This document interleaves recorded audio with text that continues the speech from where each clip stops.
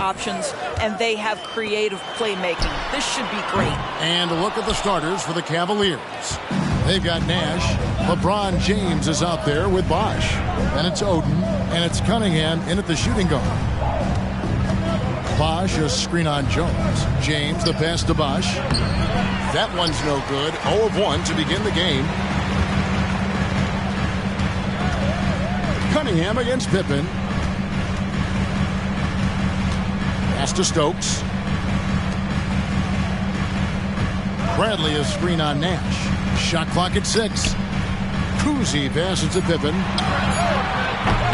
A three-pointer off the mark. So for the Magic, their last game, a loss to the Knicks in New York. Well, they made a few key shots, but missed many more. It was a rough night for them offensively. You know what? There was a lot of standing around in that basketball game. Failing to move bodies and failing to move the basketball is a bad formula.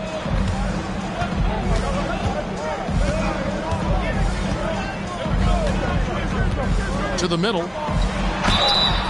Cleveland foul. Billy Cunningham. First personal foul. First team foul. Orlando shooting their first free throws of the game. 2 shots.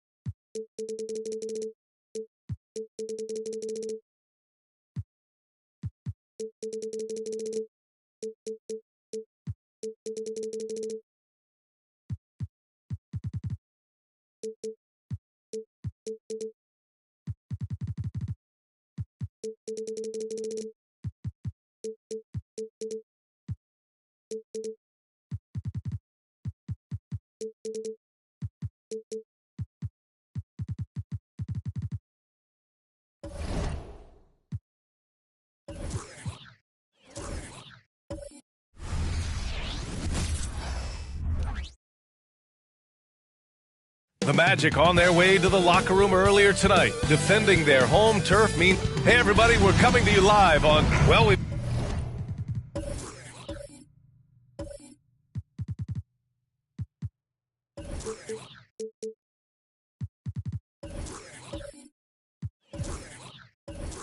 got some explosive athletes out here tonight, Graham, and front row seats to watch it. You know, B.A., they're going to be stuffing that highlight reel all night. I mean, you can feel the energy in this place.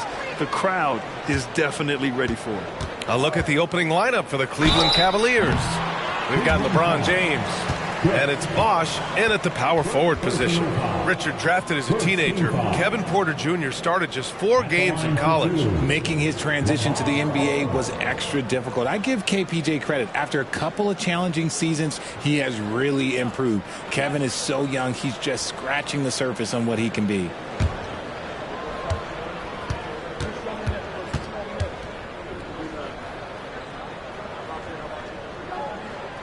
First one falls for him. Gordon, he's checked in for the Cavaliers.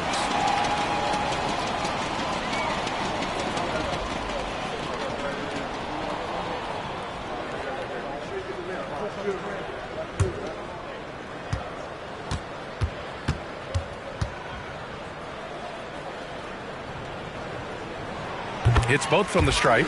Grant, it's fair to say this Magic team is still coming into its own as far as the youth on the roster. Yeah, not a lot of NBA service time up and down the roster, but tons and tons of talent. I mean, they've done very well constructing the roster. Now to develop it, and they'll see the wins pile up. Now here's Smith. Boy, he just disappeared against New York. They needed him. Here's Kuzi. Check by James. Smith with a screen on James. Here's Odom. And a miss there on the triple. Now the Cavaliers with it. Pass to Oden. Now Cunningham. And it's flushed down. A nice jam. Oh, there is nothing more fun than putting a big guy on a poster. That is the definition of an aggressive play. Here's Kuzi. Three-pointer. And that's good. His first bucket of the game. He's consistent from out there, especially when you give him that kind of room. And James has got the ball here for Cleveland. It's a three-point game. They want to keep rolling here following the win against Atlanta. I found it was an interesting game. Anything they couldn't get from their starters, they got from their reserves. For a number of reasons, depth seems to become more important every year. Deflected, and he stays with it. Kicks it out to Cunningham. Pass to Gordon. The three. They get it again. Oden. Tough sequence there. They just couldn't get it to go. Orlando's gone 1 of 2 from three-point land so far. Here's Kuzi. Check by James. The shot by Kuzi, no good. And the shooter had very little space on that attempt. I'm sure they'll think twice about shooting against him next time. James against Smith. Pass to Nash. And there's the screen. Just 5 to shoot. Three-pointer, no good. And sometimes on defense, you can just get lucky. Here's Kuzi. And just under 2.5 minutes elapsed here in the first. Odom, pass to Bradley. And Cunningham pulls it down. Cleveland has gone 0 for 3 from downtown. To the inside, and Gordon with the big finish. Well, the vertical Gordon has is phenomenal. So why settle for the layup when you can just slam it down? He finds a shooter in motion and is confident he can thread him with the lead pass. Well done. Here's Nash. He picked up 18 points in their last win against Atlanta, using his post moves to get the 2 points. The floater can be a tricky shot, but that's the right choice. Now here's Smith.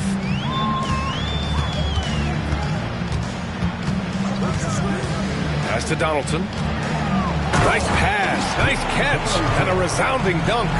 The big man just attacking the rim. Put him on the highlight reel. I like the passion from him. We don't see him jam it that often, but he got angry. I want a little bit more of that. He's gone 1 to 4 to start the game.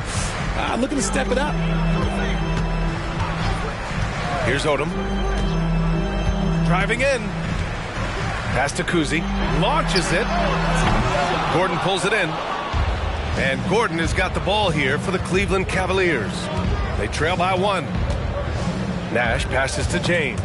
Ooh, stolen by Smith.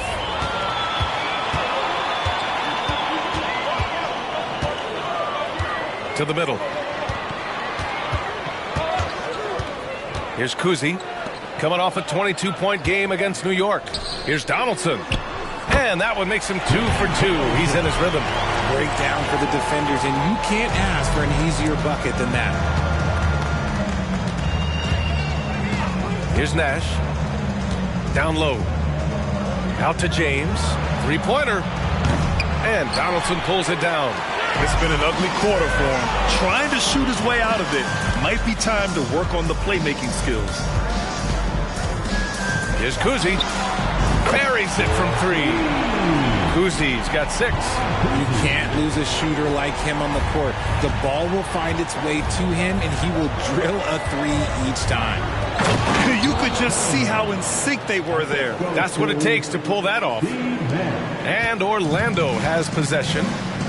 They lead by 4. And this matchup with the Cavaliers, it's their first meeting of the season. Here's Kuzi.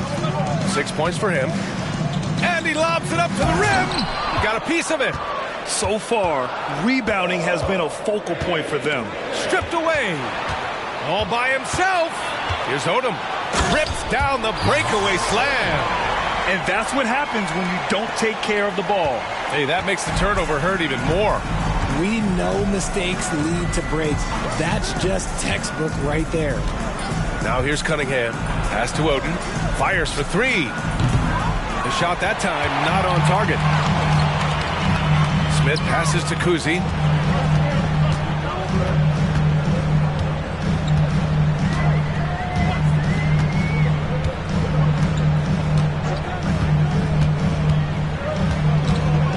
Shot clock at 6. Bradley sets a screen. Oh, nice shot by Kuzi. He's got 9. The Cavs trailing. We've got 1:55 left in the opening quarter. Goes up at the elbow. It's hauled in by the Magic.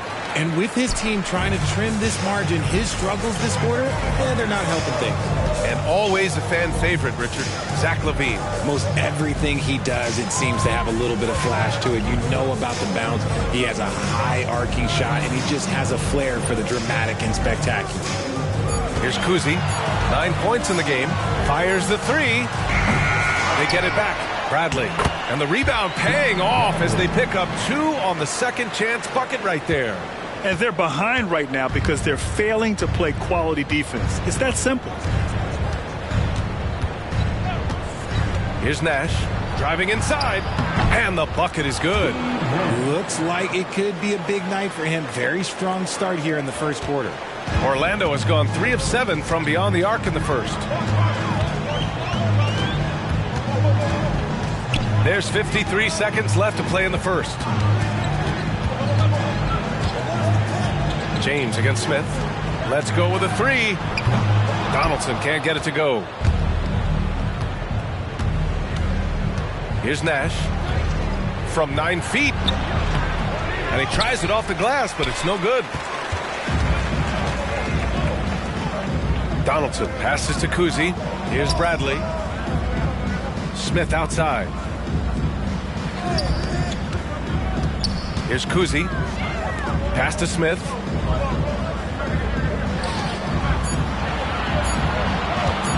Here's Odom. Offline with a 3. Here's James on the wing. No good on the triple. And we've reached the end of the first quarter. It's the Magic leading by 9. And back to the start of the second quarter in just a moment.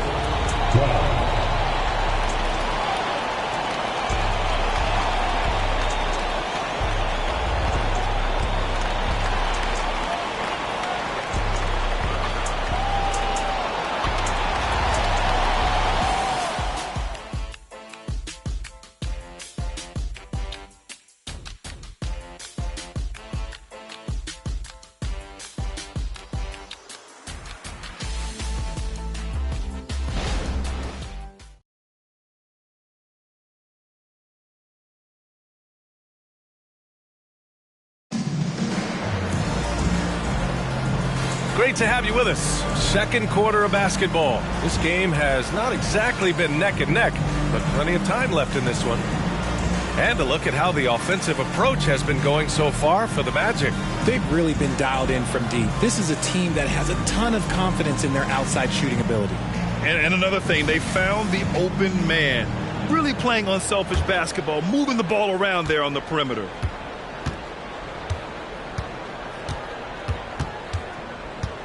Here's Stoudemire. Pass to Stoudemire. Here's Wilkes. It's stolen. Oh, and a fast break for the Magic. And for Cleveland. And he'll draw the foul. He'll head to the line for two. It's on LeBron James.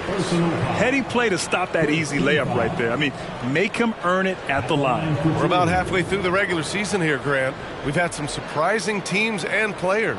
Yeah, you know, every season we have at least one team that exceeds expectations and one that kind of lets us all down. But what I love the most is seeing breakout players that take this league by storm.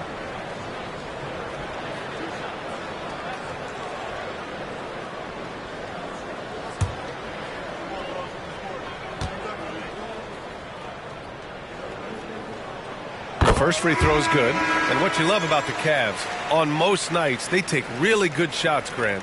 They do, B.A. I mean, I love the way they work the ball into the painted area. And even their guards are constantly penetrating, getting into the paint, creating for themselves and their teammates.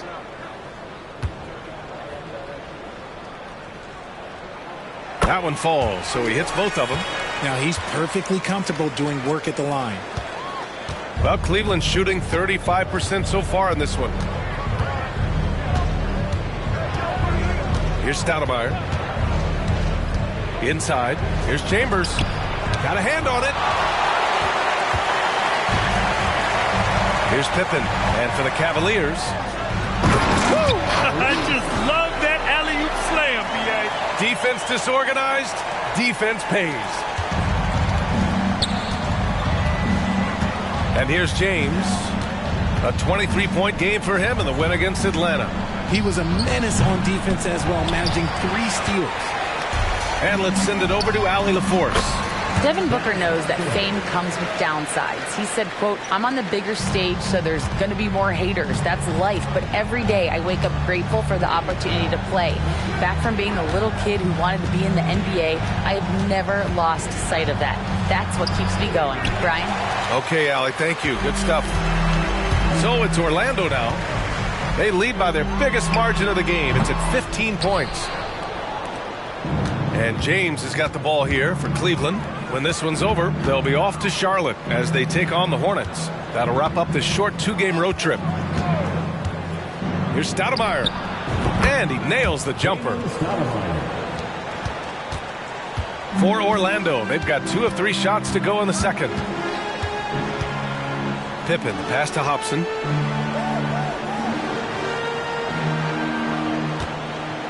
From the baseline. Yep, that one goes. Hobson's got 4 points now in the quarter. Just continuing to pile it on, refusing to let up. If he has space in the mid-range, he'll let it fly. Doesn't matter if the score is tied or they are up big. Here's Stoudemire. Pass to Chambers. Throws it up high. Intercepted. And here in the second quarter of action, just a hair under 2.5 minutes played. Pippen, the pass to Kuzi.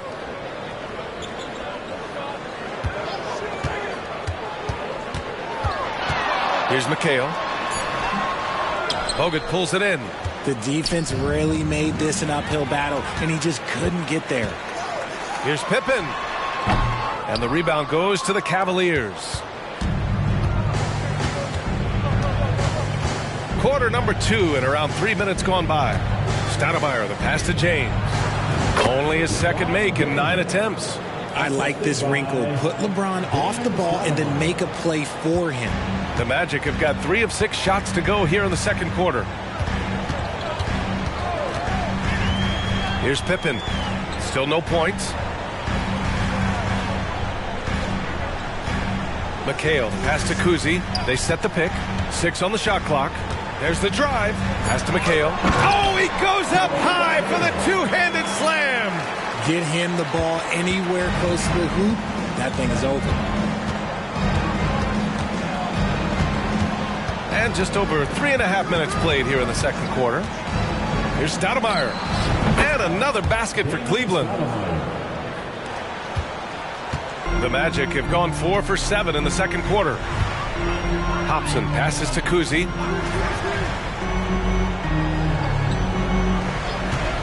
There's the three. And it's Wilkes with a rebound. Well, Cleveland's shooting only 39% so far in the game. You know, when you think about Kyrie Irving's game, his ball handling is what still comes to mind first. Yeah, you know, B.A., that and his killer instinct. Kyrie is one of the most creative players we've ever seen. A guy you can count on to come through in big moments. Here's Hobson. Here's Cousy. No good with the triple. After nailing 3 trays to start this game, he's gone silent here in the second quarter. Wilkes passes to James.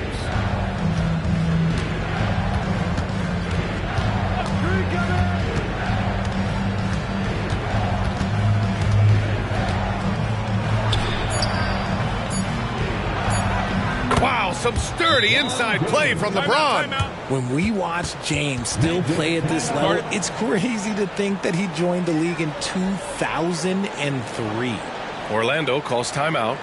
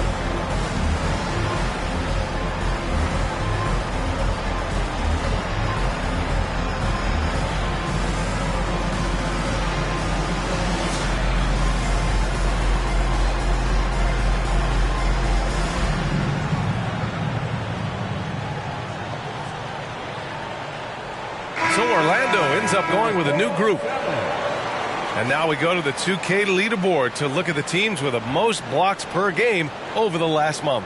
In third, the Magic. These guys have been so impressive down low on the defensive end, denying shots left and right over the past month.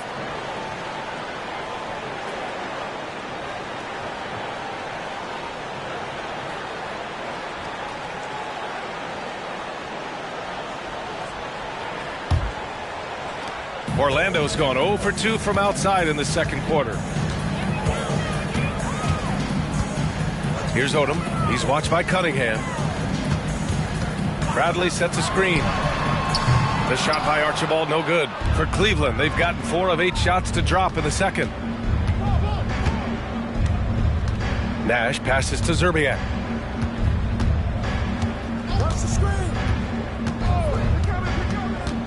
To the middle. Boom! He jams it straight down. Now that's how you use the screen right there. And it leads to a thunderous finish. That was nice. Yeah, you like the pick to set up the open shot. But when it leads to a dunk, okay, even better. You'll take it. Here's Odom.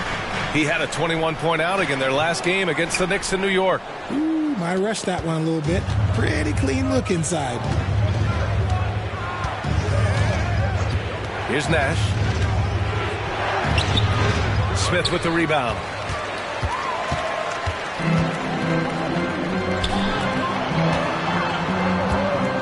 Here's Archibald. No points yet. Smith outside. Pass to Archibald.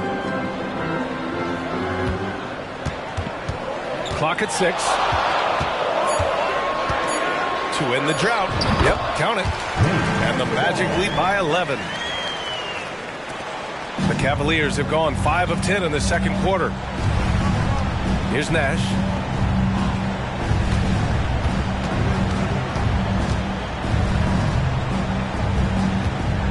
A minute 31 left in the first half of this game. Shot clock at 5. Fires for 3. And it's Orlando with a rebound. Bradley's got 6 rebounds here tonight.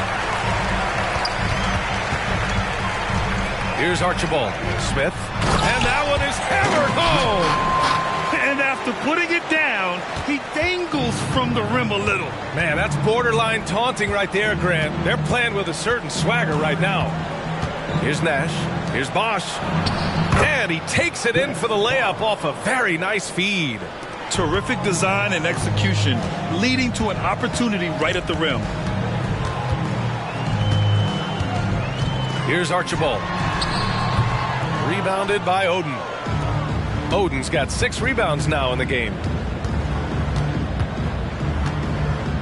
Cunningham outside. There's 31 seconds left in the first half of basketball. Here's Archibald. 19 seconds left in the first half. Pure from three-point range. Archibald's got 5 points now this quarter. Here's Nash.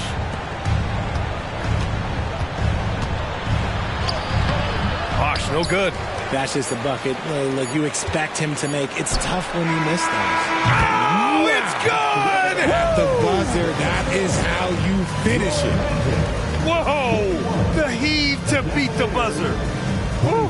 Yeah, that's 1 in 100 type shot. But hey, that is why you just throw it up there. And so it's Orlando looking in total control with this 17-point advantage as the buzzer sounds. And their defense has stood out, wreaking havoc for the opposition. And don't go far. We'll be right back.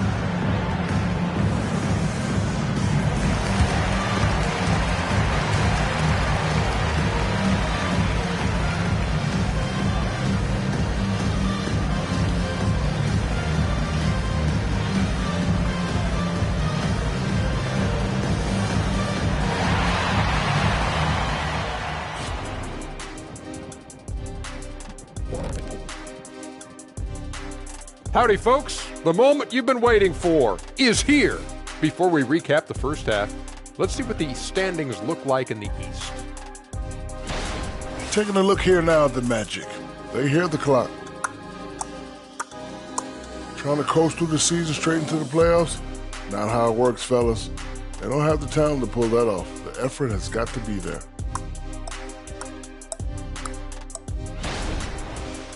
And back to the matchup at hand. Everything has been going smoothly for the Orlando Magic. I mean, my goodness, the defense is giving them any shot they want. I mean, there's absolutely no resistance. And they're scoring at will. This is terrible. Yeah, the intimidation factor definitely one-sided.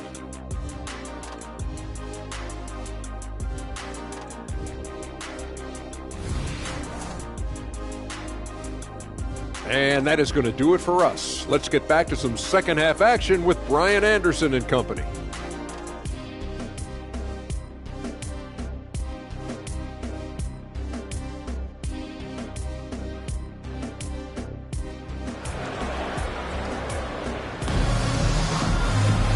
And with the second half upon us, we'll find out if this game becomes the rout that it's threatening to be.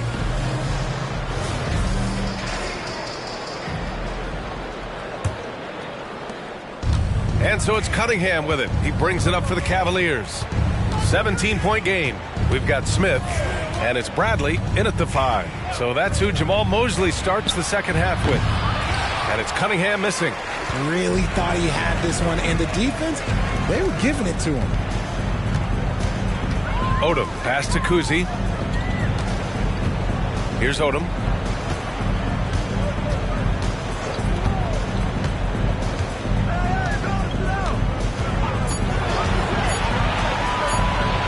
Pulls it from 20.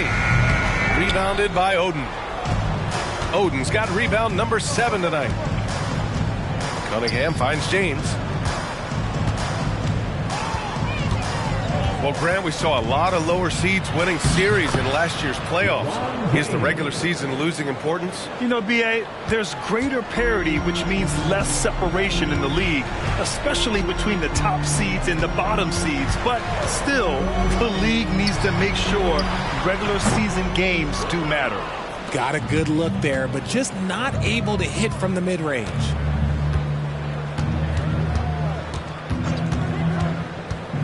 And there's a pick. Launches it. James from distance.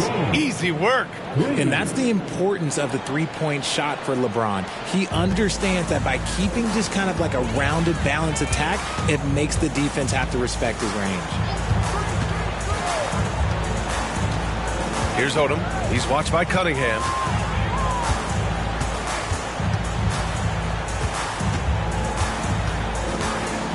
Here's Odom. And all around the rim that time before dropping. Odom's got his second basket of the night. Gotta fight harder to get over those screens. Yeah, as soon as these guys feel contact, they are just disappearing like they're not even there. You gotta show some fire and keep defending. Now, here is James. 11 points in the game. It's tough to get open in this league, and when you do, it hurts not to capitalize. Not quite 2.5 minutes played here in the second half. Down low. Here's Bradley, and he banks in the layup. Bradley's got 6. That is a perfect placement of that dime. Just guided it right to him. Pass to Bosch. Here's Nash. Now here's Cunningham. From 18 feet away. The shot no good. The Magic have gotten 2 of 4 shots to go since the break. Richard, what an impressive all-around player Keldon Johnson is. Yeah, he plays with so much fire, B.A. He started taking more shots and in turn seeing his scoring average go way up. This man's a straight-up force. 2 open that time. Made it look easy. He's got 11. Yeah, it's easy to see why they go to him so often, because they know they can depend on him to come through for them. Here's the pick. Here's Cunningham. And another miss by Cleveland. I guess we can credit the defense for that one going wide. They did everything they could to influence the shot. Pass to Kuzi.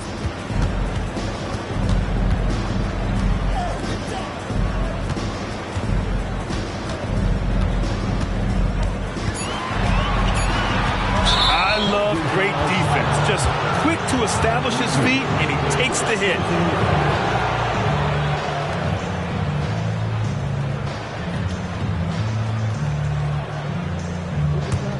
Cleveland has gone 1 of 2 shooting from the perimeter since halftime. James deciding where to go with it. Pass to Bosch. Back to James. They set the pick. Cunningham, right side. To stop the drought. Oh, and Bradley with a block.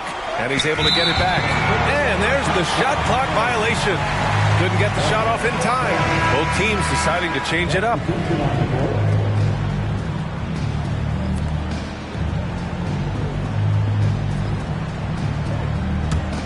The Magic have gone 3 of 5 from the field in this third quarter. Pass to Donaldson. Here's Archibald.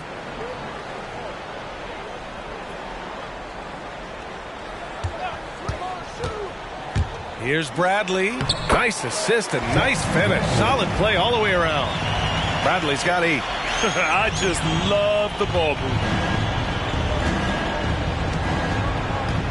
Boy, they need something to go to regain some confidence. No question. Way too many empty possessions for them.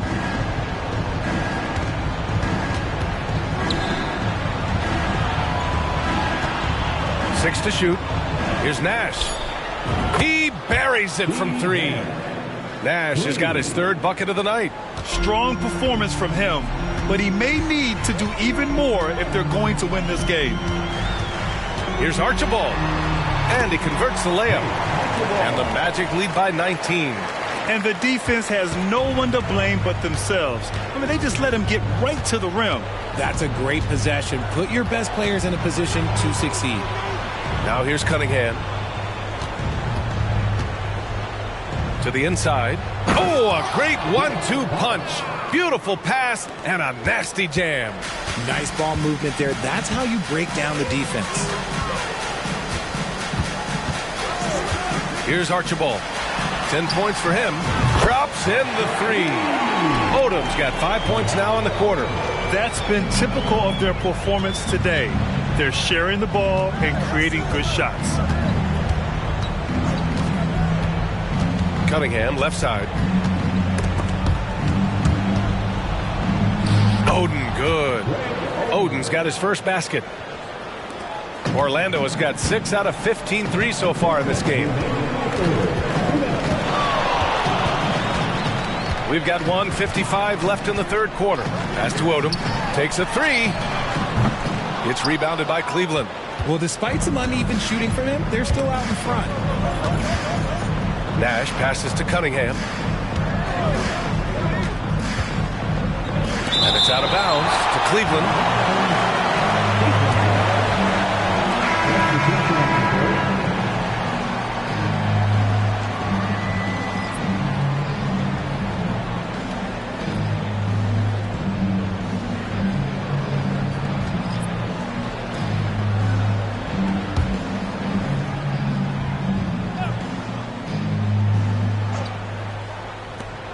A minute 37 left in the third. Down to 5 on the shot clock. Pass to Bosch. There's the triple. Odom grabs the miss. For Orlando, they've gone 6 for 9 in the half. Here's Bradley. Lets it fly from 18. And it comes off the front of the rim. No clue how he misfired on that shot. You don't see that from him very often. Stoudemire, the pass to Gordon. To the wing on the left. 58 seconds left in the third. Pass to Bosch. And he lobs it up. And Gordon with the big finish. Oh, this is Gordon at his best. Flying through the air and hammering home alley-oops with a little style. Here's Archibald. He's got 10. And there's a whistle. He'll head to the line to shoot 2. Second personal foul. Well, Richard, now a veteran who's been around the league, Trey Lyles understands his role and plays it really well. Yeah, which is to help space the floor with his shooting. He continues to prove how reliable he is from deep. I also really like his shot selection, B.A.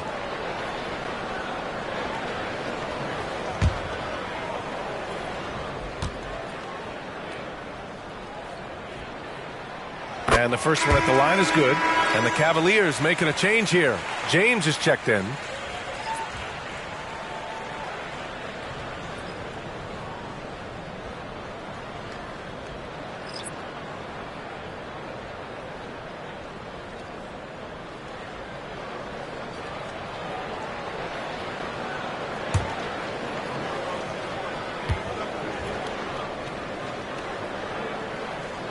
Both good from the line that time. Cleveland has gotten 2 of 4 threes to fall here in this third quarter. Here's Stoudemire. Out to the right wing. James outside. Shot clock at 6. 3-pointer off the mark. Orlando has gone 1 of 2 shooting from the perimeter since halftime. To the wing, right side. Pass to Hobson. They set a pick.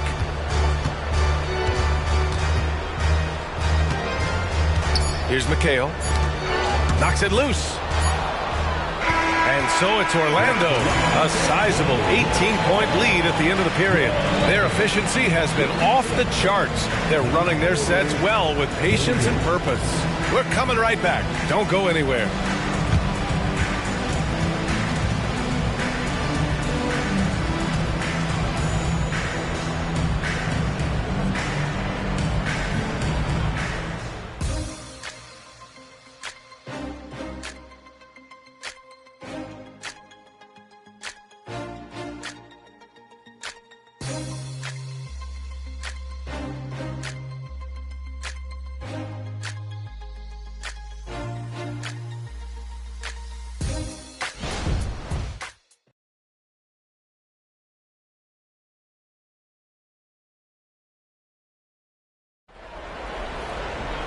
And as we head into the fourth, we'll see if there's a comeback in the works or if it's more of the same from the first 3 quarters.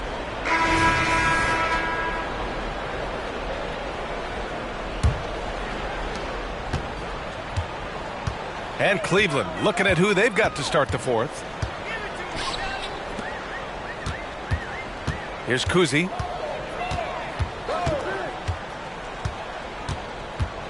Here's the floater. A versatile, talented defender, LeBron excels at using his athleticism and length to block so many shots. Pippen, no good. Cleveland shooting 40% from the field in this one. Pass to Stoudemire. Gordon with it. James outside. Back to Gordon. Here's Wilkes. 6 to shoot. Oh, swiped away. Here's Hobson.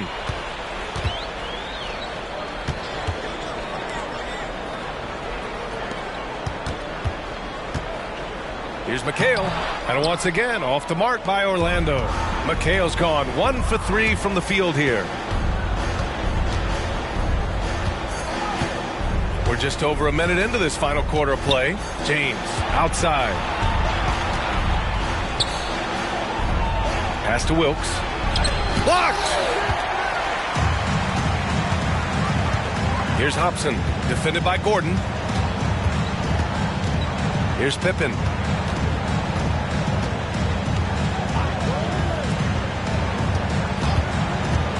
Here's Kuzi. Here's McHale. Well-timed pass, and he goes straight to the bucket for the layup. And the Magic lead by 20. And guys, what do you think about the hustle stats for the Magic? They've been just suffocating on defense the whole game. Look at their shot blocking. The opposition doesn't have any room to breathe. They're also finding a lot of points tonight off of transition play, running the floor and using the fast break to beat the defense. And you can tell he's starting to figure things out here in the second half. Pass to Kuzi.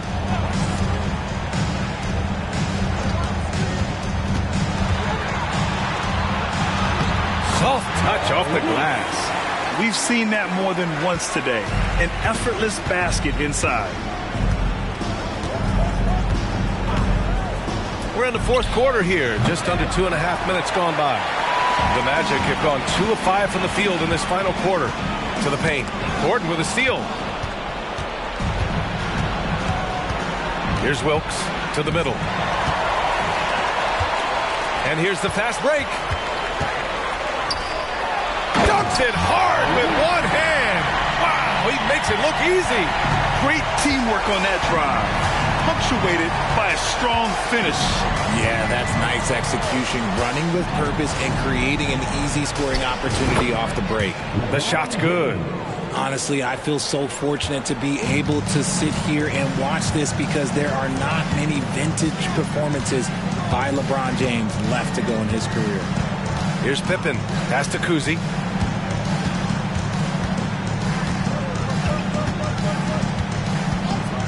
Just 5 on the clock. The Magic need to put one up here. McHale, no good. Cleveland has gone 1 of 2 from deep in this quarter. Here's Wilkes. It's good. Wilkes has got his first 2 points. The Magic have gotten 3 of 7 attempts in this fourth quarter to fall. Pippen, pass to Kuzi.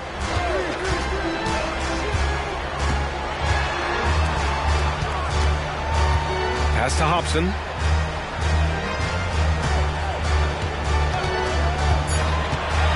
Over James. A nice shot by Hobson. And the Magic lead by 19. Pick works well there, but the defense left a lot to be desired. Yeah, that just comes down to a lack of effort. The defender has to do a better job fighting through the screen. Now a timeout called by Cleveland.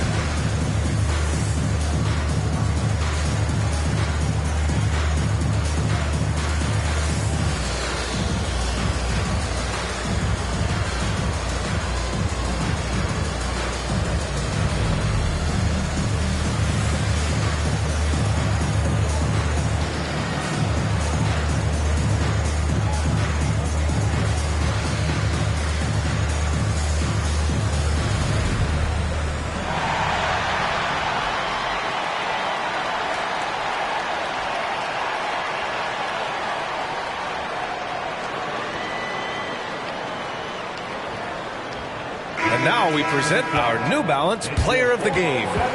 What an unbelievable offensive performance from him tonight. I mean, it's been crazy fun to watch him just go off. I mean, the defense had no chance. He just kept scoring over and over again. You know, his standout performance made all the difference coming off a tough loss in their last game. He was on a mission to make sure they didn't lose 2 in a row.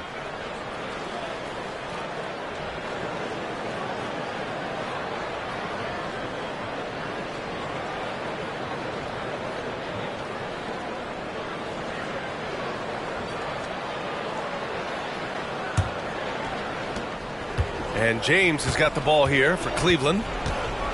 They've given up just 8 points in the 4th. Over Smith.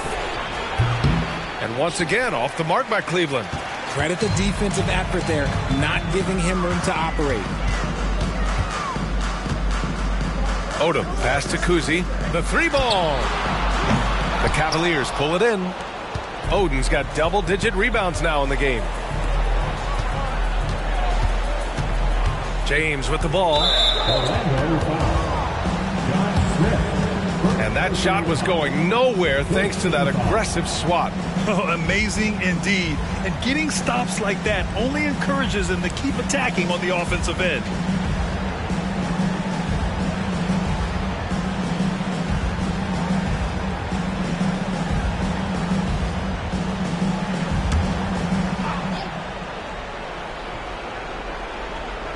And it's the Cavaliers with the ball, trailing by 19. Cunningham passes to Oden. It's hauled in by the Magic. Donaldson's got 5 rebounds tonight. Here's Kuzi. Smith outside.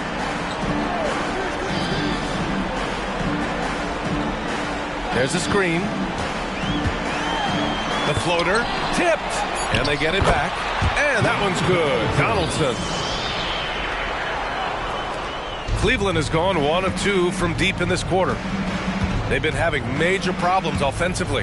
Definitely in a bit of a dry spell. The 3, James. Rebound by the Magic. Now here's Smith to the inside. Kuzi takes the assist and lays it in. Nice setup. No settling for an outside shot there. They went right to the hoop. Now James. Count that bucket. James has got 12 points in just the second half. Yeah, just too much big boy basketball by LeBron James, just bodying defenders inside. Pass to Odom, uncovered. And Orlando again with the bucket. When guys are moving the ball, sharing it, it makes the game so much more fun, both as a player and as a fan. Here's Kuzi. Now Smith. Check by James. Smith passes to Donaldson. And he goes in for the dunk. And that's what happens when you don't take care of the ball. Hey, that makes the turnover hurt even more. We know mistakes lead to breaks. That's just textbook right there. There's a screen. Here's Bosch. And good on the 7-footer. That'll drive your coach crazy, failing to box out. Ugh. Yeah, you think you got to stop, and it's wasted because of sloppy work on the glass. You literally practice that every day. Here's Odom. Pass to Donaldson. Rebounded by Oden. Oden's got 11 rebounds in the game. And what a complete performance we saw from them. A dominant win in every way for the Magic. Pretty clear who the better team was today. They dominated in just about every phase of this game, Grant. B.A., it's almost hard to think what didn't go well for them. Their plan, their execution, everything was absolutely on point. And they'll chalk this up as their 3rd win of the year. Here's Odom. Pass to Bradley. And he's going to the line for 2. The official saw contact while he was going up. Personal foul. First team foul. At the line for the Magic, Shawn Bradley. 2 shots.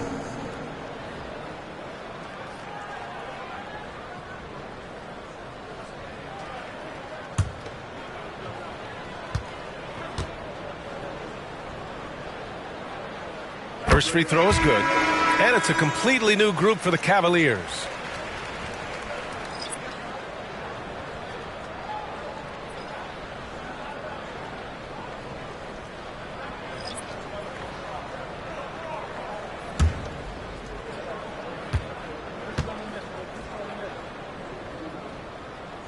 That's also good, so he hits both free throws. So it's the Cavaliers now. Here's Stoudemire. Collins a screen from downtown, and the basket by Stoudemire. And what kind of defense was that? You can't give up wide open threes like that. What are you doing? Pass to Archibald. 23 seconds left in the final quarter. No good that time. And here are the Cavaliers now. And he drives in. Zerbiak's shot is off. Here's Archibald.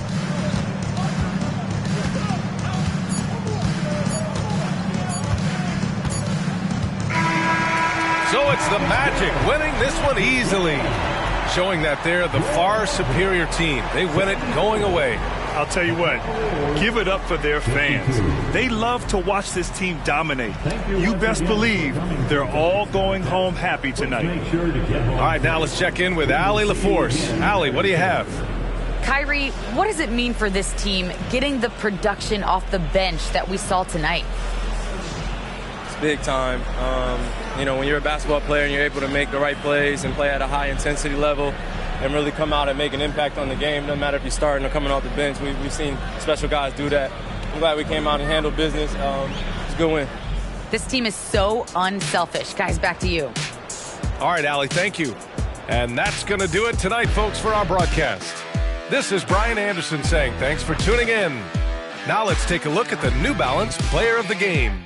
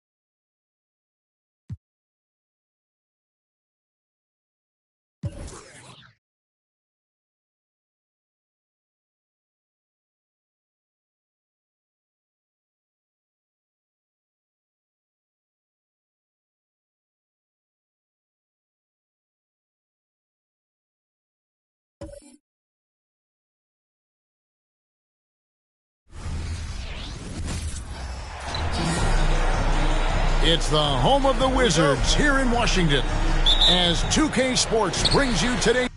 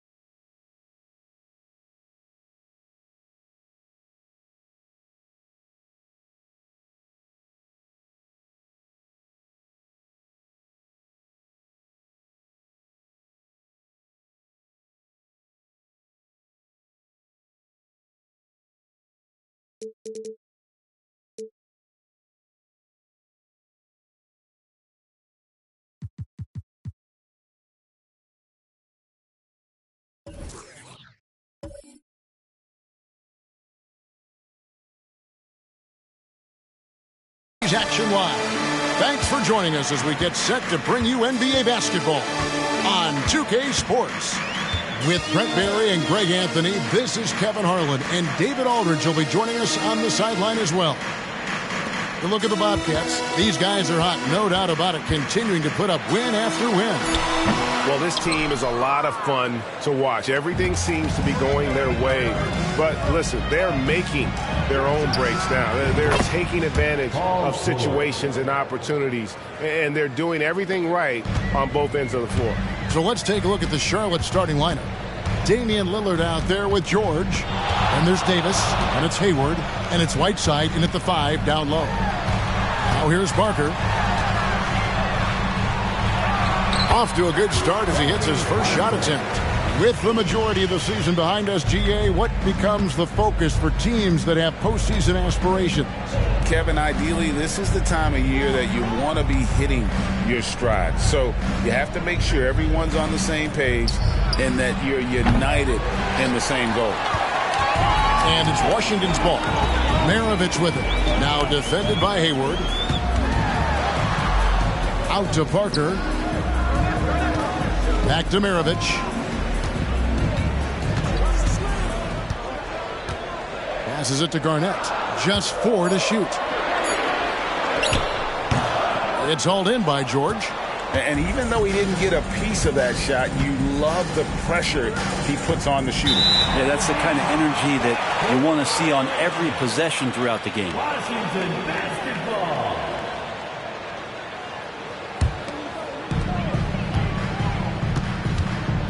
Now Parker. Garnett with a screen on Lillard. Robinson down low. He's covered by Whiteside. Robinson misses. Not going to see that very often. The defense in the vicinity, but still, he's not one to blow layups. And here's George for 3. That's his second shot and his second basket. He's 2 for 2. And keep an eye out for George from deep. Tons of room to grow there. Garnett with a screen on George. George against Maravich. 6 to shoot. And Garnett gets it to go on the assist by Maravich. And Maravich is such a great scorer. All eyes are on him, but his eyes are on his teammates. A tremendous dual threat. Now here's Hayward. Back to Lillard. Kicks it to Whiteside. Charlotte moving it around. Lillard dishes to Davis. With the fadeaway. And it's Lillard missing. And that was a little bit of a range check for him. Well, I thought they played smart, and then all of a sudden it was maybe a little too flashy there, and that's unfortunate. Let's take a second look at that fantastic block. And right out of the gate, trying to set the tone defensively, you gotta love that energy.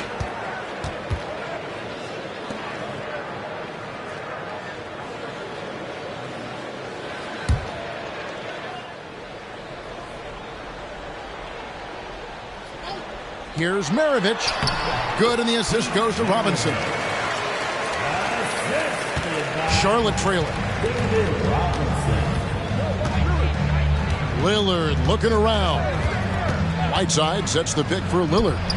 Hands it from downtown. And how about the IQ of the rookie? Lillard making the right play call on the floor. Parker passes to Garnett. And oh, what a play. He just palms the block. Parker against Hayward. Lillard from outside. Elgin Baylor with the rebound. He's not very hard to defend right now. This is when the defense might step back and let him try to find his range. Parker's shot is off. Stolen by Robinson. And the rebound goes to the Bobcats. And now the first timeout called here for the Bobcats. And coaches looking to seize every advantage, maximize every possession. Got to feel good as a coach if you make all those adjustments, pull the right strings. That's what they love to do.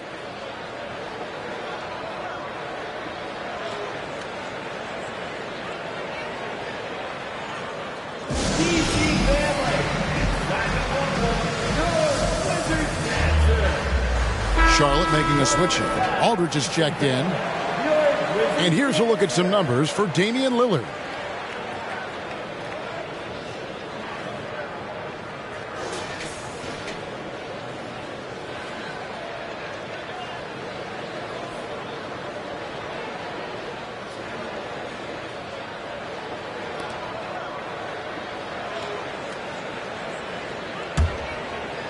And Whiteside's got the ball here for the Bobcats. Lillard outside. Outside Aldridge. Dishes to George. And that one's on target from the wing. George has got 7. And that'll serve George well in his career. Lightning quick release. Garnett with a screen on George. The pass to Garnett. That one doesn't drop. Some solid defense from Aldridge. He's been off the mark, and that hasn't helped them chip away at the lead. It's been a theme here this quarter. Lillard, a screen on Parker. Aldridge finds Lillard. Good, and Aldridge gets the assist. Lillard's got his second basket of the game. This is as good as it gets for a first quarter in terms of shooting the basketball. Maravich, the pass to Robinson. To the paint. Will it go? Garnett. Count the basket. Garnett's got his second bucket of the night. Oh, great pass from Robinson, scanning the floor there and spotting the open teammate. So for the Wizards, their last game, a win against the 76ers. And it's just never easy to get stops in this league, but they had a smart game plan defensively, and I felt like that was the difference. Well, good defensive game plan and then carrying it out for 48 minutes. That really helped them out in that last game. Lillard from outside, and another 3 for Charlotte. And they're getting their points now almost exclusively from the triple. 4 of their last 5 makes are from beyond the arc. Robinson, a screen on George. Robinson kicks to Baylor. Outside, Maravich. 6 on the shot clock. Makes a fantastic move and nails the shot. You got to get up tighter than that. Some players you can give that much room to, but not him. Aldridge sets up the pick now for Lillard. He can't hit that time. And already they've staked out a noticeable advantage in terms of aggression and controlling the backcourt. Maravich, the pass to Robinson. The baseline jam. Good work defensively by Whiteside. Charlotte leading by 6. Hayward dishes to Lillard. Here's the teardrop. Robinson with the block. And there you see why Robinson is the anchor of this defense. Massive wingspan, easily allowing him to turn away shots. Oh, what a pass. And then he lays it in with the circus move. So smooth. Hayward, a screen on Maravich. Lillard with no one around. Good on the three-point shot. Lillard's got 12 in the game. Man, the triples keep falling, guys. That's 3 in a row. Parker outside. Nice ball movement by Washington. They get it back. And it's blocked by Whiteside. Well, his shots aren't dropping, and they haven't been able to keep pace, but they trust him enough to keep going to him, see if he can find it. Now here is Aldridge. He has yet to score. Feeds to Lillard. That shot off the mark. Excellent D there from Parker. Here's Baylor. Parker outside. Garnett outside. Robinson finds Parker. Good, and the assist goes to Robinson. Robinson's got 3 assists in the game. And so it's Damian Lillard making things happen for Charlotte. That quarter had to take a lot out of him. He racked up 12 points. We'll get right back to the action when we return.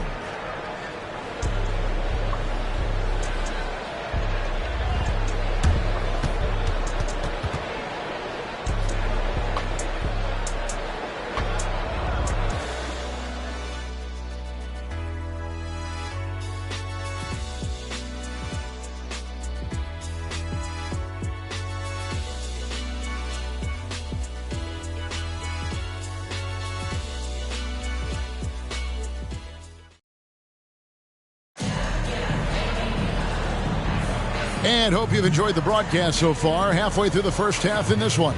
And taking a look at the Bobcats' performance here. Boys, what have they been doing or not doing?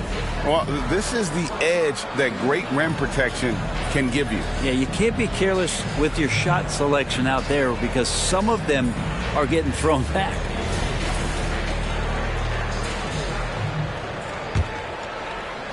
And here are the Bobcats now. It's a 5-point game. Okay, time now for an injury report. And now let's check in with David Aldridge to see how Anthony Davis is doing. David. Thanks, guys. I got a status report from Charlotte's head athletic trainer. And this is an unfortunate injury and potentially devastating for them. A tough start to the season for them as he won't be available for them for quite some time. They're going to have to figure out how to do it without him, guys. All right, David, thanks. Well, guys, certainly not the news his fans were hoping for. And not at all. I mean, it sounds like he's got a long road ahead of him in terms of his recovery. Yeah, and this makes it particularly rough for this team. Other teammates now are going to have to step up, and it seems like it's going to be an extended period of time, so not easy to do. So on the floor for Charlotte to start this second quarter. Jefferson is out there with Davis. Then there's Buddy Hield. Then there's Suggs. And it's Barnes in at the 3 spot. And let's head over to the sideline and catch up with David Aldridge. Thanks very much, everybody. Quentin Grimes is not just a 3-and-D guy. He's one of the best in the league at attacking the closeout.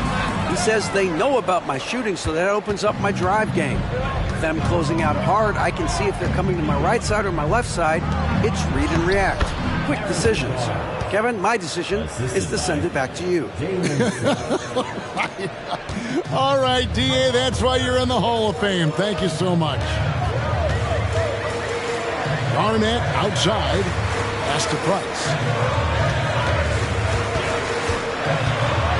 Pulls up on the elbow, and the jumper is on the mark. Price has got his first bucket of the night. And pro move there. Finds a way to gain some separation against the much taller defender. Yeah, I don't think he even sees a taller defender out there, just a gifted scorer. Knocks down the 3 ball. Yeah, those are starting to add up, guys. Up their last 5 baskets, 3 have been triples. Gervin against Hield. And they call the foul, so a chance at the line for one more coming up. One of the more skilled offensive players that is on the floor here tonight. Not an easy fella to hold in check. And a chance for just a second now to check out the scoring breakdown for Charlotte.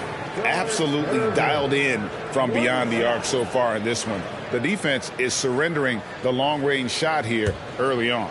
And let's make sure that that selfish nerve doesn't get tapped, because right now there's great ball movement. They're setting each other up.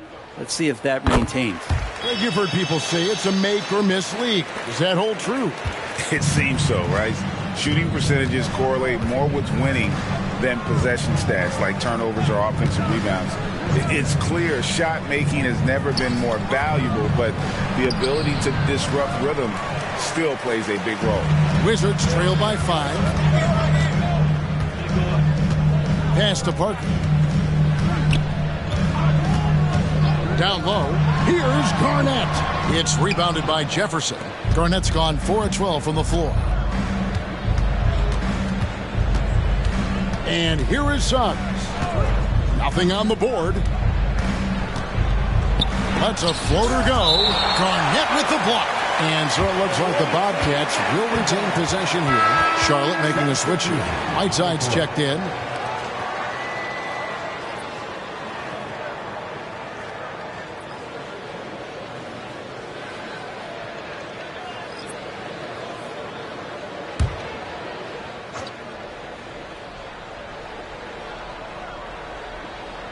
Quarter number 2, around 3 minutes gone by. Clock at 6. Here's Hayward. Rebound by the Wizards. The defense is tough as it comes right there. He's a hard man to deny when he gets the ball to the rim. Parker inside, and it's Whiteside with the rebound. Whiteside's got 4 rebounds now tonight. Robinson pulls it in. Wizards trail by 5. Parker surveying the floor. Over Suggs. Parker's shot is off. Well, that's the only way to take him out of his comfort zone from that range. Get right up in the jersey, force him off the spot. Now, here's Suggs. For three, Hayward. Wow, drew the contact, and that three almost went in, so he'll go to the line for 3 free throws. First team foul.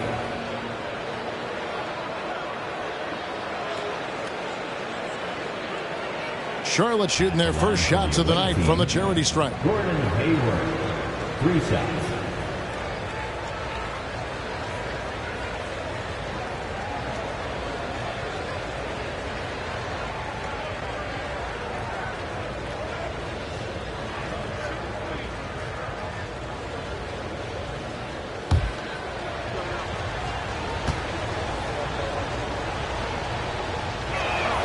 And the first one drops. And what you love about Hayward, the all-around ability. Scores, facilitates rebounds, and does so with consistency.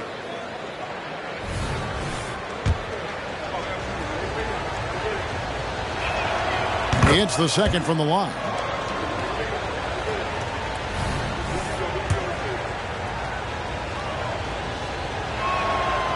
Last one's off, and they'll settle for 2 points. Outside, Maravich. Passes it to Parker. Lets it go from deep. That falls. Nice feed that time from Pete Maravich. Maravich has got his 3rd assist on the night. And that's a nice jump shot there by Parker. Caught it right in rhythm. Suggs with the ball. No scoring in this one. To the inside. Taken away. And here we go. Washington fast break. Here's Parker. And the layup is good after a nice lead pass. Now just a 2-point Charlotte lead.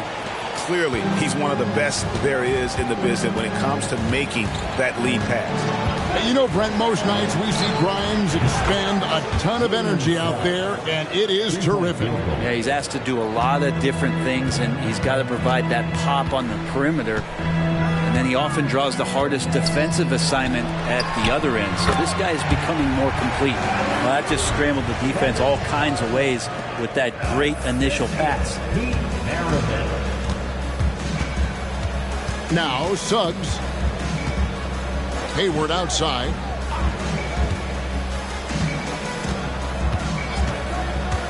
The pass to George.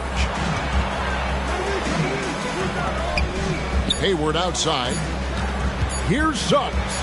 Driving inside. It doesn't go for him. Wizards trail by 3. Here's Parker. He's got 9. Over Suggs. And Washington again with the bucket. Not just the accuracy in the quarter, it's his movement and the energy that's getting him on this nice roll. Charlotte calls timeout.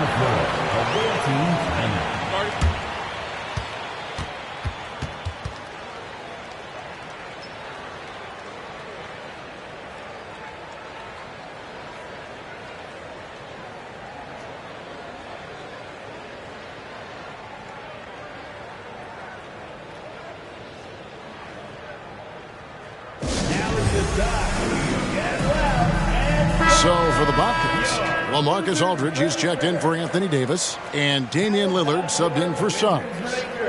Let's give him a big hand for that jaw-dropping performance.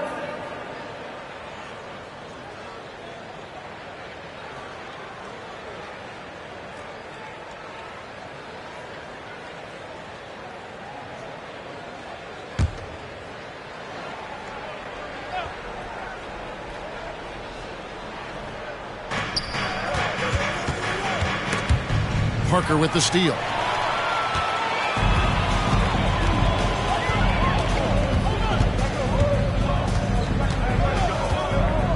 Two minutes remaining. He kicks to McDyess. 5 on the clock. And Whiteside sends it back. Here is Lillard. 12 points for him. Pass to Aldridge. Lillard outside. Out to Hayward for the three. Drains it from beyond the arc. Hayward's got 5 points now this quarter.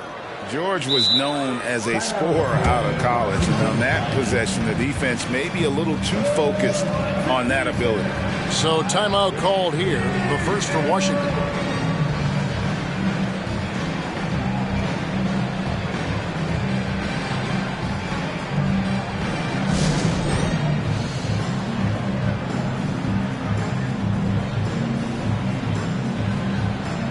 Kevin Garnett is checked in for Antonio McDyess. Davis is checked in for Charlotte.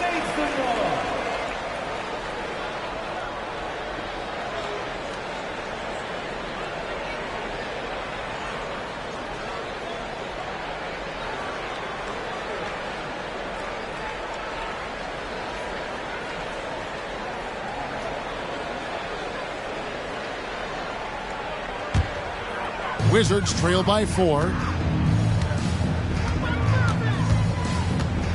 A minute 20 left in the first half of basketball. Garnett kicks to Baylor.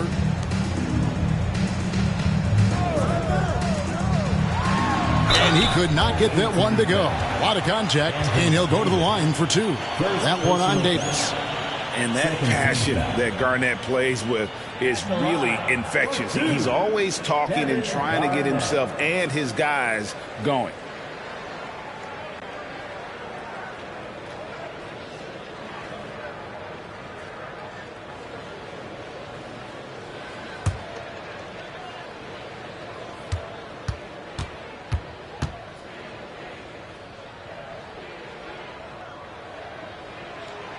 And he knocks down the first one. And Brett, remember that 2023 dunk contest? Trey Murphy made a strong showing going to the finals. Yeah, I love that he just got out there on that stage and showed what he could do. That kind of agility from a guy at his size with that kind of length, that functional coordination. Great to see him compete. He's off on the second. And here's Lillard. He brings it up for Charlotte. 3-point lead. The shot's good from Gordon Hayward. Yeah, this story in the second quarter much different than the one in the first. We're finally seeing some aggression. 51 seconds left in the first half of the game. Here's Maravich. That's good, and he's now 3 for 4 from the field. And their shots are falling now with more regularity than we saw at first. Lillard against Maravich. And Lillard gets it to go. And I'd say we're still learning about Lillard's full potential, but I got a feeling he's going to be a special one. Robinson, a screen on George. Pass to Robinson. Outside, Maravich. Passes it to Robinson. Lillard with the rebound. Charlotte leading by 6. Yeah, take your time. You don't give them another possession. Yeah, hopefully that's what they'll do here. It's what most teams try to execute at this time in the game. And there's the whistle. Illegal screen. Beyond the leaning, you could see his feet more set on that screen. Easy call. Got to hold firm or you're going to get a call. 8 seconds left in the first half. Here's Maravich. The shot off that time. And so it's Charlotte with a 6-point lead at the end of the quarter. Their lead is where it is because they've gotten good shots. A lot of good shots. We'll return shortly.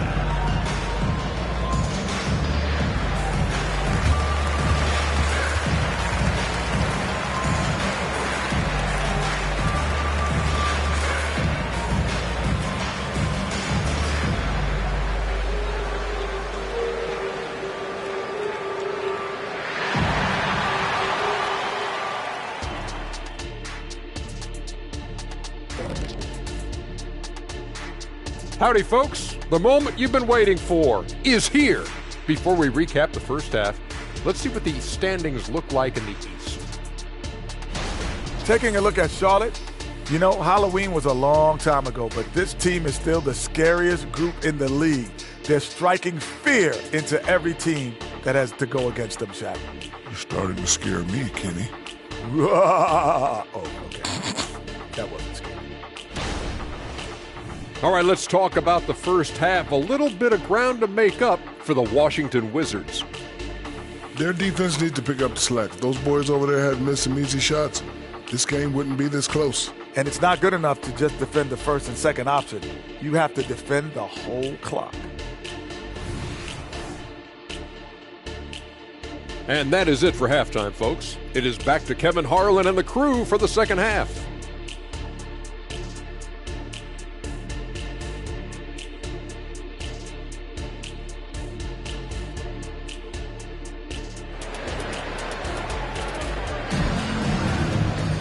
And after a fairly even first couple of quarters, the second half could turn out to be a great one as both teams try to gain an edge. Really an incredible game from Lillard. And the bulk of his damage so far has come from the perimeter. A lot of threes early on. Yeah, he keeps tracking down those spots behind the three-point line and finding some open opportunities. Holman here now for an injury report. Guys, I was able to talk with the head athletic trainer of the Wizards about his status. He told me that he bruised his rib. He's got a pretty good mark there, and he is really feeling it. And if he misses a lot of games, it will obviously be a big blow to their chances of winning it all this year. Good information, David. He's certainly been on our minds. Now, at least, Greg, we have a little more clarity. Yeah, now they have the information they need to take the best course of action. Everybody wishing the best for him. We all know how badly he wants to be out there playing alongside his teammates and competing. They've got Maravich, Garnett out there with Baylor. Then it's Robinson, and it's Parker in at the one. That's the group on the floor right now for Washington. This is his first chance at the line tonight. Parker. 2 shots.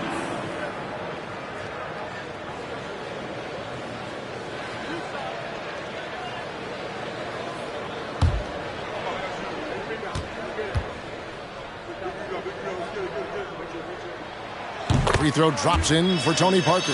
Yeah, and Parker just puts so much pressure on your defense with his speed, and he's made a living out of doing that.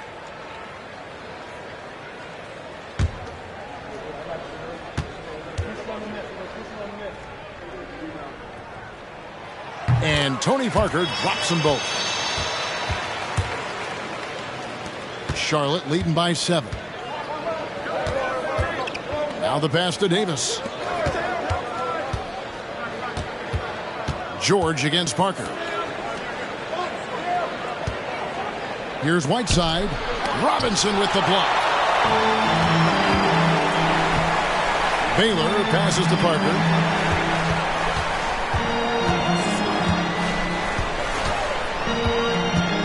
Floats one. Three-pointer. And there's Baylor. That's good on the assist by Parker. Extraordinary work from Parker to find his teammate for the open basket. His passing is just phenomenal. Third quarter here, over a minute and a half into it. In the corner, it's Whiteside. Garnett with the block. Baylor with the ball. Now defended by Hayward, and that one drops. Garnett's got 13. And when Garnett has it going, he's unguardable. I love how confident and versatile he is on offense. Hayward outside. Back to Lillard. Shot clock at 6.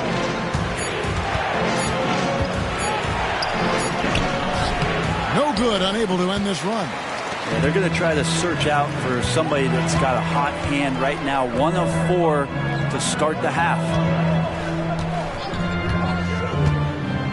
Maravich against Lillard. Maravich, good. They are just killing him on the interior. So it's the Bobcats now. And the Bobcats call time here. And Coach can't be happy, and I think I know why. Their defense putting up no resistance inside. No, they're not preventing them from scoring, and if you can get to a high-efficiency shot on the floor, and that's the paint, you just keep going.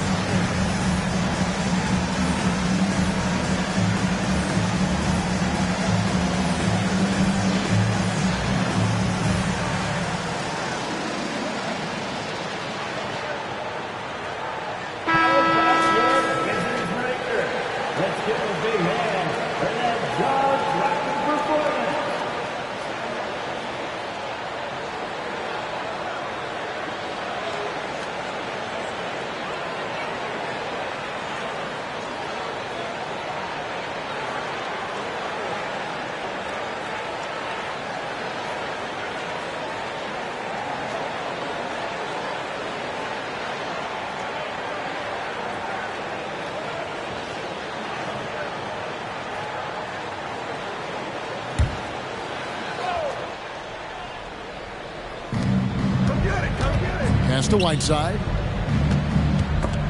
Stolen by Robinson. And here they come. Here's Baylor. And Baylor throws it down.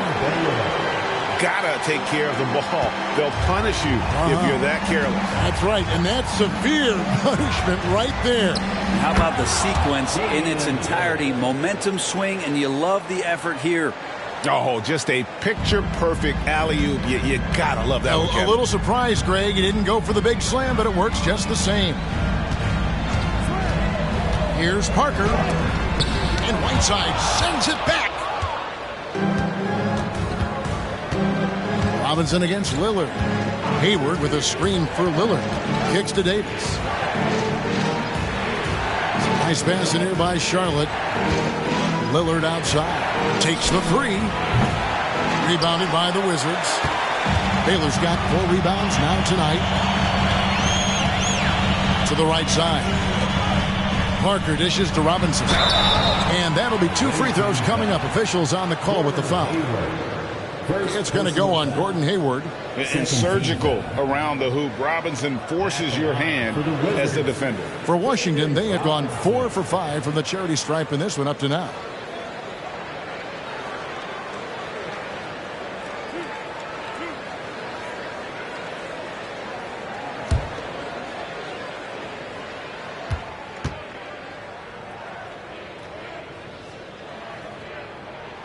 First free throw is good.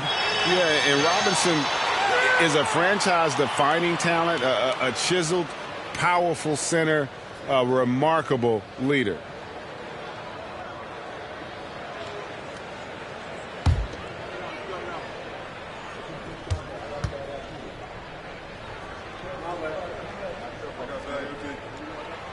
So he hits 1 of 2 from the stripe. They come away with the lead, but I'm sure he's kicking himself over that last miss. Three-pointer, Lillard. Again, the miss by Lillard. Well, he was terrific in the first half, guys. Maybe some adjustments from the opposing team coach, and he's lost a little bit of that touch here in the second. Here's Garnett. It's hauled in by George. Well, his shooting has been a little bit below par. You think about what this lead would look like if he was on. Whiteside sets the pick for Lillard. And the 3 off target. And the stroke definitely lacking confidence this quarter. Nothing on target. Robinson misses. And here's George. He'll bring it up for the Bobcats. He kicks to Lillard. Launches it. Again, the miss by Lillard.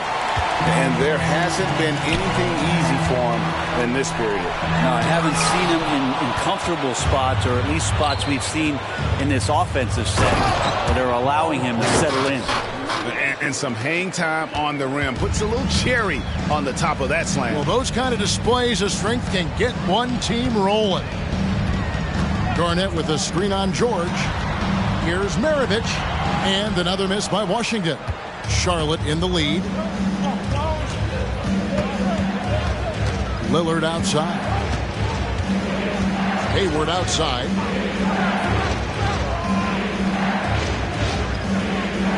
Inside. And there's Paul George on the assist by Hayward. And that's 11 points for Paul George. His shooting has been outstanding. Definitely one of the reasons they're up in this game. Time called here. The Wizards decide to talk it over.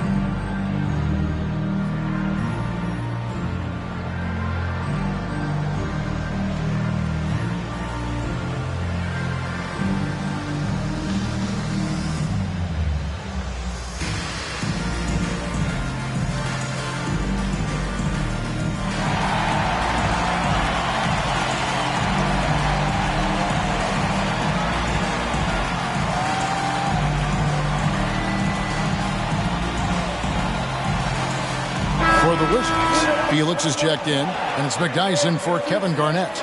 Jefferson's checked in for Charlotte. Aldridge comes in for Davis.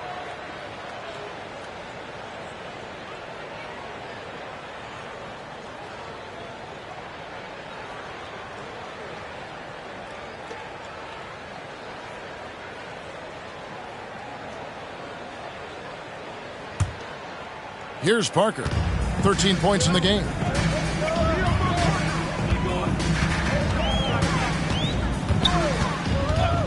Shoots. That one rolling around and rims out. Bobcats leading by 3. And George kicks to Aldridge. Maravich against Lillard. A shot by Hayward, wide open. A shot's good on the assist by George. 3-point field goal. George has got his 4th assist with that last one here tonight. Parker outside with some arc. It's rebounded by Jefferson. Bobcats on offense. They're on a 9-1 run. George sets a screen for Lillard. And another 3 for Charlotte. Well, if he's hitting shots from there, he becomes so much more dangerous. Wizards trail by 9. They could use a big shot here to get this offense going. Too many empty possessions. Right now, they need a basket. Well, if he wants to make the defense work, he's got to start knocking down the threes. Only one so far in this game for him, and none since halftime. To the middle. And Lillard throws it down. And don't sleep on Lillard's ability to elevate, more than capable of taking that one home. Time called here. The Wizards decide to talk it over. You have to like what we've seen so far from Damian Lillard. And he's on fire from beyond the arc there. It's time to start shaping their game plan around stopping this long-range assault.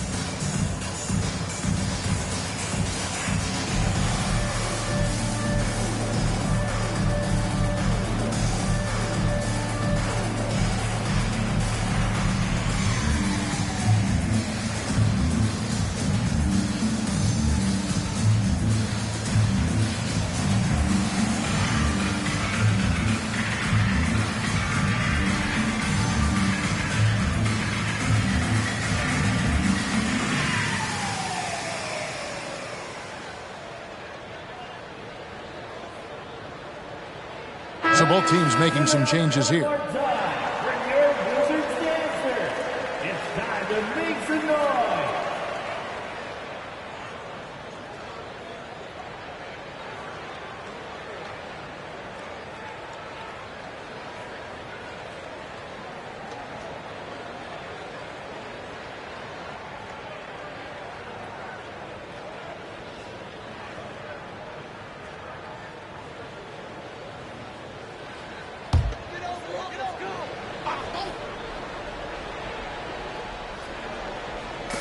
.102 left to play in the third. Here's Price. From out on the wing, he knocks it down. I just don't think they want him taking that kind of shot. Again, his teammates are just laughing, shaking their heads there on the bench. To the inside. That's good from Jefferson on the assist by Hield. Jefferson's got the lead up to 11 now for Charlotte. Oh, great ball movement there. Here's Washington. Price outside.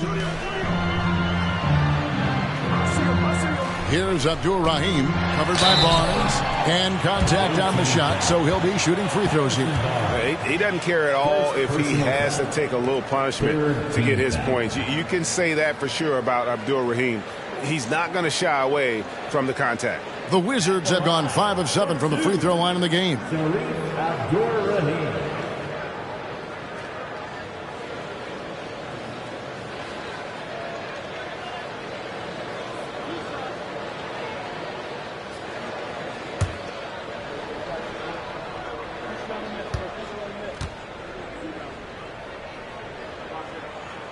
First free throw is good.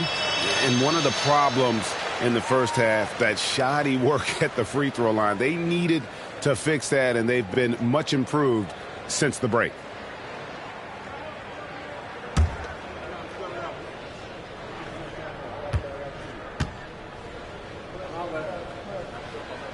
And he makes both free throws. And they came out of the locker room after halftime with a much more physical approach than what we saw in that first half. Now, here's Suggs, guarded by Price. Davis setting the pick for Suggs. Over Price, rebounded by the Wizards. Garnett's got 9 rebounds in the game, getting it done. Gervin passes to Price. Here's Abdur-Rahim. Jacks up a 3. No good on that one. And so it's Charlotte in control with a 9-point lead to end the quarter. And it's been their rugged defense setting the tone. And don't go away. We'll be right back.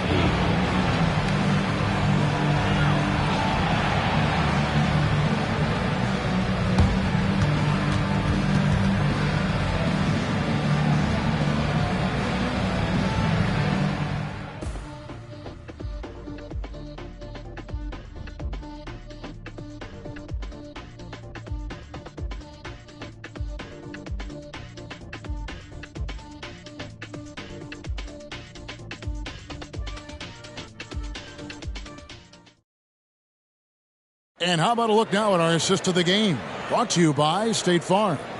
Yeah, and I like the fact we get to see this pass one more time. A magnificent feed, and you love to see your off guard taking over the playmaking duties with this much skill. Yeah, sometimes that's what can separate some of the best players, not just creating for yourself, but creating for others as well. The fourth quarter has arrived. So good to have you with us. And on the court for Charlotte as we start the fourth. They've got Harrison Barnes. Jefferson is out there with Anthony Davis. Then it's Hield. And it's Suggs in at the point. Nice ball movement by Washington. Just 5 on the clock. Pass to Garnett. And it goes down 2 points. Garnett's got the fourth quarter started here with a bucket for Washington. And when Garnett gets it that deep, the D is at his mercy. How about the extension when he's able to get up on that low block? Passes to Suggs. And stolen by Price. In transition, here come the Wizards. Finished off the break. Beautiful transition offense there. That's execution at its best. Yeah, once you burst through a seam like that, you got to look right towards the rim. Sweet play. Hield with a screen on Price. Here's Suggs. Drilled from 11 feet out. And this is a guy who is really comfortable with the ball in his hands. Suggs, so dangerous in the pick and roll. Gervin against Hield. It's rebounded by Jefferson. Jefferson's got his 5th rebound right now in the game. And they continue to control the glass. Here's Davis. And he gets the whistle. 2 free throws coming up. And Davis has the potential to be a special player. He's driven to reach the high expectations that have been set for him. Davis taking 2 shots.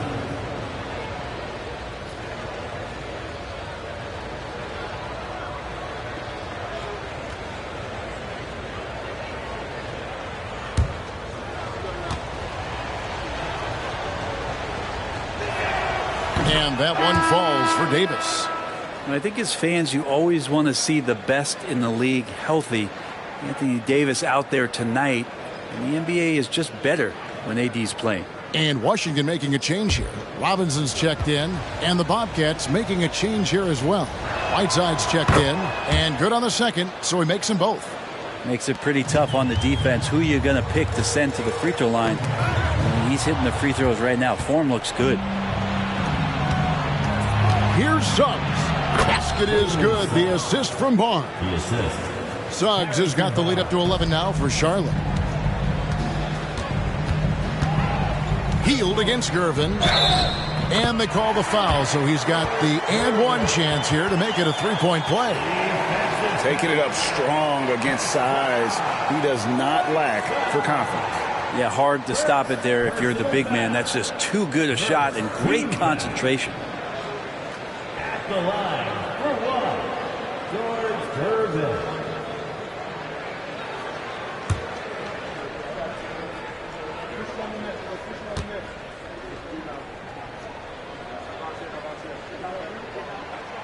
Free throw good, Gervin. And this is one of the things they need to keep doing in the second half to get this win. Keep knocking down those free throws. They've been sensational here at the line. Healed with a screen on Price. Outside, Davis. Shot clock at 5. Three-pointer, Healed. And again, Charlotte with the triple. In perimeter scoring, I have to imagine it was a topic of discussion at halftime. Maybe trying to find a little bit more space and ball movement to get guys open at the three-point line. Price passes to Robinson. That shot, no good. And they've got a big lead, not just on the scoreboard, but really in the rebounding numbers as well. Healed with a screen on Price, and the call is going to be, yes, it is, an illegal screen. When a pick like that is questionable and creates that much of an advantage for the offense, you have to blow the whistle. Yeah, a quick little lean like that is going to get the ref's attention. Foul called. Looking at who's out there now for the Bobcats. Gordon Hayward's checked in for Harrison Barnes. Paul George comes in for Buddy Hield. And Damian Lillard is subbed in for Jalen Suggs. And there's the pass to Lillard. Shoots over Maravich. Lillard misses. Well, if you believe in the numbers, that mid-range shot is not a high-value shot, even with little or no defense on you. Here's Garnett. And the layup's good off the glass. Garnett's got it back down to a single-digit deficit for the Wizards. And obviously his momentum from the last game has carried over here tonight. And the coach pretty smart for zoning in on him and giving him opportunities to stay with that confident play. Davis finds Hayward. Back to Davis. Here is Lillard. Beyond the arc. Again, the miss by the Bobcats. I think if I was coaching these guys right now, especially him, I'd tell him, you take one more three-point shot, and we're going to have some conversations here side by side. High arcing shot. Count it. And the Bobcat lead has been cut down now to just 7 on the bucket from Parker. Lillard against Maravich. Lillard attacking. And I love when Lillard takes initiative on offense, making the defense compromise by fouling. And a moment to look at the scoring approach in terms of where the points are coming from for the Bobcats. Guys, the D hasn't had an answer for the three-point shooting, which is why they continue to just fire away from deep. Well, looking at the stat sheet, I could just see here tonight sharing the basketball. The stat that comes up most is assists. So sometimes you have to look for your teammate. That makes things happen. They've done it. And he makes the first. And the rookie Lillard is a fantastic scorer who also does very well orchestrating the offense.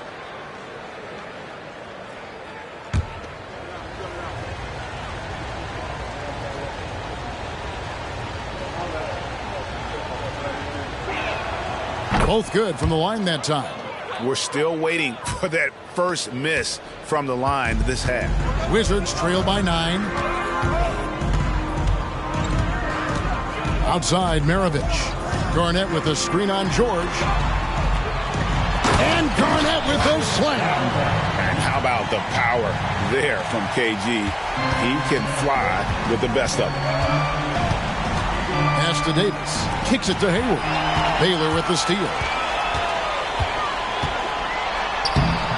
Paul George grabs the miss.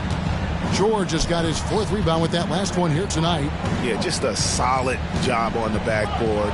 They are really controlling the inside. And now, let's take a look at the upcoming schedule for the Washington Wizards. On Monday, they'll tip off a road trip in Charlotte where they'll take on the Hornets. Then on Tuesday, they'll be playing against Pascal Siakam and the Atlanta Hawks.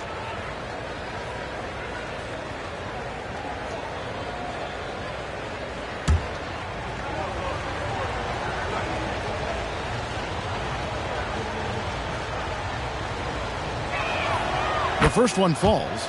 Voted one of the top 75 NBA players of all time. We should be enjoying the seasons that Damian Lillard is putting up in the next couple years.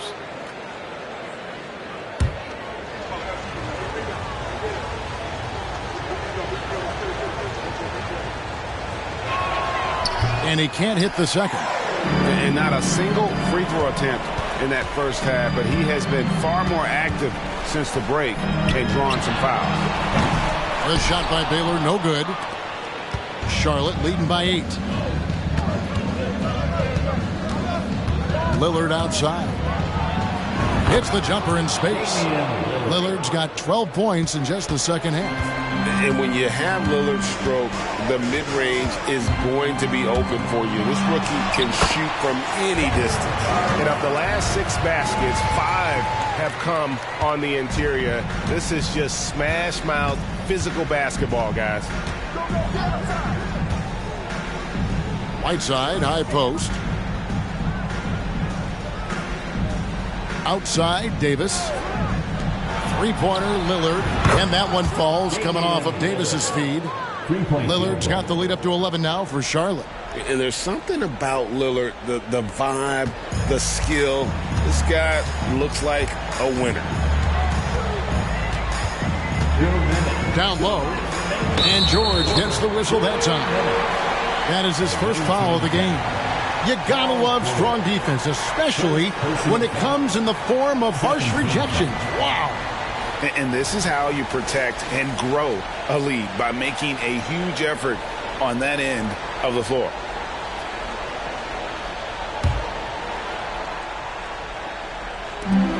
.158 left in the fourth quarter. To the paint, Garnett takes the assist and lays it in. Picked out the pass nicely. Yeah, that's one way to get back into this game. Keep getting him the ball and let him make the shots. Now here's Hayward. Fires the 3. Robinson pulls it in. He's not the guy that you want to give a wide open look from three-point range. They're lucky that that one doesn't cost them. And it's Lillard with the ball. He brings it up for the Bobcats. They've led by as many as 11 points. Whiteside sets the pick for Lillard. Whiteside, and Whiteside stays right with it. And the Bobcats lead by 9. Oh, great timing. He is one tough customer on that offensive glass. You know, it's like he has a sixth sense of where that rebound is going. And what an alley-oop. Those two read each other so well. It's a play I'm sure they love to run. 1:05 left in the fourth quarter of this one. Hayward outside. A 3-ball. Second shot opportunity. Whistle blows. Bucket is good. And he'll have a chance at the line to make it a 3-point play. Well, he takes care of salvaging that possession for the offense by getting on the offensive glass. At the line for 1.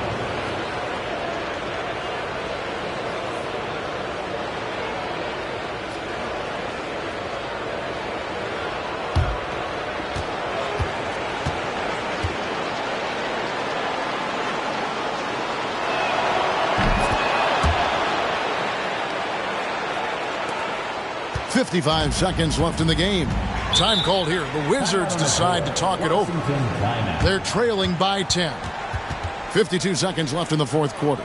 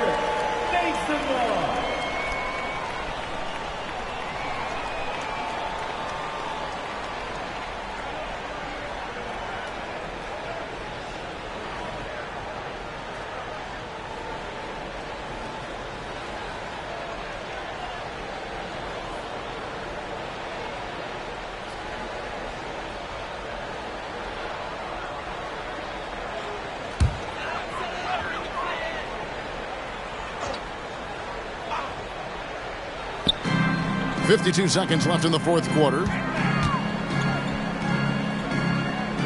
Back to Garnett. He blocks it again. A defensive stalwart so far. That's 6 blocks. Greg protecting the rim. Love the hustle. You can't just stop when there's a pick set up. Gotta fight over it as a defender. That's one that the coaches will watch tomorrow with that player. You hate to see him give up in that situation. Davis, the pass to Lillard. And David Robinson pulls it down. I'm just not sure they have the time to pull this one off. No doubt the clock is their biggest enemy right now. It just about take a magic trick for them to find the points they need. Lillard with it. And so the Bobcats take the win. A solid win on the road for them. This building was dead silent by the time, GA, this one wound down. And that's what you want to do. Take the crowd out of it by crunch time. Don't give them any chance to lift their team up at the finish. And that'll do it, folks. For Brett Barry, Greg Anthony, and David Aldridge, this is Kevin Harlan saying thanks for watching. As New Balance presents our player of the game, Damian Lillard.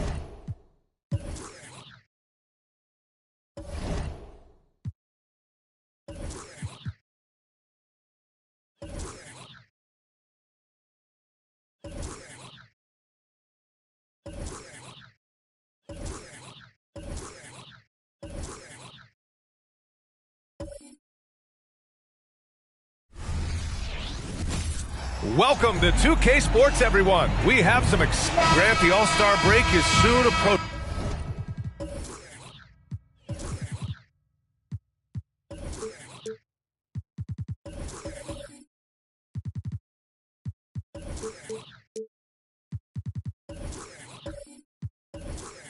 How important is that break for the players? Oh, the break, it is so crucial. It is needed, no question about it. And any chance to get some rest is a big bonus. Also, of course, refocusing as a team and making a plan for the rest of the year. Looking at the starting five for the Boston Celtics. Setting an aggressive tone early, challenging the heart of that defense. Henderson, he's checked in for Toronto. Shooting for Boston, Jerry West at the line for one.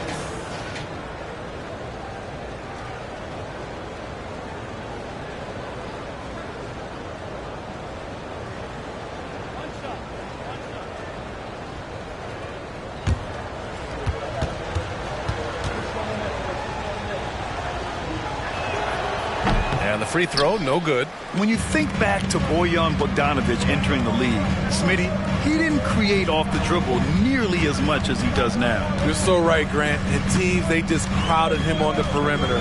He made the adjustment, though, Grant. His versatility has made him that much more valuable. Boston on offense. They come into this one following a loss to Brooklyn. In this league, you have to stay active at both ends of the floor. I thought their lackluster defense was the difference in the game. You know, sometimes great skill can overcome a lack of intensity, but it's very rare. Uh-oh, now it looks like we've got an injury here, guys. We'll likely see him come out of the game. And you guys know that this is something every player worries about, no matter your age or your ability. It's an unfortunate part of the game. Our thoughts and prayers are with him.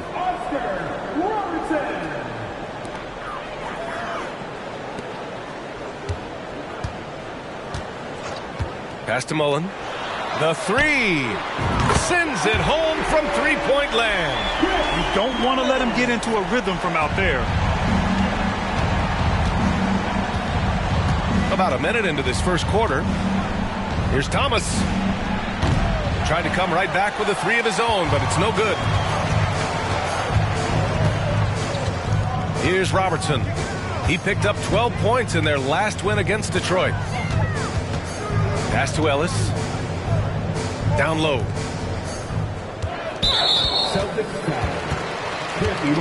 So both teams making some changes here. First team foul. Substitution on the court.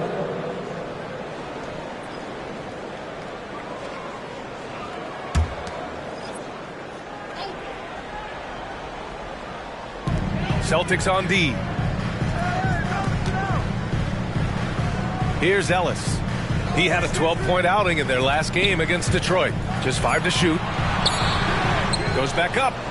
And it's good on the lay-in. Effort play, pursuing the basketball. Love how he puts in the work. Outside Wembanyama. Here's Thomas. They really needed more from him in that loss to Brooklyn.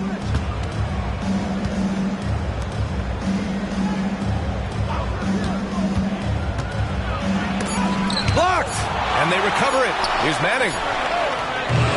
And it's all from three-point range. And the Raptors have gone just 2 for 4 from the floor. Pass to Mullen.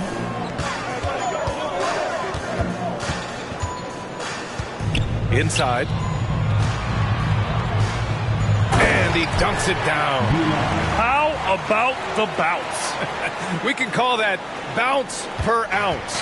Can't be denied. And there's the lob. Ball stolen. To the paint. Here comes Toronto on the push. Oh, and there's the whistle on the shot. So 2 free throws for him coming up.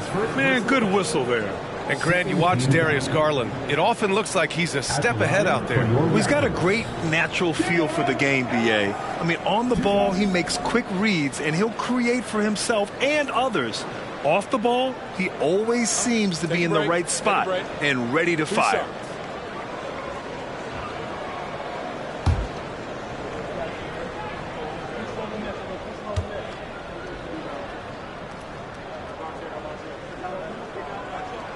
That free throw, no good.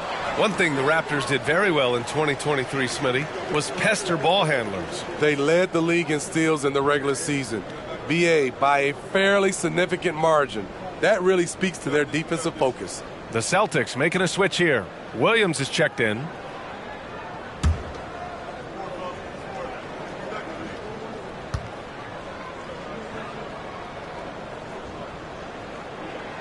He hits the second from the line. Just over 2.5 minutes played here in the first. Now here's Irving. He had 25 points in his last game. Pass to Thomas. Here's Hagan. They double him with Wembanyama. Here's Ellis. Nails it from beyond the arc. Getting out to a nice lead. Great flow and great execution. Boston has gone 1 for 3 from beyond the arc. And the Celtics call time here. This game against Toronto here, it's their first look at the Raptors. Yeah, last season they swept this team, which was expected given the delta in talent and consistency.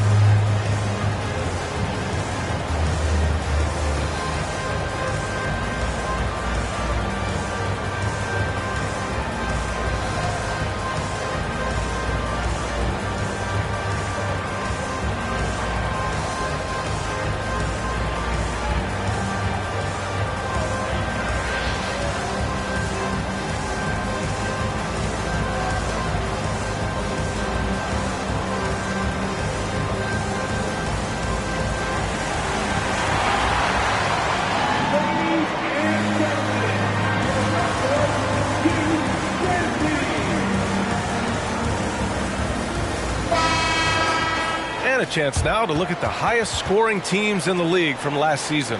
4th, Boston. And last year, I liked watching this team operate on the offensive end. The ball movement, the patience, the confidence. You love seeing all that come together.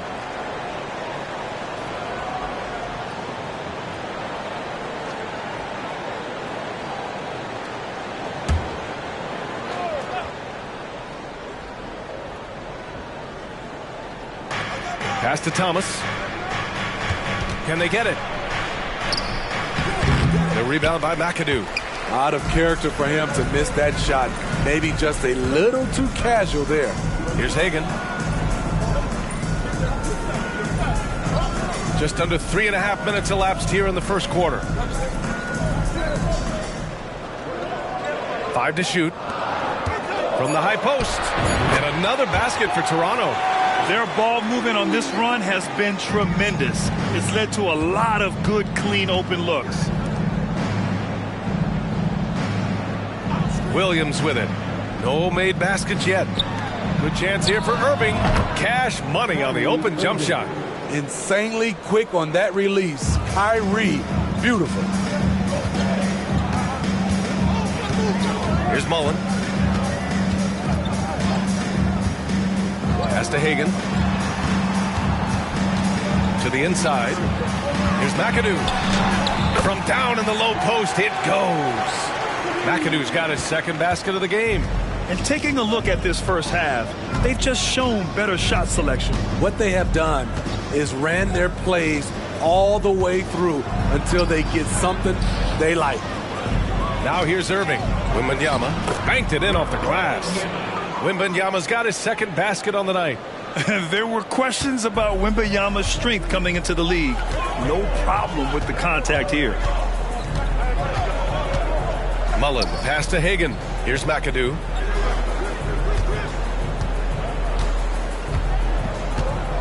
Pass to Bular. Lets it go from deep. It's hauled in by Wembanyama. And the defense got away with one there. I mean, that's a shot he typically makes. And here is Irving. He's been an offensive weapon for them, scoring around 17.5 points a game. West misses. Here's Toronto with the ball. They're on a 15-4 run. And it's time for an injury report. Let's check in for an injury update on Scoot Henderson. Thanks, guys. I got a status report from the Raptors head athletic trainer. All signs point to a high ankle sprain, something that they're going to have to be very careful with. Unfortunately, he suffered a serious injury. Obviously, he won't return tonight, and he could miss lots of games. What a tough break for him and the team, BA. All right, Allie, thank you. Sadly, that's not the news fans were hoping for, guys. Definitely not. Seems like he's got a long, tough road ahead of him. I mean, a devastating blow, to say the least. Here's Williams. After the basket by Toronto. To the middle. Good setup. Led him to the rack perfectly for the layup. Attacking in the painted area. Clearly that was their game plan coming in. Here's Mullen. He's guarded by Irving. They set the screen. Here's Hagan. No good there, off the double clutch. The Celtics have gotten 50% of their shots to fall so far. They're 5 of 10. Outside Wembanyama. The three.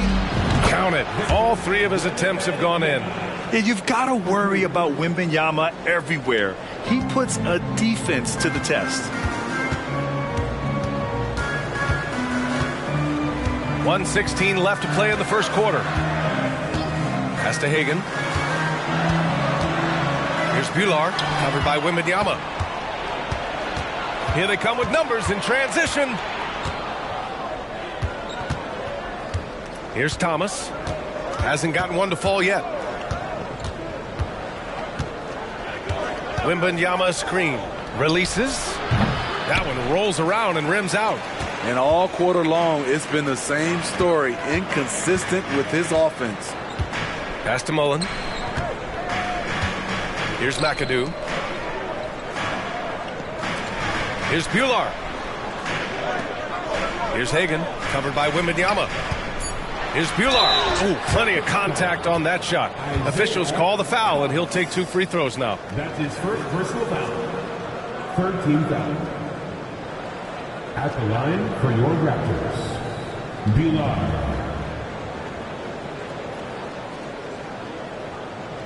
Shoot 2.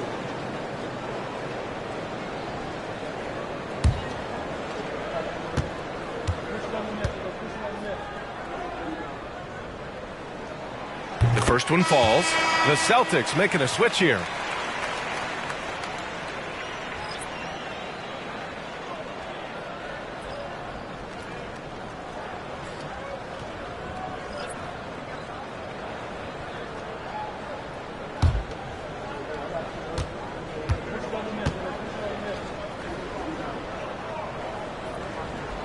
Both shots good from the stripe. And Irving has got the ball here for Boston. Trailing by 5. There's a 4-second difference between the shot and game clock. Pass to Reed. Irving looking around.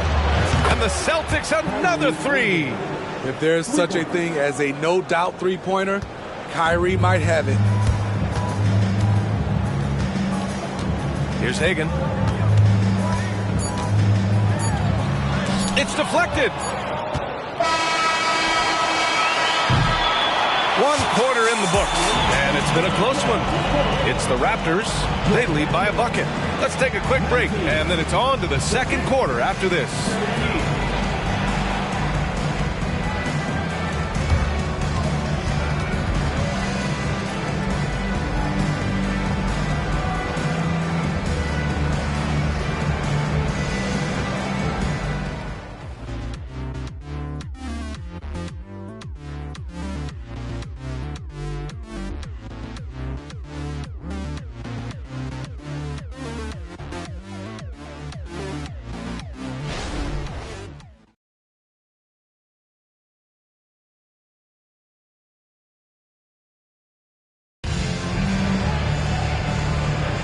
And getting it going again here in the second quarter. Fairly close game so far. And from what we've seen from the Raptors, what's your take so far? Well, so far, they've got things rolling along nicely at the offensive end. This is exactly what you want to see if you're a coach. Your team starting fast and playing with confidence. And Grant, these days, more and more teams emphasize the importance of switch defense. It's so true in the modern NBA, BA. Every team has to be able to switch to take away a lot of the action of the offensive team. So having defenders who can guard multiple players on the court is a must. On the court for the Celtics, second quarter underway. Irving for three. Knocks down the long J. Irving's got 8 points. Tremendous form on the jump shot. One of the reasons Kyrie's so consistent with it. Here's Van Arsdale. He's scoreless. Out of bounds. It'll go to the Celtics. And a moment to check out who the Boston Celtics have coming up. On Tuesday, they're off to Miami to face off with the Heat. Then on Tuesday, they continue the road trip, heading out to Cleveland to take on the Cavaliers. Boston has gone 4 of 6 from three-point range thus far. Right side, Irving. He got a piece of it. And about a minute gone in the second quarter. Here's Van Arsdale. So far, he's averaging 11 points a game. Clock at 6. He takes it in. Ooh, powered down with both hands. I just love the aggressive finish. I'm thinking he's sending a strong message with that jam. Irving up top. Give him 8. Another miss by Irving. The Raptors for the lead. And on both sides of the ball, Rui Hachimura plays with great aggression.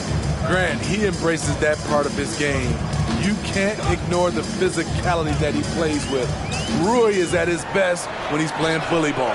Plenty of daylight on that shot. Van Arsdale's got his first 3 points of the game. And I love how he's pushing the tempo and creating for others. He does this game in and game out. Incredible. You know what it is? It's his creativity. That's making this engine run. Let's check in with our reporter, Allie LaForce. Well, Benedict Mathurin talked about his motivation. He said, quote, a lot of people play a sport because they have talent, but I play for a different reason. I want to be one of the greatest players ever, and I want to take care of my family. I made that promise to myself when I was very young, and I have no choice but to be great. That's the way it is. B.A.? All right, Allie, thank you. Good reporting there. Hey, if you can't block it, sending him to the line can be the next best thing. And a look now at how the offensive approach has been going here so far for Toronto. They're unselfish. They're passing the ball well, setting up teammates, playing team basketball, and their focus. And I've also liked how they've attacked the opposition off of turnovers. I mean, just making them pay for every mistake out there. And he drops the first. Both teams will make substitutions.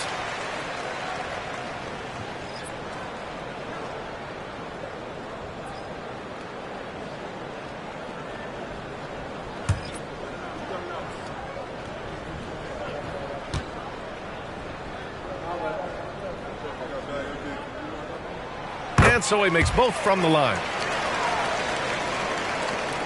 Boston trailing. Quarter 2 and just under 2.5 minutes gone by.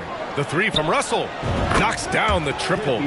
Russell's got his first bucket of the game, and he's on the board for 3. 12 straight points off threes. This defense is not extending very well. Got a piece of it. In transition. Here's Collins. Toronto grabs the miss. You gotta love how they've been crashing the boards, fighting hard for every miss. Now, for those joining us now, we're in the second quarter, about 3 minutes gone by. Pass to Morrison. Here's McAdoo. 6 on the shot clock. And so it looks like the Raptors will retain possession here.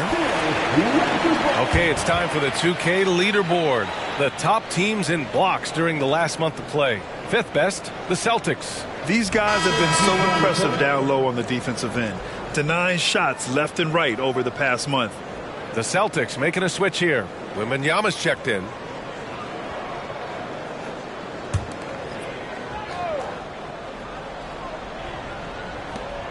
Launches it from deep. The rebound by Manning. Boston has gone 5 of 8 from outside the three-point line in this one. Outside Wembanyama. And rejected. Here's Mullen in his last outing with 12 points. Pass to McAdoo. And out of bounds, Boston will have it. It's time to take a glance again at that superb block. What a powerful rejection. He's not wanting them to get an advantage in this competitive game.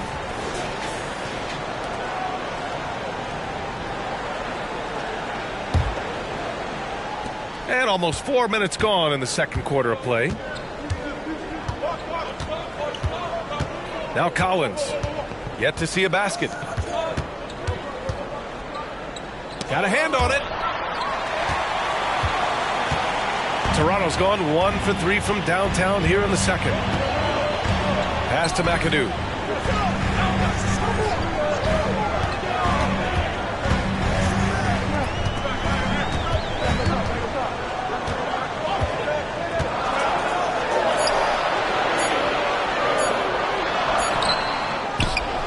Here's Morrison.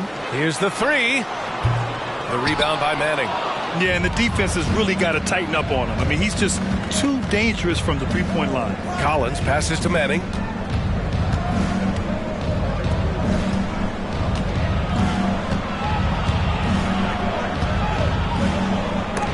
It's tipped. Outside for Russell. Ooh, can't tie it up as that one's no good. Toronto has gotten 3 of their 7 threes to find the net in this matchup. Down low. Here's Mullen. Over to the wing. Pass to Ellis. Here's Mullen. Takes the 12-footer and hits it. Mullen's got his second bucket on the night. When the defense gives you room, take it. Don't pass up the shot.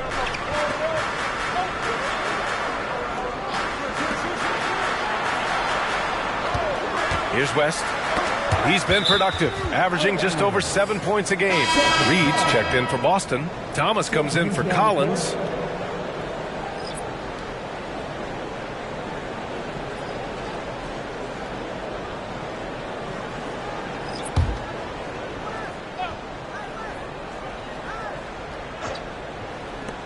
Here's Thomas. The bank shot, no good. I mean, he's trying to shoot his way out of what's becoming a prolonged cold streak. You know, to me, this is when you want to focus on creating for others. Give someone else a chance. It's called a teammate. Here's Robertson. No points so far. Here's Buehler. It's hauled in by Wembanyama. Pass to West. And the call is going to be, yes, an illegal screen. His second foul in as many quarters. We'll see if he backs off or stays aggressive. The Raptors have gotten 5 of 8 attempts to drop since the second began. Here's Robertson, providing this team some offensive stability. A little over 10 points a game. Solid shot from a distance of about 14 feet. And the Raptors lead by 7. And usually teams go on runs from a bunch of layups and dunks, but that's not the case here. And the Celtics call time here.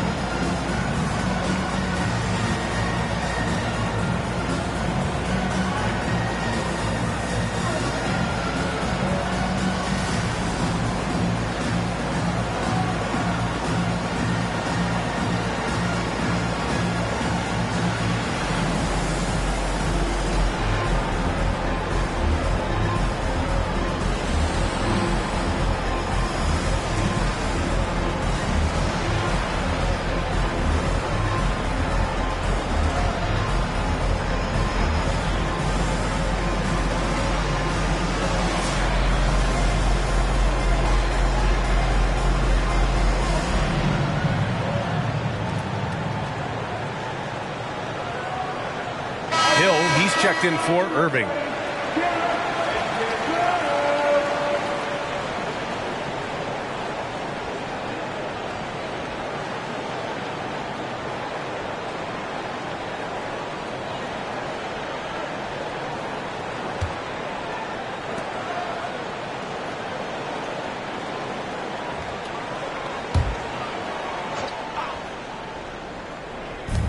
.157 left to play in the first half of basketball.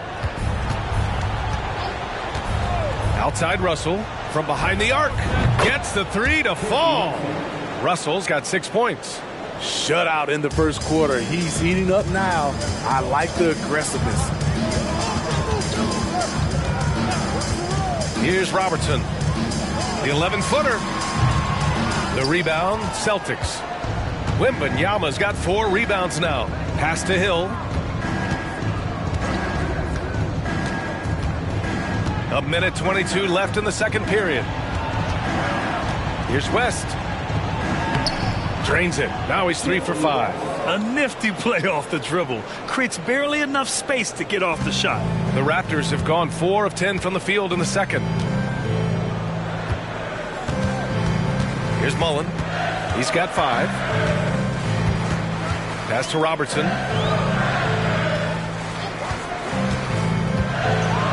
And the foul is called. He missed it, so he's got a couple of free throws coming his way. The officials were right on top of that one. At the line for 2, the Big O, Oscar Robertson.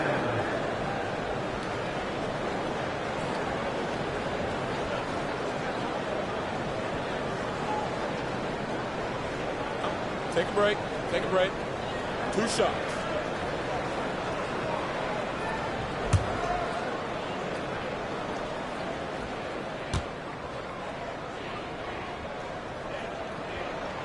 The first free throw is good. And they've capitalized well from the free throw line.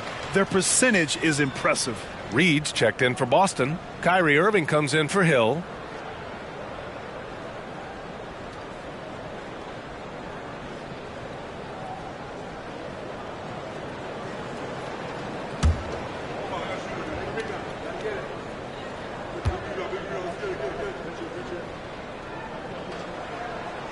He does not get the second one. Boston has gotten 6 of 10 three-pointers to drop. And Irving with the basket on the assist by Wembanyama. Irving's got 5 points now in the quarter. The Raptors with a lead. Here's Robertson. 35 seconds left in the first half. Here's Bular, 5 on the clock. Pass to Mullen from the arc. Fires in the triple. Mullen's gotten his 3rd basket of the night. Coach is loving the ball movement. Now here's Irving. He's got 10.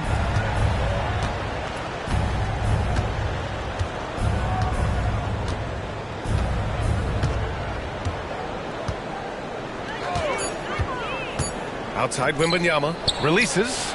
Again Boston. When Wembanyama goes up, he can be so quick. I mean, the rookie looking very assertive.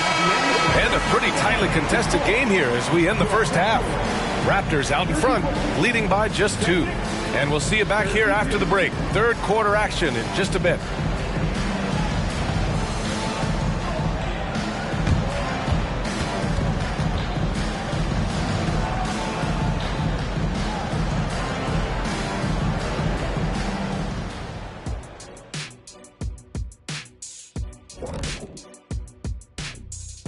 Howdy, folks. The moment you've been waiting for is here. Before we recap the first half, let's see what the standings look like in the East. You look at the Celtics, they haven't played up to their standards, and it's not like the season just started. Last year, they were an elite team. They need to find that mojo.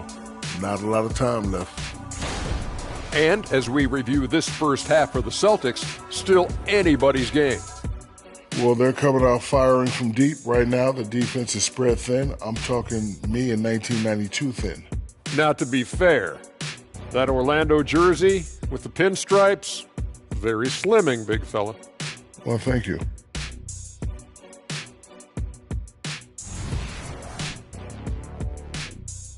Thanks, as always, for watching. Let's head back to Brian Anderson and crew for the start of the second half.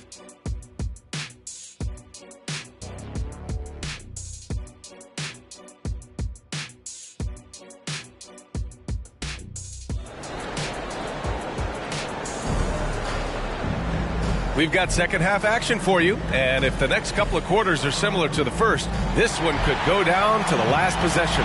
Victor Wembanyama really making a difference here. The numbers say it all. He spent the first half playing efficient ball.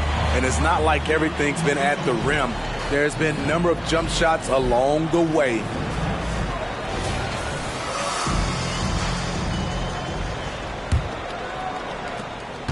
Toronto has gone 4 of 8 from 3, a nice percentage.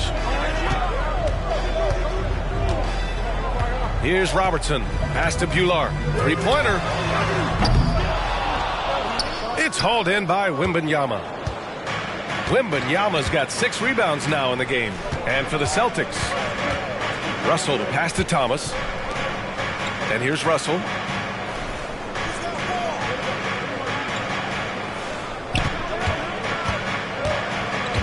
Just 4 to shoot. And the Celtics another 3. High offensive IQ. He makes great reads and adjustments on the fly. Here's Robertson. Pass to Bular. Here's Ellis. Guarded by Russell.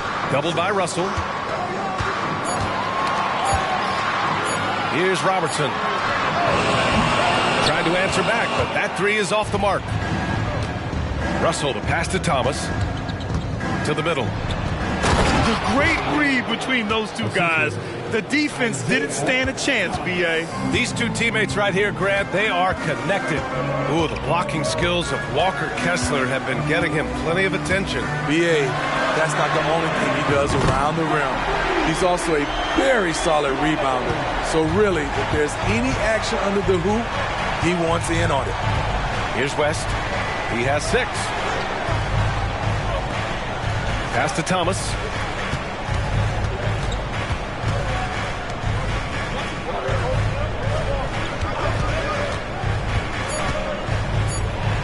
Deflected. Out of bounds. The Raptors will take it.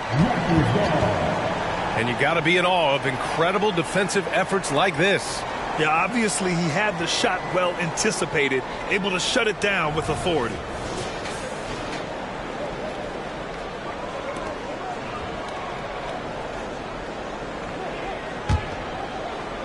And now around 2 minutes gone by in this half.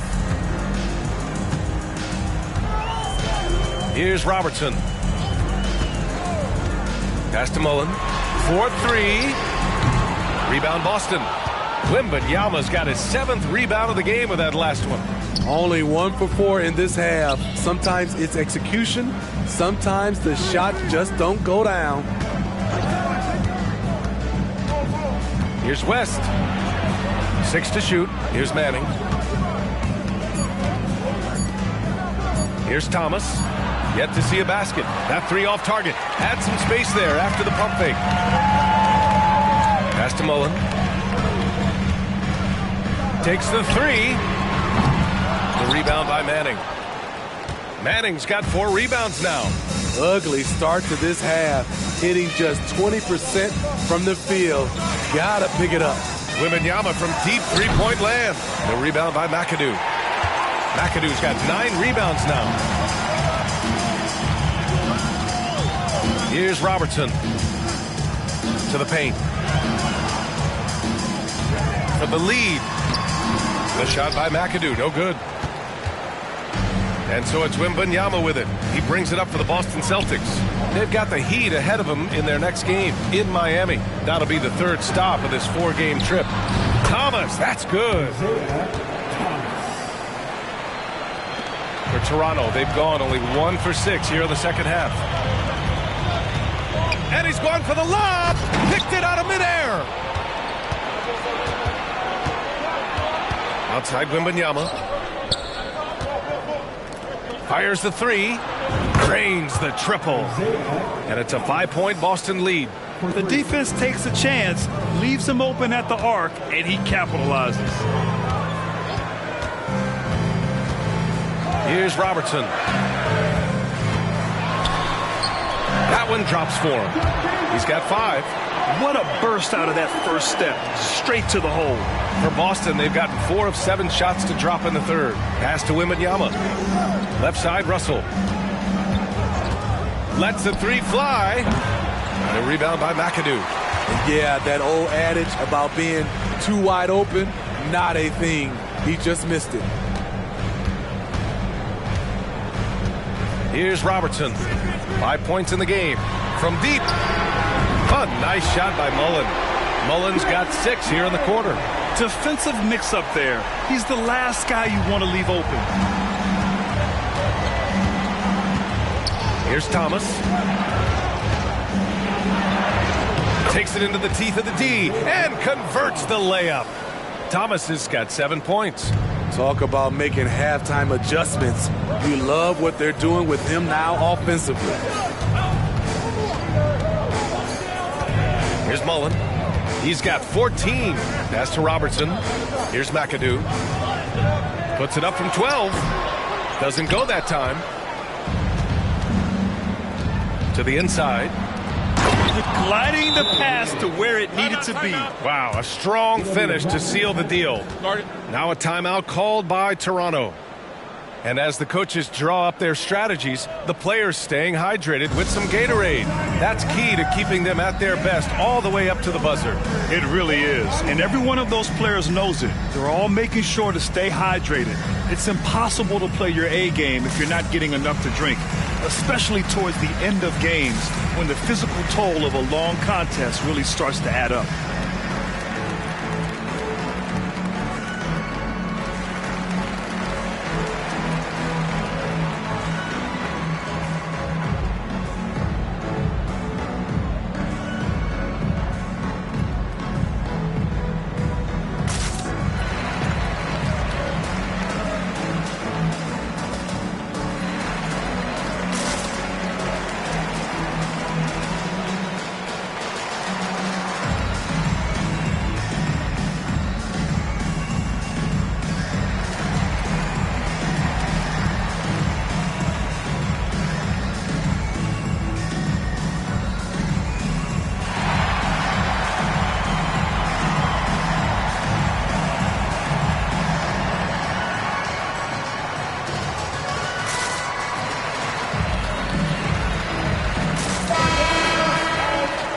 check now on the teams that led the league from the charity stripe a year ago. Fourth, the Celtics.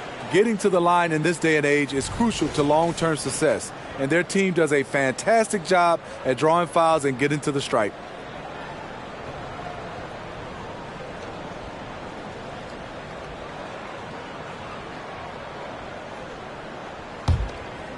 Here's Robertson. 5 points in the game.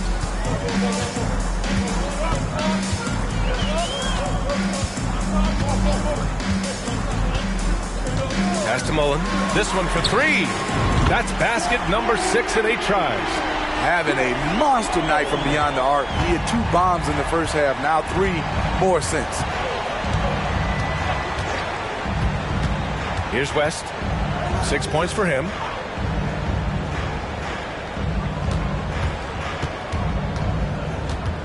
Here's Thomas. Rebounded by Ilgauskas. It's amazing. All night he's been out of sync on the offensive end, yet they continue to lead. Here's Robertson. And there's the screen. Pass to Mullen. Shot clock at 5. The Raptors need to get off a shot for the lead. Robertson's shot is off. And Russell's got the ball here for the Celtics. It's a 1-point game. Smitty, looking at Jusuf Nurkic, a big man who loves getting physical out there. He's a center, B.A., that doesn't mind throwing his body around, whether that be going after rebounds or attempting blocks. He's a hard-edged player. And it's Thomas off the drive, and it's going to be out of bounds. Boston will have another go.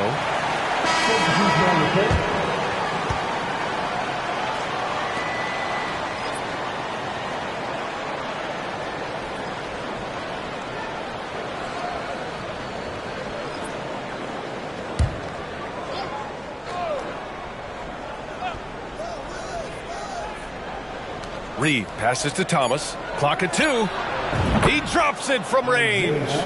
Thomas has got 10 points now, just in this quarter. After putting up zeros in the first half, he is making up for it big time now. Pass to Hagan. 14 feet away. The rebound, Celtics. Easy chance for mid-range. Wouldn't be surprised to see them run that play again. Here's Williams. And Hagan pulls it down. Right idea, but just too much heat on him defensively, even with the fadeaway. Here's Robertson. He's got 5. Inside. Here's Ilgauskas. Count the basket. Such confidence as a passer. He hits guys in stride. It makes it look easy. 3 seconds separating the shot and game clocks. Irving with it. 10 points for him. And his 5th basket. Now 5 for 8. Looking comfortable out there. Nimble play by Kyrie, slipping around the contact. Here's Hagan. And some nice defense there to end the quarter. And we've watched 3 so far in this one. Celtics out in front, up by 4. And coming up as soon as we return from break, the 4th quarter gets underway.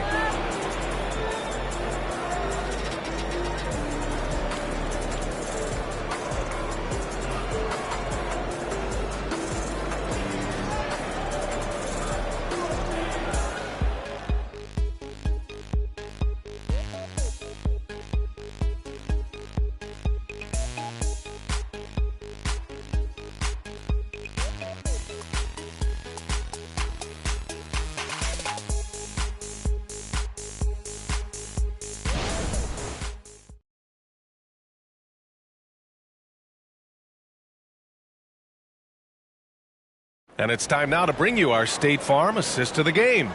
And from the 2-guard spot, an unselfish play like this sets a fantastic tone. Whatever the offense requires, that has to be your mindset. Always thinking team first.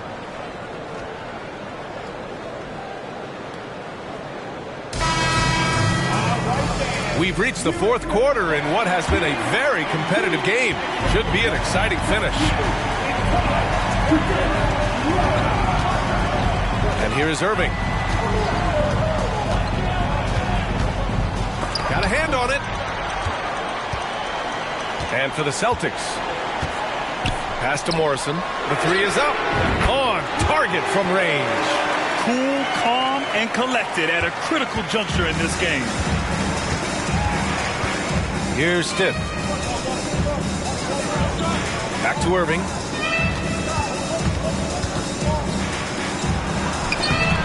That won't go. 5 for 10 from the floor. Toronto trailing. Here's Van Arsdale. And that misses. That would have put him up. The defender took away the airspace, crowded him. That changed the shot. Another miss by Irving. Hard to create space in that mid-range area. He would have been better passing that off. Van Arsdale passes to Hagan.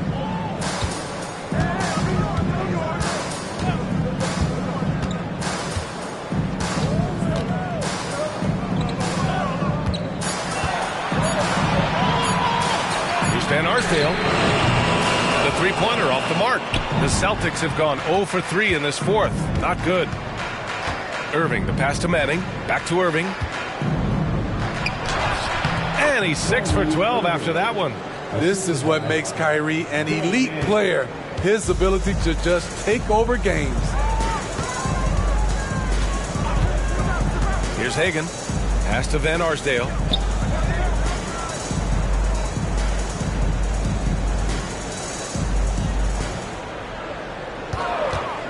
To tie it up. Blocked. And he gets it back from deep three-point land. Hagan can't get it to go. We all know he's a good shooter, but from that distance, I don't think so. You know, we're seeing players move further and further back to create space, but that does make it a tougher shot.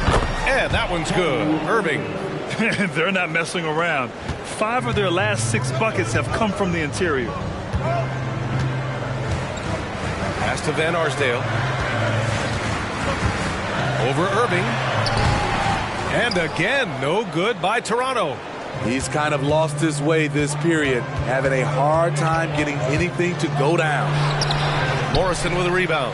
And it didn't register as an official block, but he did everything you want in disrupting that shot. You know what he did? He timed it well and did a good job of contesting without committing the foul. Here's Morrison. Pass to Hagan. To the middle.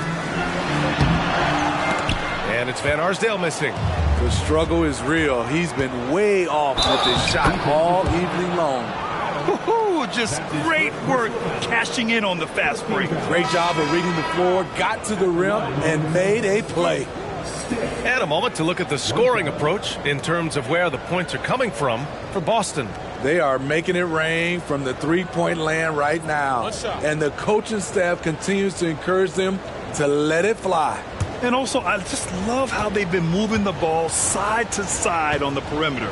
Great passing, unlocking their offensive potential. And that one misses. Okay, Smitty, I don't want to make you feel old, but we both played against Gary Trent's dad. Well, Grant, I'm not. But seriously, Gary Sr. was a 6'8 post. Gary Jr. a 6'5 shooter. They have different games, but both Trents are great competitors, Grant. And the Celtics in possession here. After the basket by Toronto. Thomas. Toronto grabs the miss. McAdoo's got rebound number 11.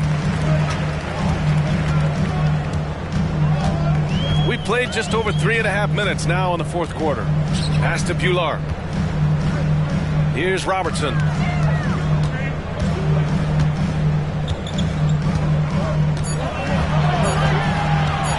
Shoots from the line. Buries the jump shot. Stepping up in the big moment. I mean, an incredible job of finding his shot. Working the mid-range, but you would think the defense would be keying on him. Here's West.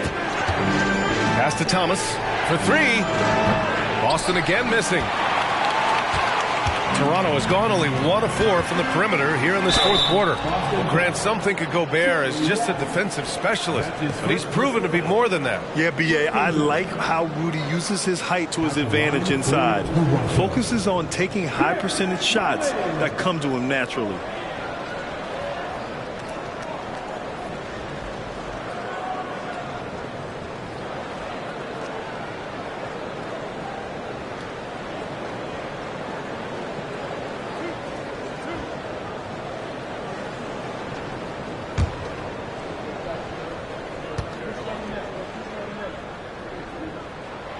First one falls for him. Russell's checked in for Boston.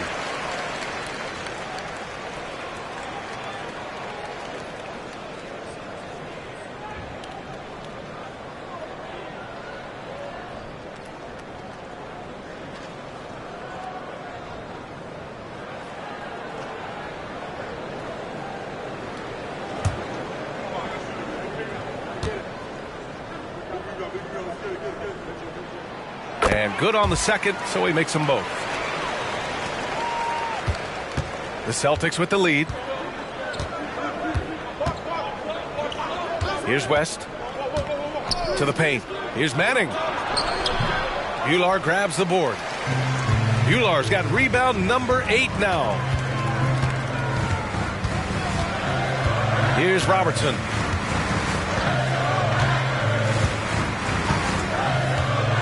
Pass to Bular. Shot clock at 6. Here's Ellis. Chance there to take the lead, but a miss. Got the ball where he wanted it, but then got swarmed. Outside Russell. Here's Thomas. Three-pointer. Sinks it from distance. Thomas has got 13 in the second half. I don't know what Coach told him at halftime, but he is shooting the lights out right now. And the Raptors call time here. Guard it.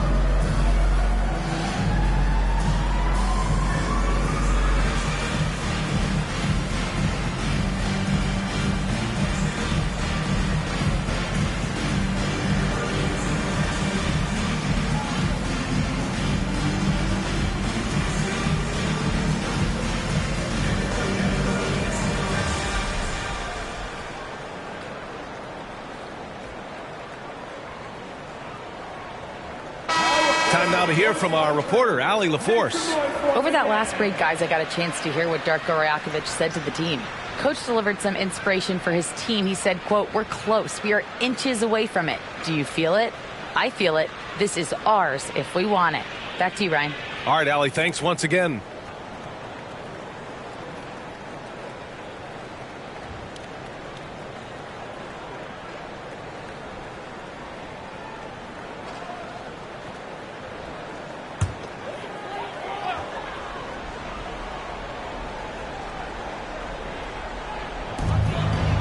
Right wing. Pass to Robertson.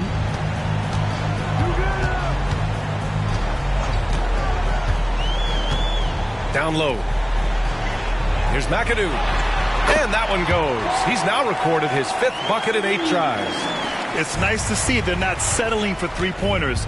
These guys are putting in the work inside. And they call an illegal screen here. That's just being out of sync and at the worst time, costly. Well, the league has put an emphasis to crack down on illegal screens. Yes, the last few years, the rules changes have tended to benefit the offenses. This evens things out a bit.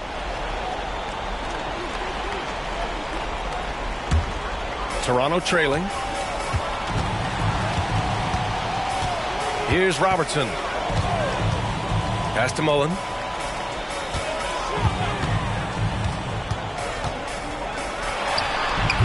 Oh, that doesn't go on the chance to tie.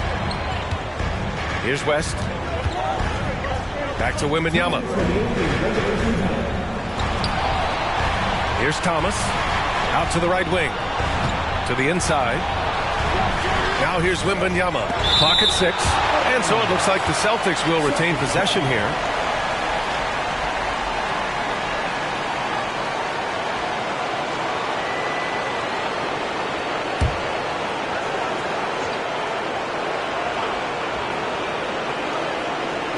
Shot clock at 6. The steal. Here's the break. Oh, a clear foul there on the missed shot. So he'll get a pair at the line. That is third personal foul. Second team foul. At the line for Toronto, Chris Mullin. 2 shots.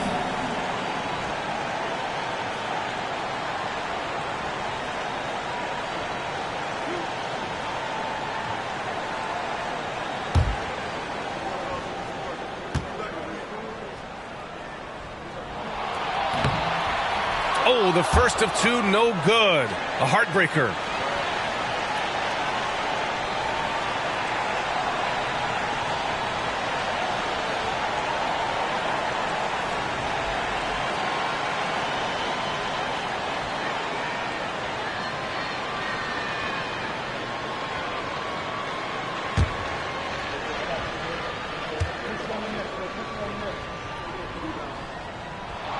And he does get the second one.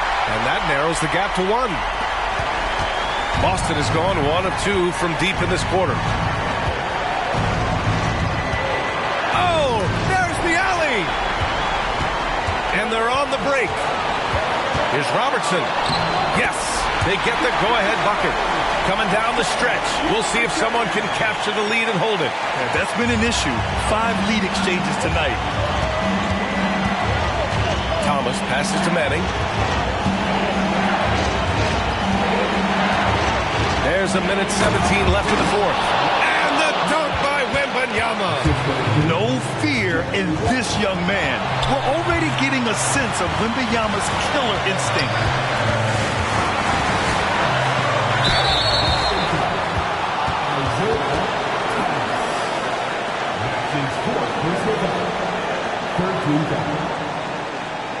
At the line for 2, Chris Mullin.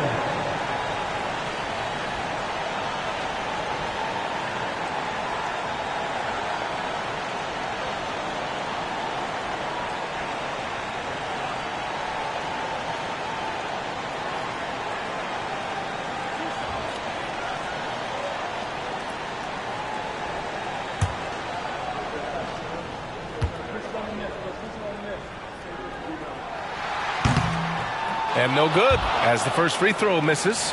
We'll see if he can hit the second.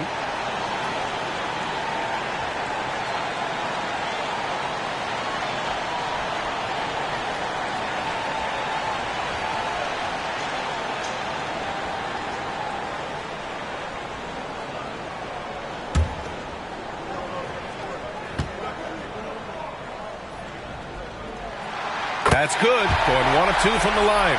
And that ties this game up. Couldn't put them in the lead, but at least does enough to tie it up. 56 seconds left in the game. Shot on the wing. The 3 from Wembanyama. Ellis with a rebound. And I'm surprised that didn't go down. I mean, I'm sure he is too. And if you can't force the turnover on that play, then that's not a bad foul. His second personal foul. 14 foul. At the line for Toronto,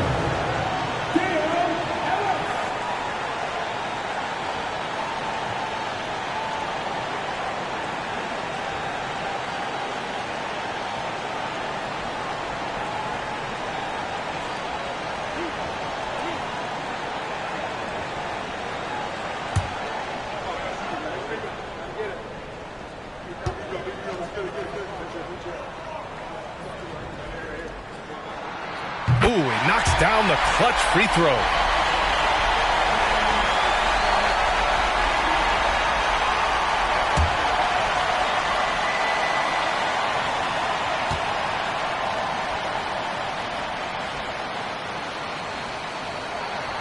And he cannot convert on the second. That misses. You know he wanted to knock down all his shots at the line, but he still did enough to put them in front. Money! Already in year one, Wembanyama hitting shots in crucial parts of the game. Here's Mullen. And Toronto calls time here. They're trailing by 1. 29 seconds left in the game.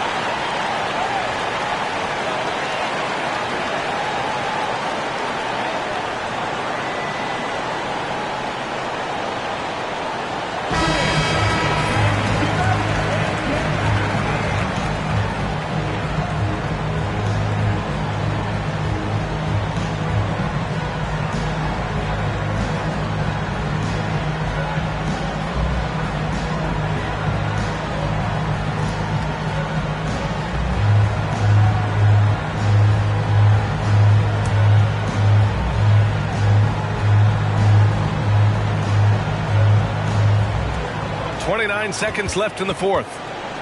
Pass to McAdoo. Here's Ellis. The shot. The rebound by Manning. And they foul intentionally. Now they're going to have to do that again. They're not in the penalty just yet. Getting a little desperate at this stage. I mean, the clock's the big factor. 16 seconds left in the fourth. And an intentional foul right there.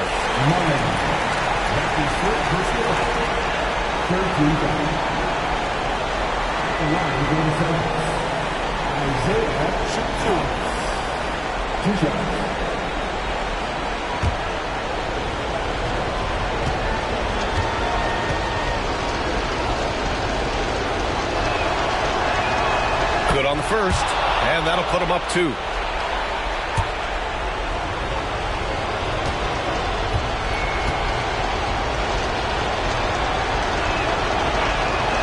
So he goes 2 for 2 at the line, and it's a 3-point game.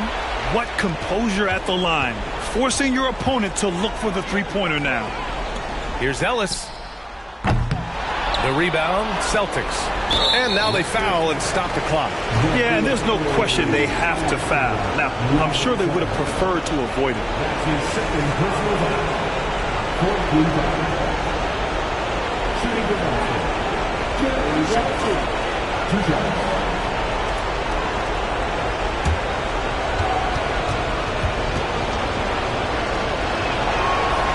First free throw is good, and that gives him a 4-point cushion.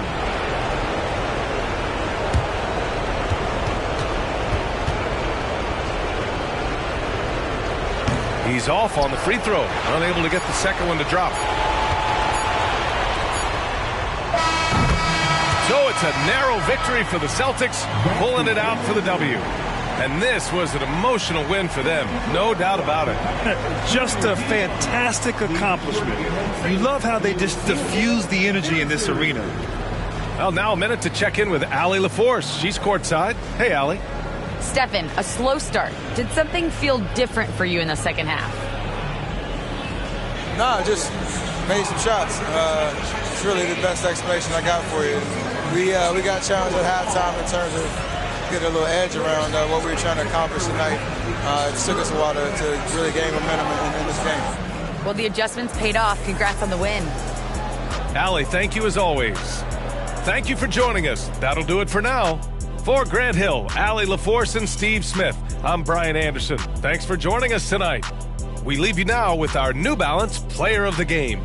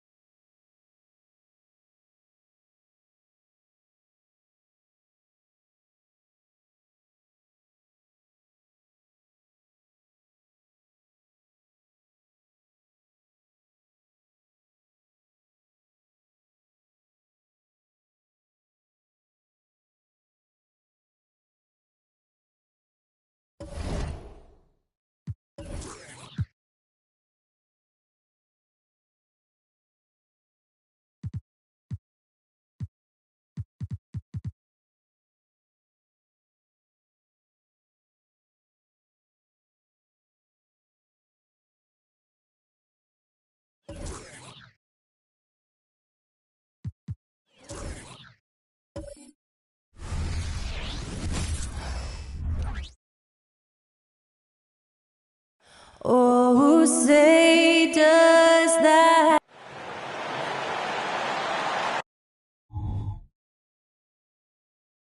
It's the NBA on 2K Sports. Glad you're here with us. And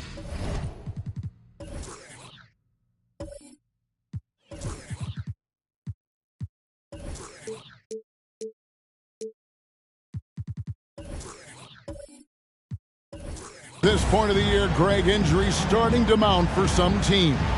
And this is where your depth gets tested, your resolve, because it takes a strength in numbers and strong leadership to get through it. Let's check out Indiana's starting lineup. J.R. Smith out there with Thompson. Then there's Yao. Then there's Gallinari. And it's Tatum in at the small forward position. Gallinari passes to Thompson. Back to Gallinari. Orlando grabs the miss. Outside, Odom. Out to Smith. Back to Odom. Smith sets the pick for Odom. Pass to Kuzi. Just 5 to shoot. Here's the 3. And Tatum pulls it down. And here's Tatum. He'll bring it up for Indiana. It's stolen by Odom. Knocked away. Here's Kuzi. Gallinari covering. Inside. Rebound by Yao. Yeah, early on, 3 misses to open the game. Their offense right now still trying to find its way. Yeah, way to get there first and be willing to absorb the contact. No question about it. No flop there. That was a direct shot to the chest.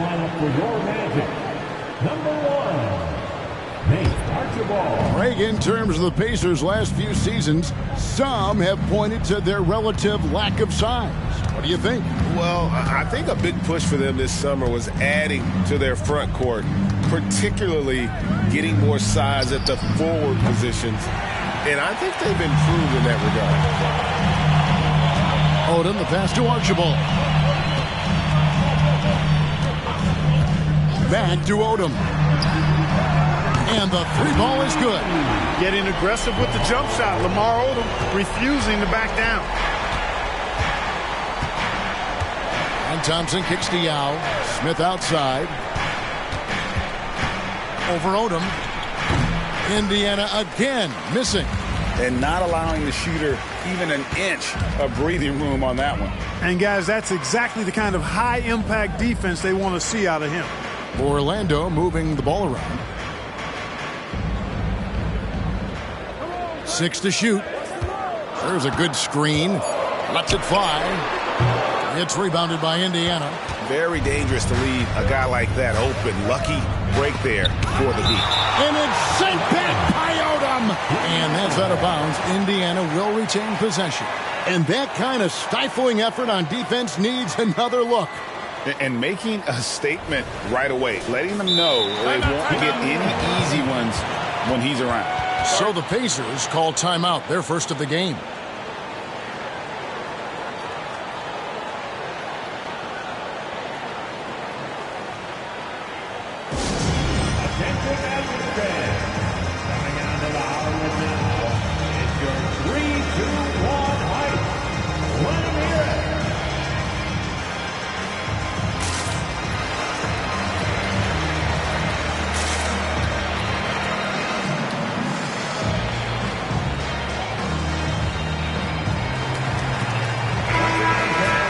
As we close in on the start of the playoffs, let's see how the East is stacking up. You look at the Pacers. Right now, they've compiled the 6th best record in the conference. And, of course, there's the Magic, a game and a half out.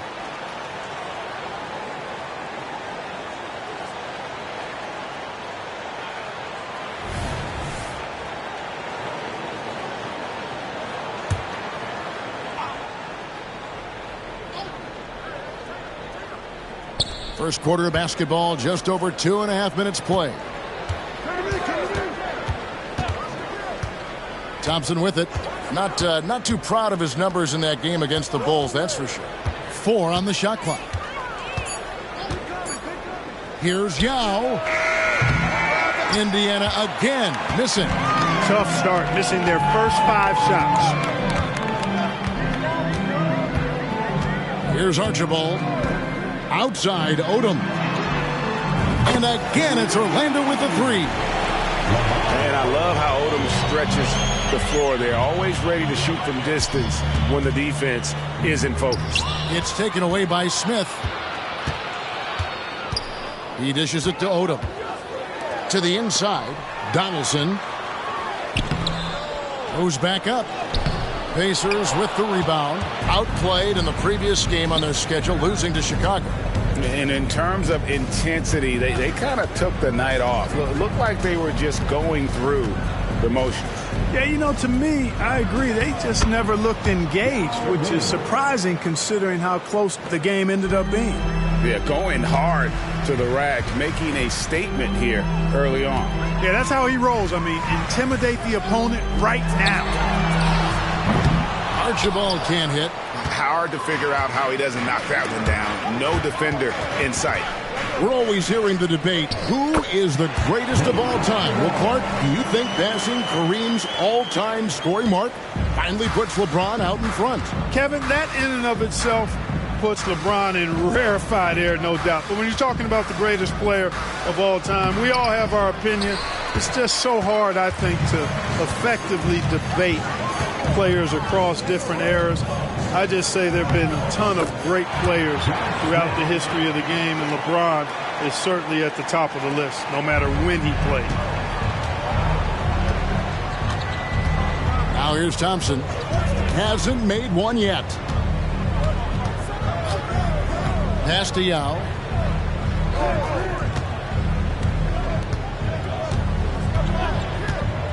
Pass to Smith. There's the triple. Craps in the tray. And the big man Yao surveying the floor well. Good job spotting the open man. Magic leading by 5. Here's Archibald. Last game he had 12. No one near Odom as he lets it fly. And they wasted no time getting those 3 points back. The real. Come at us, and we're coming right back at you. A little back and forth from long range. I love it. That's a terrific answer there. Now here is Yao. He's coming off a 16-point game against Chicago. Fouled in the act of shooting. Gets the bucket anyway, so a 3-point play chance for him. Clark, when we talk about the best three-point shooters in the league, Buddy Hield is in that conversation. Most definitely. I mean, only Steph has more seasons with 250 or more threes made. That says a lot right there. Buddy is a floor spacer. You can never help or double off of him, which is a big asset in today's game. One shot.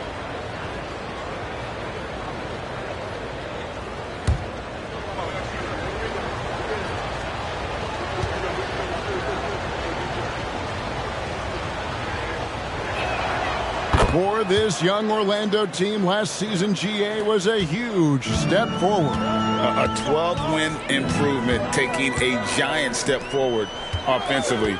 Their top 5 scorers, all under 25 years old, a very bright future in Orlando. Now here's Odom. He's got 9. And the pass to Archibald. Shoots. And Orlando again with the bucket. Wow, what a pass there. He made that a very easy basket with that setup. 2 minutes remaining in the first. 2 minutes. Now Brunson. 8 points his last outing. Gallinari outside. That 3 off the mark. Orlando leading by 7. Here's Archibald. Good. Nice job down low. Archibald's got 6. 1:37 left to play in the first quarter. Brunson finds Smith. Now with the ball. Passes it to Brunson. Some nice passing here by Indiana. And he takes that one up and powers it through. Oh, the dish from Smith. Great basketball play by JR. Here's Archibald. Brunson covering. 1:04 left to play in the first. Down to 5 on the shot clock. There's the 3. Houston pulls it in. Pacers trail by 7. Pass to Brunson. Kicks it to Yao. Smith outside. Takes a 3. It's hauled in by the Magic. Boy, this is bad. Tough to watch. I mean, this is really bad. He's stone cold this quarter. Man. Thompson passes to Archibald. 26 seconds left in the first quarter. Indiana's gone 1 of 5 from downtown in the first quarter. Points out there have been hard to come by. And up the court come the Magic on the break. Drops in the breakaway layup. He's got 8. And when they've gone to him, he has come through big time. You got to keep getting him touches. And here's Smith. Yao with a screen on Odom. And we reach the end of the first quarter. Magic lead by 9. We'll take a quick break, then get you back to the action. The Pacers, 10.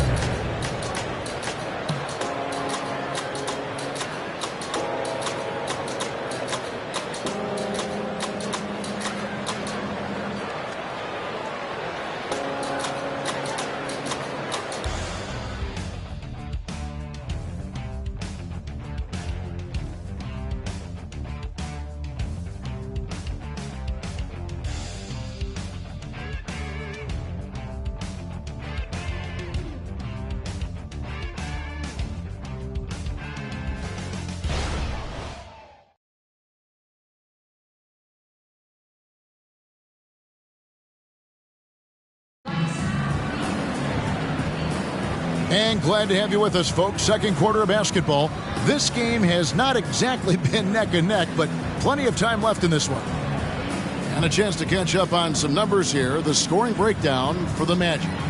We've got a bunch of this game yet to be played, but they're shooting it well from the three-point line. That's got to be a welcome sight. Cultivating a lot of assists right now, which is beautiful to see. Love the way they're working that ball around. They've got Pippen. Hobson is out there with McHale. And it's Kuzi in at the 1 spot. That's who's out there for Orlando. Pass to Nevin.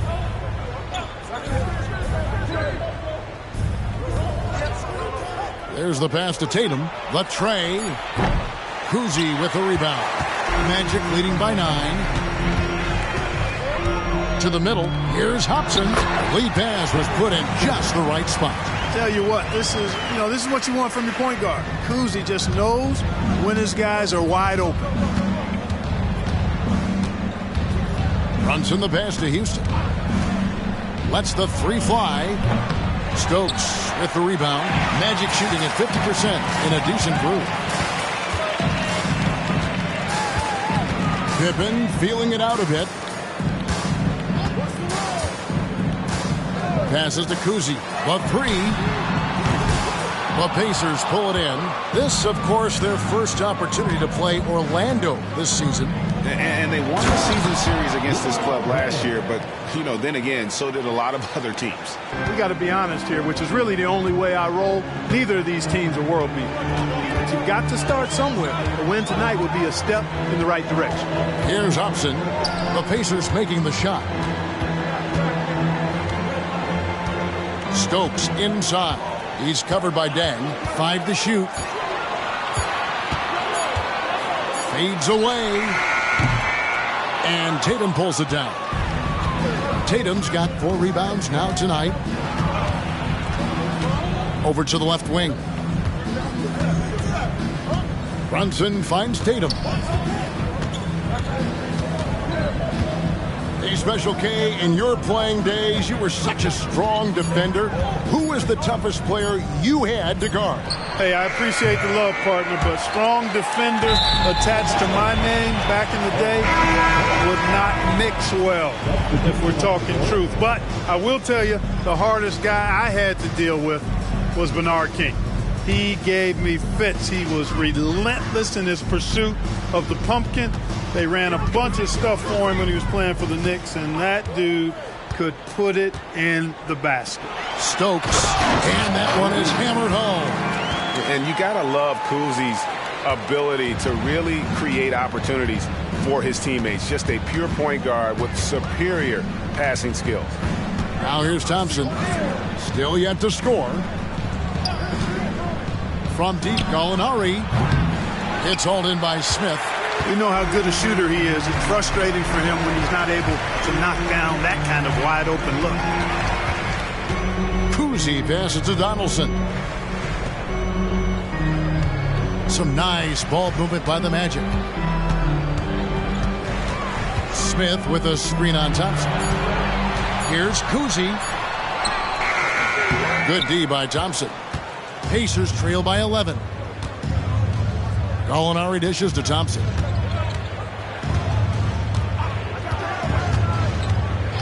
And looks like the illegal pick was set. Yep, that's right. That'll get their attention. And not the most common call you'll see in the NBA, but hard to argue that pick wasn't illegal. Yeah, you know, the officials aren't nearly as lenient as they used to be on that call. As a matter of fact, I know I got away with a lot of those in my playing days, but that was 40 years ago. The Magic making a switch here. Bradley's checked in. Here's Kuzi. They lead by 11, the largest margin of the game. Bradley kicks to Smith. And Tatum pulls it down. Tatum's got his 5th rebound in this one. Greg, here we are watching Claxton. Who does he remind you of? You know, Kevin, defensively, he looks a lot like AD out there. Similar builds, and Claxton can also handle the ball a little bit. Just want to see if this guy can develop an ability to play facing up to the basket. And Kuzi, just an all-around talent, superb passer who also rebounds well at his position. And guess what, folks? He can also score with the best of them.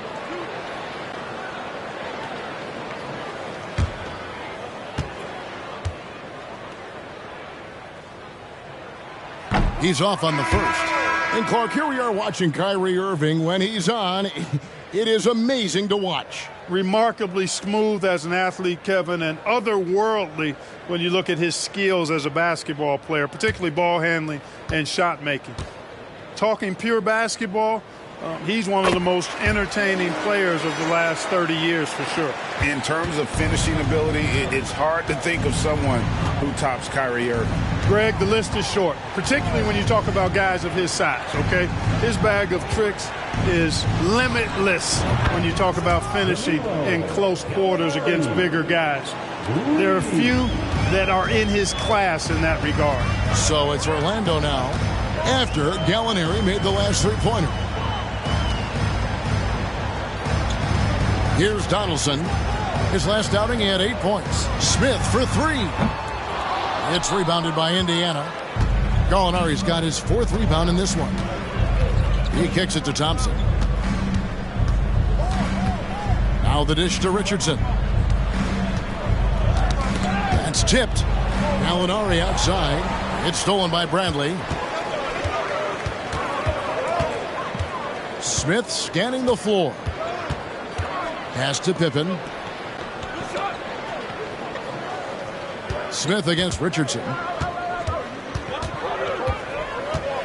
Now here is Smith. He's guarded closely. And it's good with time running down on the shot clock. Smith's got his 2nd basket. Well, we've seen that movie a few times, haven't we? An easy bucket in the paint. Well, listless and lifeless at the defensive end. I mean, especially inside. They've really got to pick up that interior defense. And now the first timeout called here for the Magic. Coming into this, having notched a win against Cleveland in their last game. Yeah, and that one, their intensity on the offensive end was not matched by their opponent. That led to some easy buckets. Yeah, you know, you can't allow them to get into a rhythm on offense. Once that happens, then you're in trouble.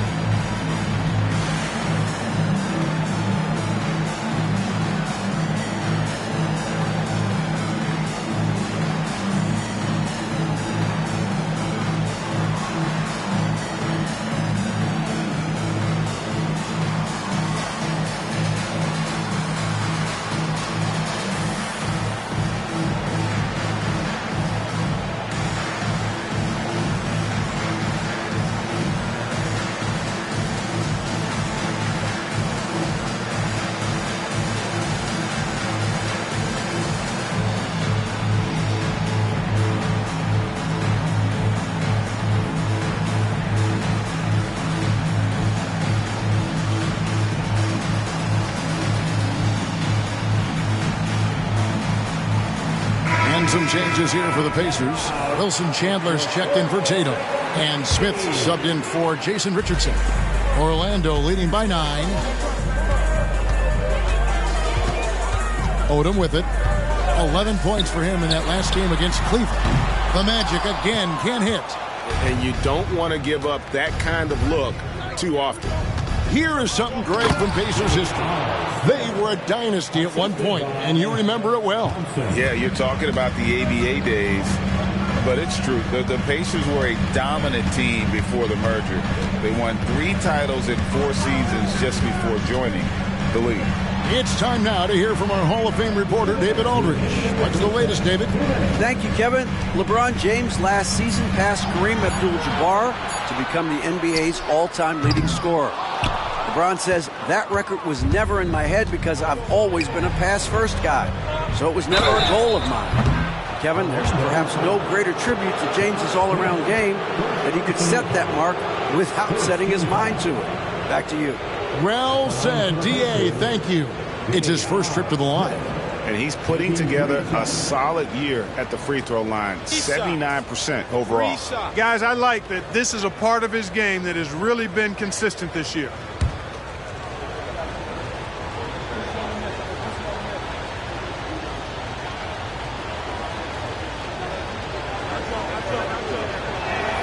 And he hits the first of 3. Some people see the Orlando Magic as a team, Clark, with a very high ceiling. How about you? Lots of potential there. No question about it, Kevin, and plenty of room for growth. The challenge is going to be corralling that and moving it in the right direction. You know, it could take longer than people expect or want it to, so you got to be patient in this situation. Second free throw, no good. Clark, you know him well, the Pacers winning 3 championships in the ABA back in the 70s. But they're still looking for their first NBA title. Yeah, exactly. They've played in the finals. Took the Lakers to 6 games, but that was over 2 decades ago. And right now, they're playing in a very crowded and tough Eastern Conference. And he nails the third. Well, I love the confidence that JR shoots the ball with, and on occasion now, he can shoot you in or out of games when he falls in love with that 3. Here's Kuzi.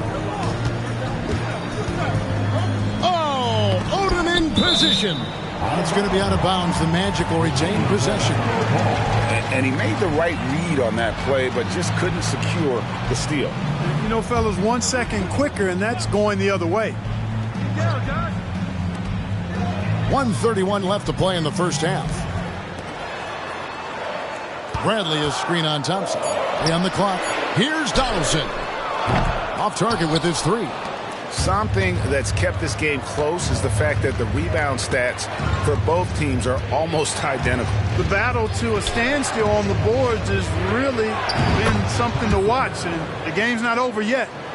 We'll see if one of these teams maintains more energy than the other going down the stretch. Orlando with the ball, following the score by Indiana. Right wing. Smith outside. Pass to Odom. There's the pick. Shoots the 3. It's good from long range. Odom's got 12 points in the game. And this is the game plan for him. He's a big part of their floor spacing. And you know what? It's all about the long-distance game for him tonight. He's getting it done from out there. And that one clearly a foul. Gets the whistle, and 2 shots coming up. No question, he got bumped on that shot. Yeah, the officials didn't need to talk that one over. It was obvious. This is his second trip to the free throw line.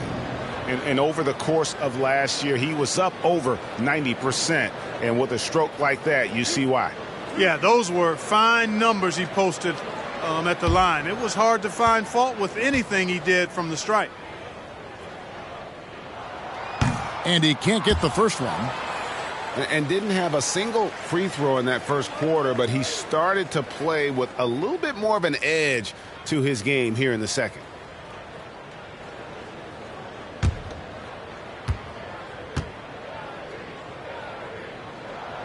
Good on the second free throw.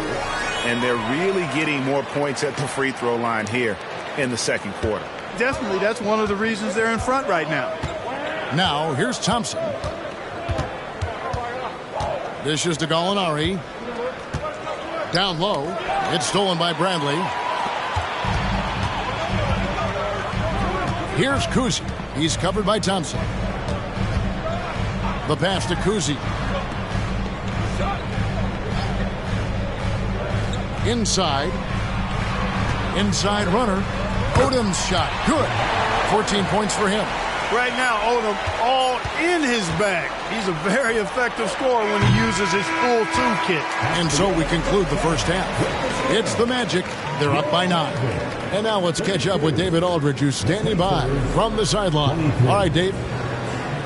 Thanks a lot. Kyrie, what were you all focusing on coming into the game tonight? So I come out with a intense focus and intensity that Thank you, David. We'll be back after halftime for the start of the second half momentarily.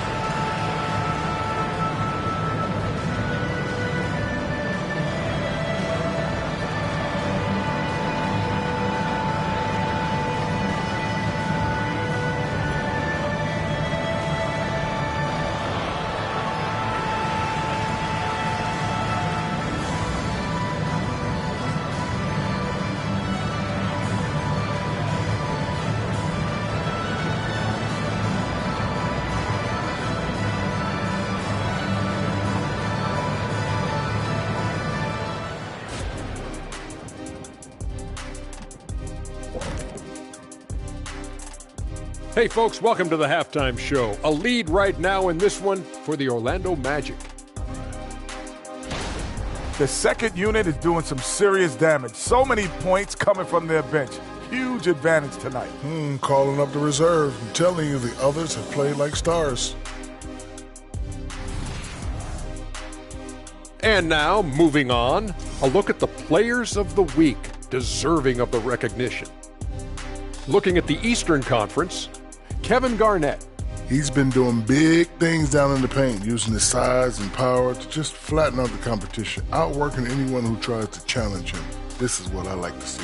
There's really not much more you can ask for from your big man. And that's all for us. Now it's time to send it back to Kevin Harlan for the beginning of the third quarter.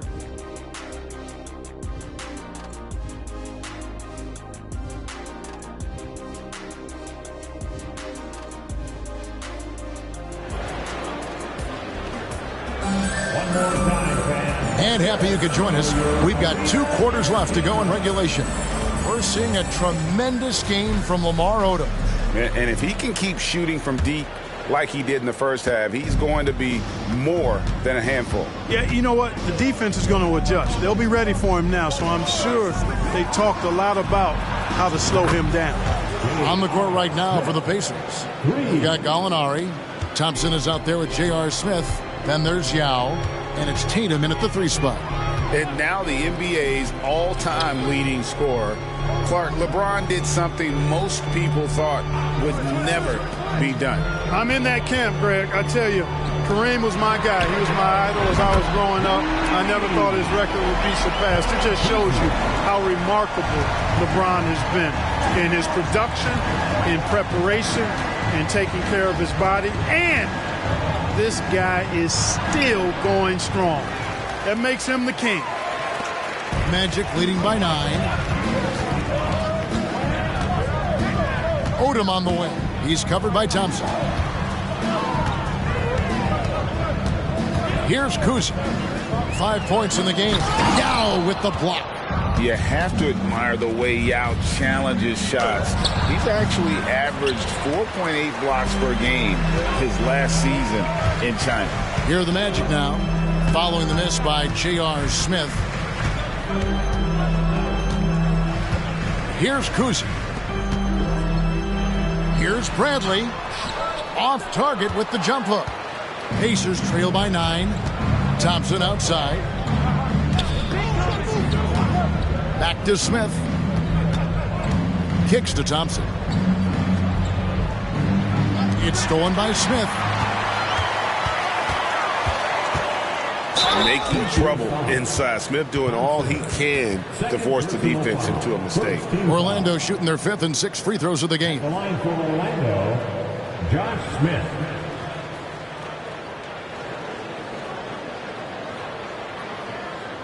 Take a break. Take a break. 2 shots.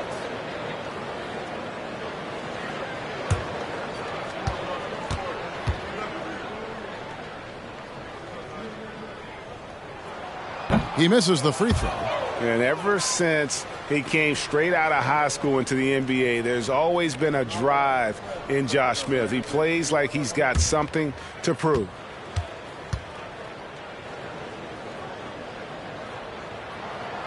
That's off as well, so he misses both.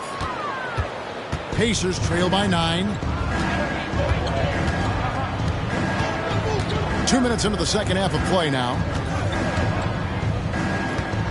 From 18 feet away, Tatum no good. And they're 1 of 4 here to start the second half. Passes it to Kuzi.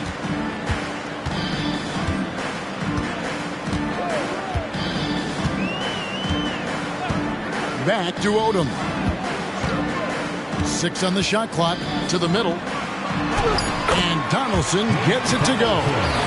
Donaldson's got his first points of the night. A gifted passer Lamar Odom is, embracing his point forward role. Smith outside.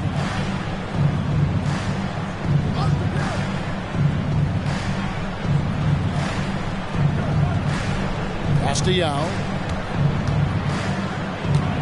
To stop the drought. And it's Orlando with the rebound. Bradley's got 5 rebounds tonight. Ooh, this is turning into a slow start here in the second half. Seems like they left that offense in the locker room. Here's Kuzi. He's covered by Thompson. Odom, the pass to Donaldson. A shot's good on the assist by Odom. Odom's got his 3rd assist on the night. They've been looking out of sync offensively. Yeah, their offense has ground to a standstill. Thompson passes to Yao.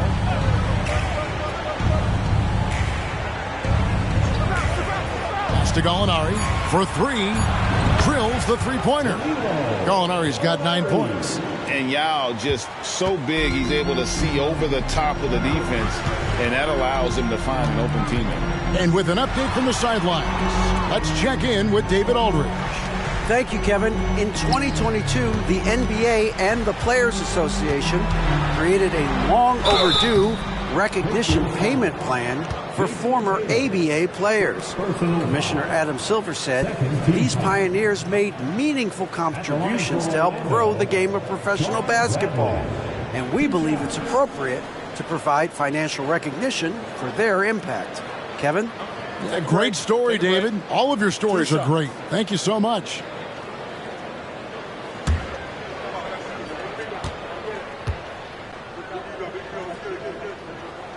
Free throw good from Bradley.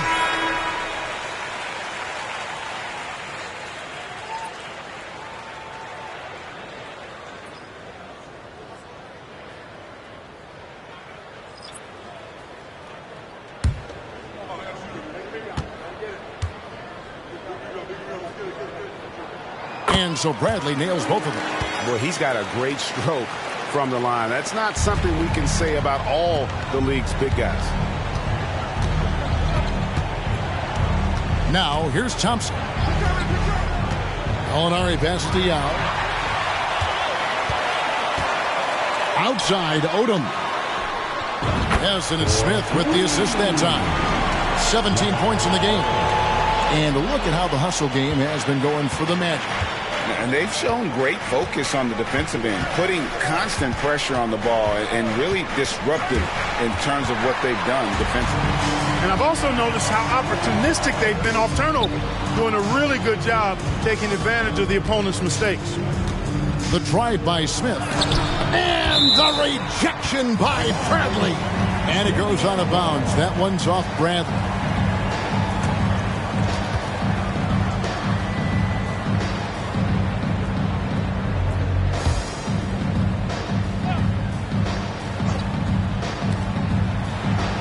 Smith the pass to Gallinari. Thompson outside. Gallinari with the screen for Thompson. Over Archibald. And the Pacers can't get it to go. On offense, here are the Magic. They're on a 12-3 run. Outside, Odom.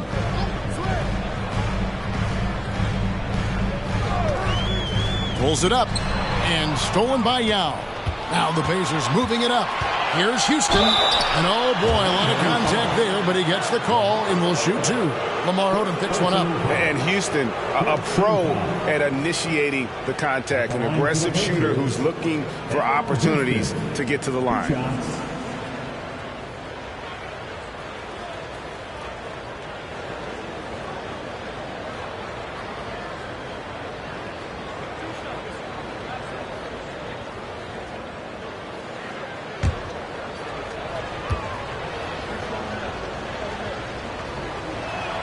First one falls for him. Houston is a phenomenal go-to scorer. He's got a smooth stroke and a nice clip from any spot on the floor.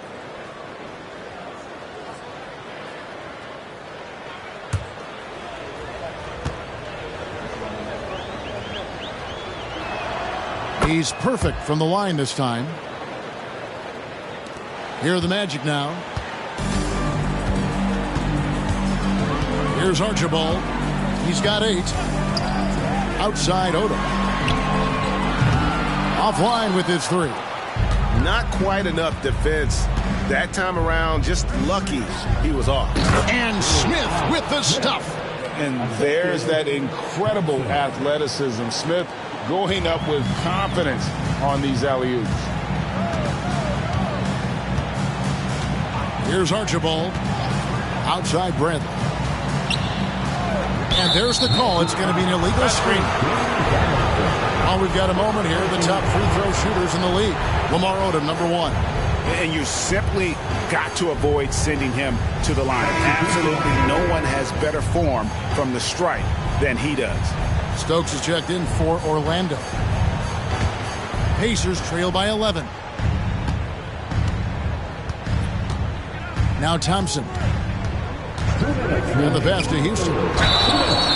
Wow, came this close to a 4-point play. He'll head to the line for 3 free throws. It's going to be on Josh Smith. On the night, he's gone 2 for 2 at the stripe. Allen Houston, 3 shots.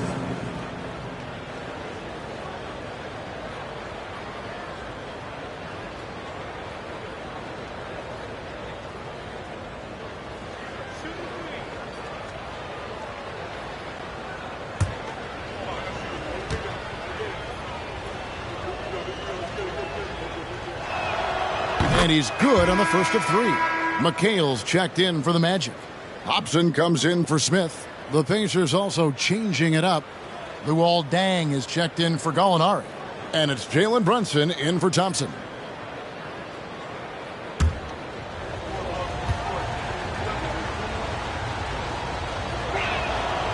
That one misses.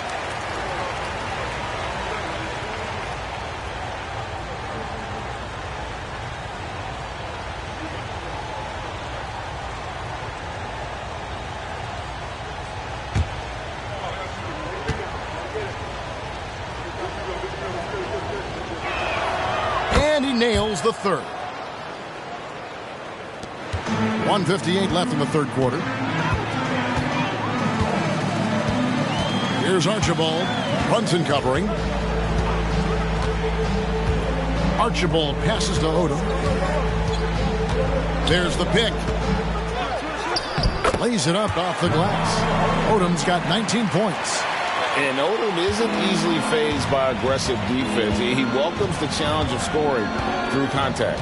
And Kevin Porter Clark was almost out of the league at one point. He has certainly turned things around. Well, there was no question about his talent, but every young player has growing up to do some more than others, and he was in that category. But he's gotten himself together, and he's producing at a high level now. Stolen by Brunson. Again, Indiana. Well, they're getting stops, and they're attacking on the offensive end. You know, it's taken a big run, but they were able to get back into this one. Very impressive. No quitting these guys. Here's Archibald. He's got 8. A shot's good on the assist by Odom. Odom's got 4 assists in the game. 44 seconds left in the third quarter of the game. They set the pick. The drive by Smith misses the layup. Their game plan needs to change if they're going to get out of this hole because he is just not there offensively. Odom, the pass to Hobson. Here's Archibald from past the arc. And basket number 6 to his stat sheet. He's now 6 for 10. Just Mr. Reliable again here today, Kevin. I mean, they need his points, and he's producing. Smith outside. And the officials will call the illegal screen right there. And guys, point of emphasis for the league is to really crack down on illegal screens. Yeah, you know, he might have gotten away with that a few years ago, but not anymore. No way. Now you've got to be stationary on those screens. No extra hips or elbows, or they'll call it. McHale with a screen on Brunson. Here's Kuzi. And that would have counted, but his shot was off the mark this time. And so it's the Orlando Magic. 13 points up at the end of the period. They've been playing some ferocious defense. And we'll be right back after this.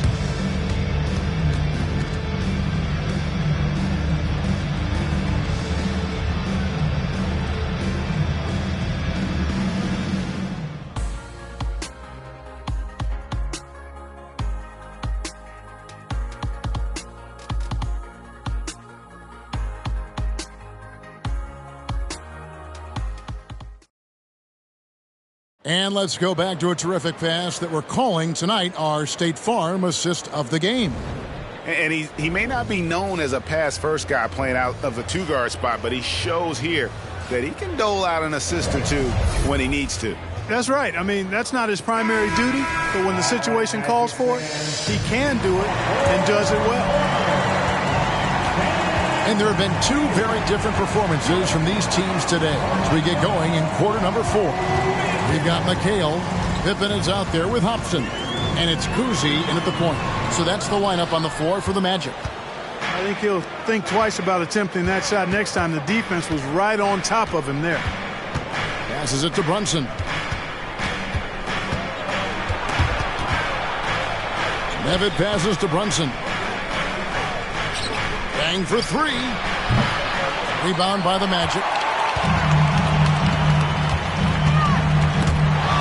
Stolen by Brunson. Fast break. Here comes Indiana over Kuzi. Good on that shot. And with that, the Magic lead is cut to just 11 points in the basket from Brunson. Now, here's Pippen. Guarded closely. Pass to Kuzi.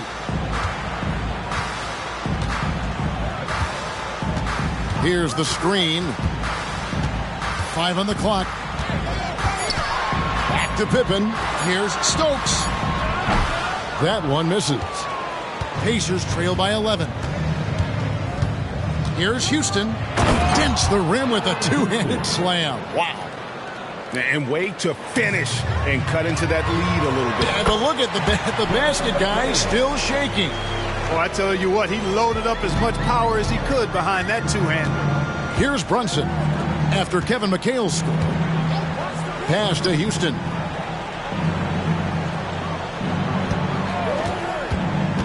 Now the pass to Nevitt.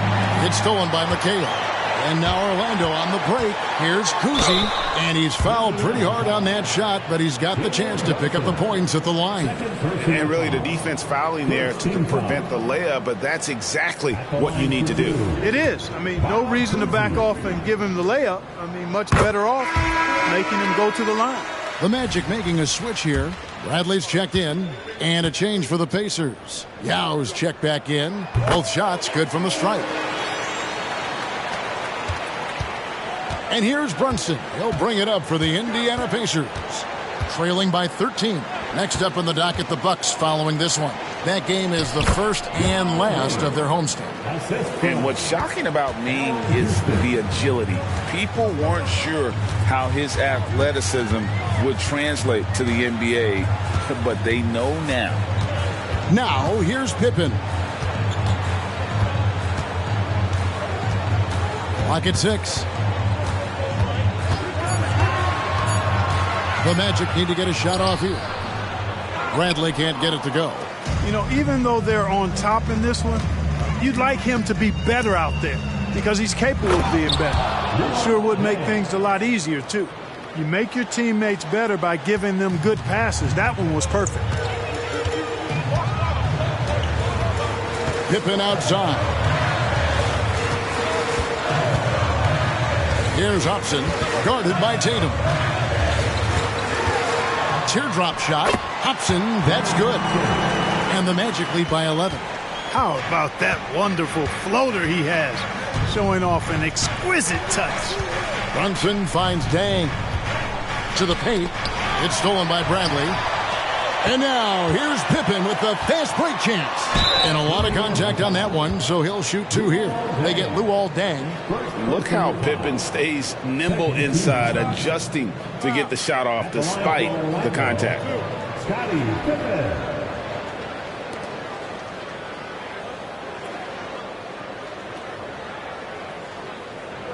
Shooting 2.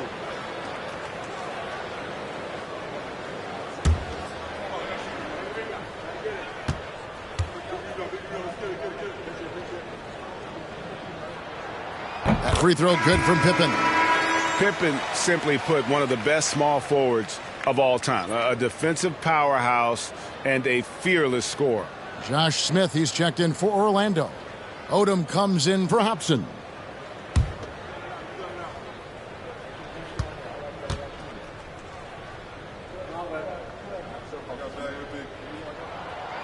That one misses, so he goes 1 for 2. Pacers trail by 12. Here's Tatum. Up against it inside. Tatum fights through. Hatchets his way to the rack. And, you know, his height and quick release help Tatum do work in the post. The defense can only do so much. Kuzi passes to Odom. Oh, and he almost had a 4-point play right there. He'll go to the line with a chance for 3. Yeah, you hate to give up a foul on a 3-point attempt. Yeah, unnecessary. I mean, make them earn those points from deep. Don't give them to them free at the line. 3 shots. 3 shots.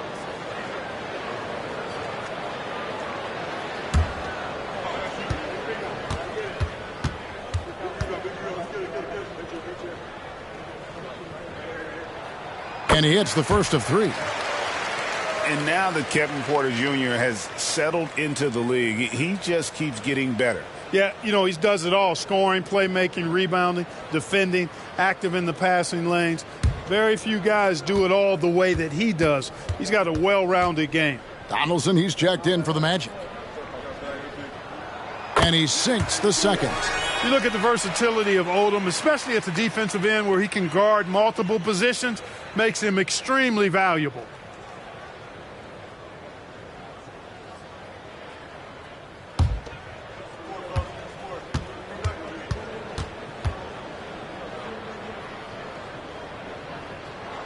And he makes all 3. Over 3.5 minutes through the final quarter now. Thompson looking for an opening. Looks for Yao, gets it to him. Bradley with some nice D. That's the kind of D you need when he's got the ball near the hoop. They were all over it. And Odom covers a ton of ground in a hurry, especially when he's on the break. Now here's Thompson. Smith for three. It's rebounded by Donaldson. Donaldson's got his 5th rebound in this one. Here's Kuzi. He's covered by Thompson. Outside, Odom. Bradley is screen on Smith, and he's going up for the alley-oop, and stolen by Tatum. They're running. And the jam by J.R. Smith.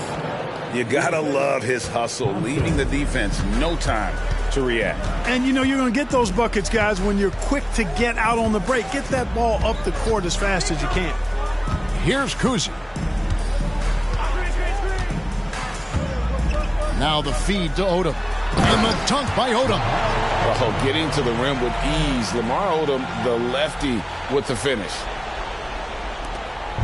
And it's Thompson with the ball. He'll bring it up for Indiana. 15-point game.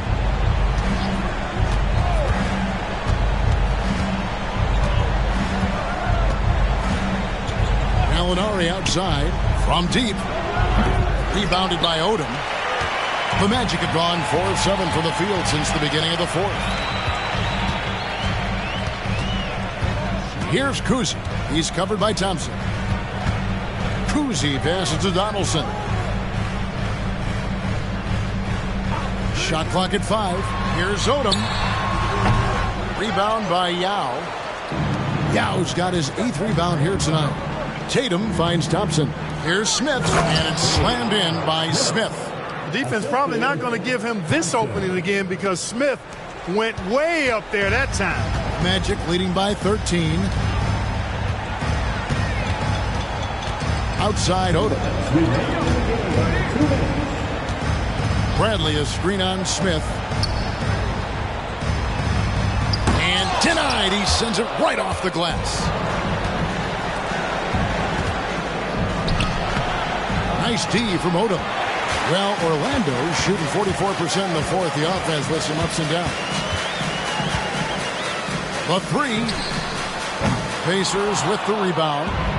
Yao's got 9 rebounds in the game. Getting it done. Here's Smith. Fouled on the shot. Picks up 2 points. So 1 free throw coming up. Oh, smart decision by Smith pays off there. He commits to the shot, and now he's also headed to the line. Smith at the line for 1.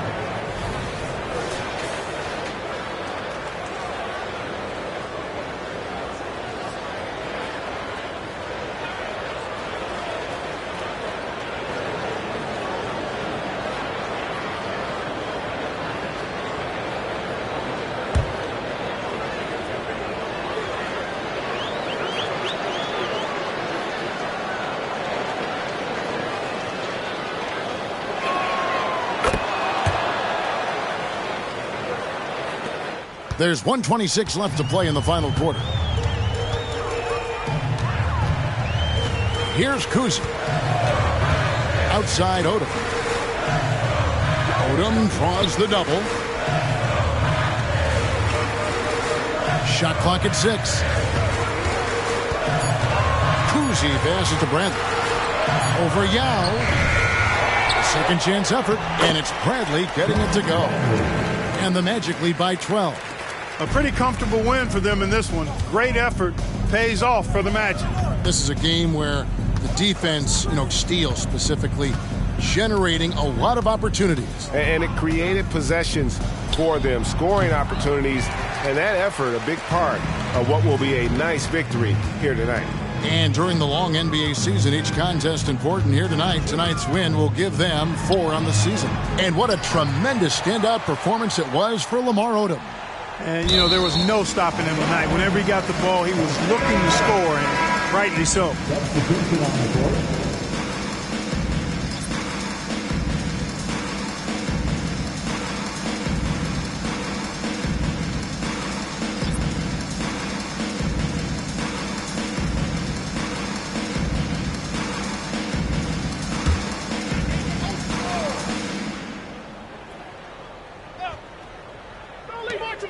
.29 seconds left in the 4th quarter.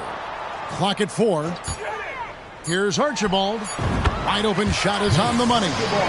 They made the most of their opportunities, looking comfortable and locked in throughout the night. Boy, they've given their fans plenty to cheer about, that's for sure. Effort, skill, coaching, you name it, they've done it. Here's Houston. Nailed from three-point land. Gotta love seeing Houston get space there to shoot it from deep. He is one of the best from beyond the arc. And so it's Orlando taking this one by a big margin. Some good competition, but the hometown advantage and their RIDA, thanks again. And that about wraps it up for...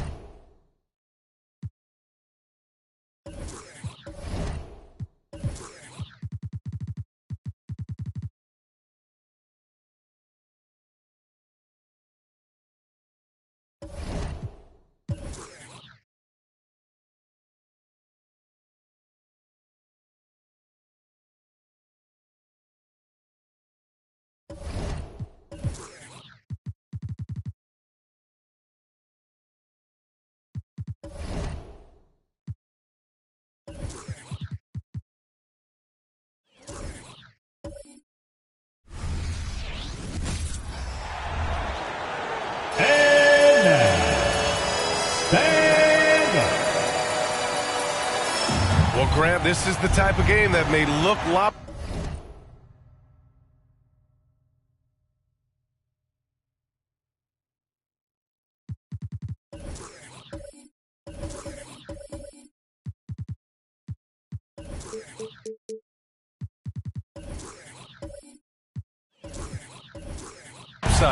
But as we've seen, anything can happen. Anything can definitely happen, B.A.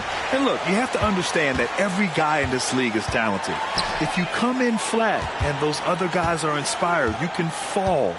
But honestly, you shouldn't. It's all about handling your business. And the starting lineup for the Nets. Here's Havlicek. Check by Rondo. Havlicek passes to Arenas. The three is up. Sends it home from three-point land. Defensively, you have to stay connected to him on the perimeter. Here's Rondo. Pass to O'Neal.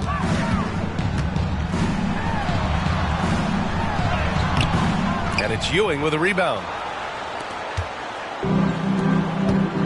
Here's Worthy. Here's Ewing.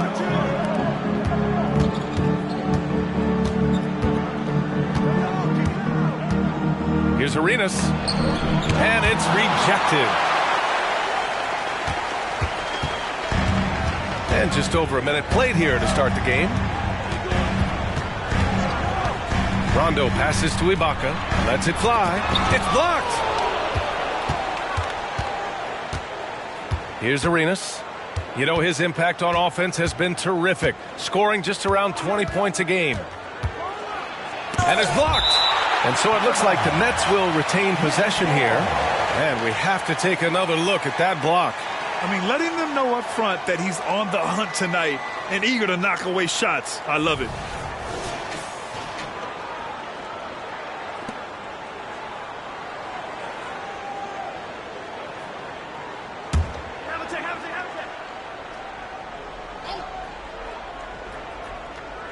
First quarter and about a minute and a half in.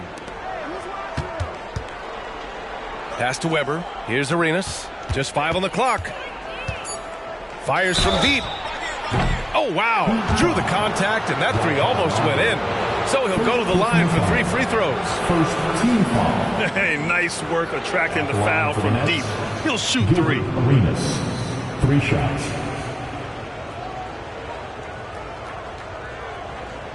Three shots. 3 shots.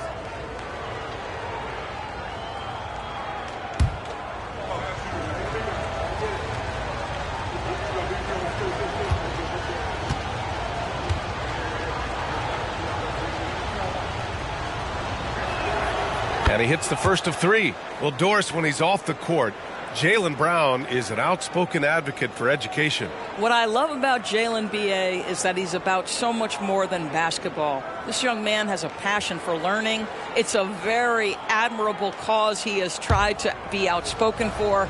You love the superstar level effort between the lines and outside the lines. And he sinks the second.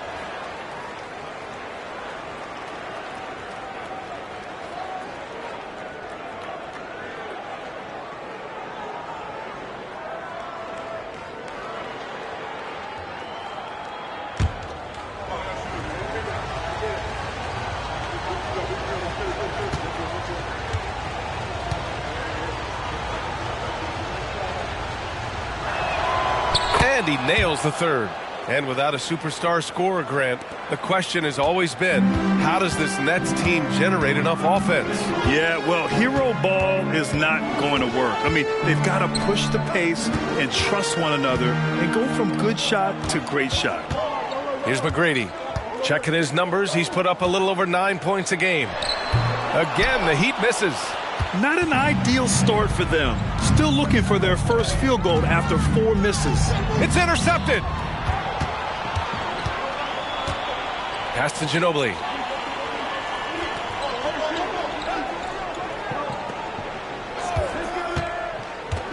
Driving to the basket. Here's O'Neal. And the layup is good off the glass. They needed that. Just 1 for 5 to start this ball game. First quarter of ball, almost 2.5 minutes in.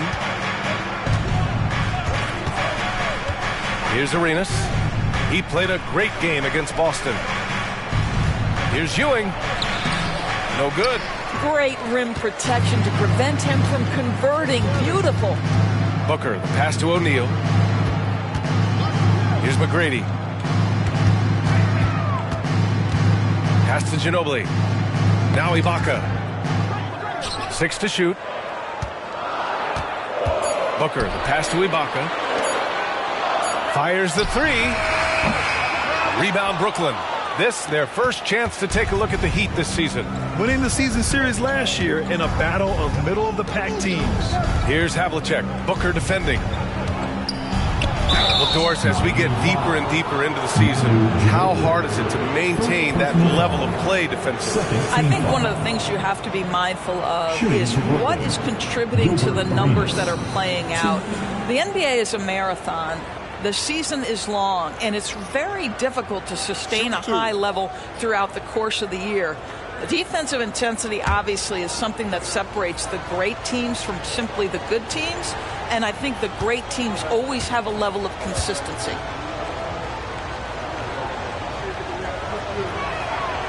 That free throw, no good.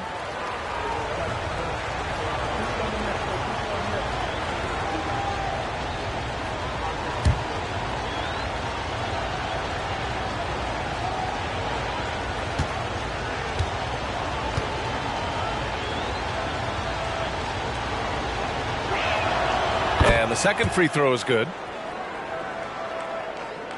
And first quarter, we're about 3.5 minutes in.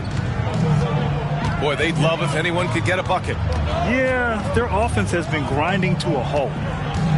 Unloads from 13. Booker can't get it to go. Listen, he knows he should have made that shot. We'll see if they can work it back to him in that same area. Arenas passes to Ewing.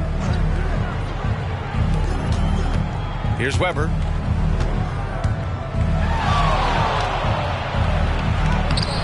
Oh, he got him with a pump fake, but he couldn't finish. Just one made field goal in 5 tries. Not a good start. Here's Ginobili. Last game for him, he picked up 10. Again, the Heat misses. Just terrible defense. I don't know how he missed that shot. Here's Arenas. He has 7. O'Neal pulls it in. Well, this has not been a quarter to remember for this guy. He looks completely flustered. Inside, here's McGrady. And down it goes. Jam that one home. B.A., the one-hand dunk just looks so fluid. Yeah, absolutely. Even smooth when he's powering it home like that. Here's Weber. No points yet. Here's Worthy from the wing. And that one drops. Worthy, assisted by John Havlicek. Miami has gone 0 for 3 from downtown. Throws it up high. Just flawless timing right there. Right? The dish, the catch, the flush, the whole thing was perfect. Here's Havlicek. His stats right now averaging 9 points a game. Pass to Ewing. There's the steal. Here's Ginobili.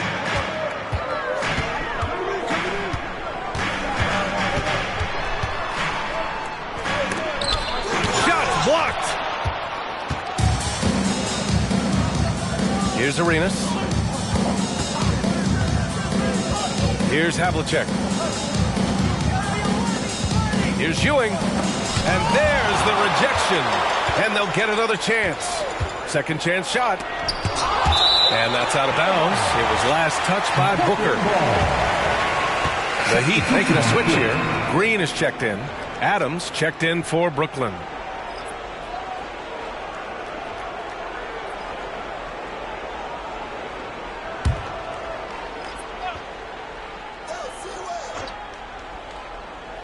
Clock is at 3. Arenas passes to Worthy. On target from range. Worthy's got 5 now. Well, the defense deserves to get burned. Absolutely no excuse for leaving him open. 1:56 left to play in the first. Ooh, had a nice open look right there. McGrady's got his 3rd basket on the night right there. Scoring well this quarter, picking up steam as he goes. Grant, plenty of guys show up to the league, accomplished athletes. Asar Thompson is no exception. Yeah, I mean, he and his twin brother Amin both possess elite explosiveness, B.A. At 6'7" and a 7-foot wingspan, all the tools to succeed and the work ethic to make it happen. And as it goes out of bounds, Brooklyn able to keep possession. Substitution on the court.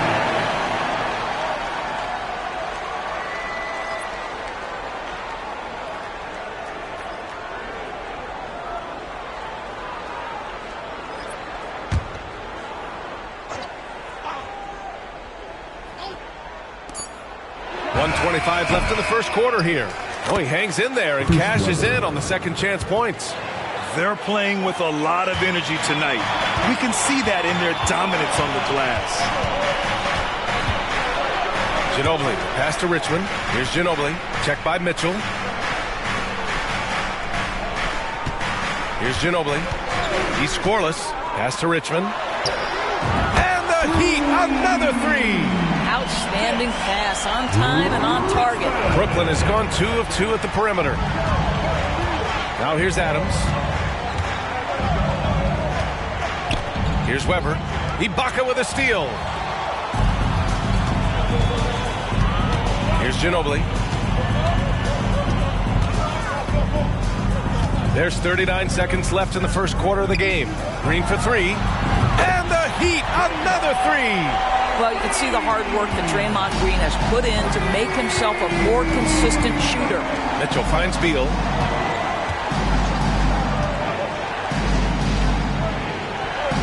Back to Mitchell. Beal surveying the D. 5 on the clock. Launches a three. And again, Brooklyn with the triple. And talk about payback. He hits the revenge triple. Oh, you love to see the competitive fire. A little bit of pride at stake. A little mid-range shot is up. The shot off that time. And still a close game as the first quarter comes to a close. It's the Nets leading by just 2. Don't go away. We'll be back with the second quarter in just a moment.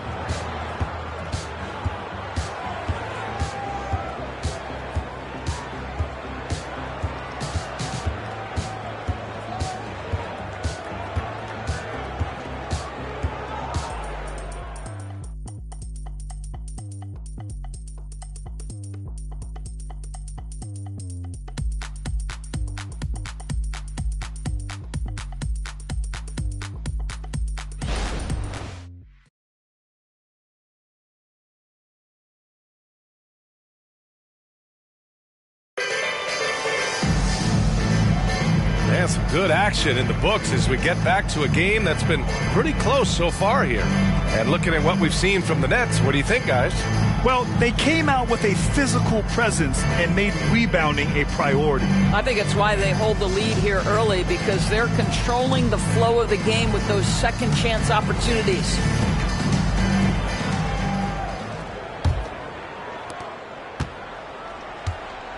They've got Draymond Green, and it's Ginobili in at the point. That's the group in the game for the Heat. Outside Mitchell. Let's go with a three. Adams controls the rebound and the putback. I always love the hard work on the glass. Just great activity. Here's Ginobili. Check by Mitchell. Pass to Turkoglu. Screen by O'Neal. Turkoglu, the pass to O'Neal. Oh, the swat by Adams. Here's Elliott. And here's Mitchell. Beal outside. Puts up a three. It's hauled in by the Heat. He is just so deadly from out there. You expect that to fall. Richmond, pass to Green.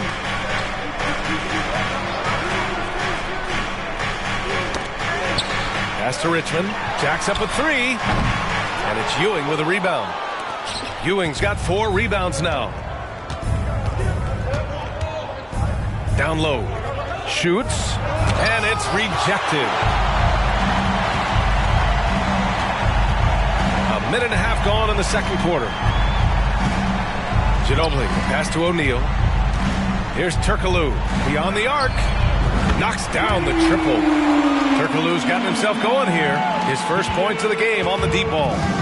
And it's Mitchell with the ball for Brooklyn. Following this game, they host the Magic. It'll be a quick stopover at home before they have to get back out on the road. And from the sideline, let's catch up with Allie. Well, Jaylen Brown has shown steady development over his career. He said, quote, every year presents different challenges. I think that's the fun part about basketball, that it's not the same. You got to be flexible, you got to be durable, and you have to be able to grow with the game. Brian? Allie, he keeps getting better and better. Thanks for that. Good stuff. And looks like an illegal pick was set. That gets the ref's attention. You can get away with one once in a while, but it looked like he wasn't completely set on that pick. I don't think there's any question. There are so many rules that favor the offense these days. You've got to be able to equal things out when an illegal screen is set. Here's Arenas. He has 7 to the middle. Tipped. And a little under 2.5 minutes gone by here in the second quarter. Pass to McGrady. Outside, Green. 6 on the shot clock. Now here's Rondo from outside the arc. Mitchell grabs a miss. Here's Arenas. Mitchell, the pass to Arenas.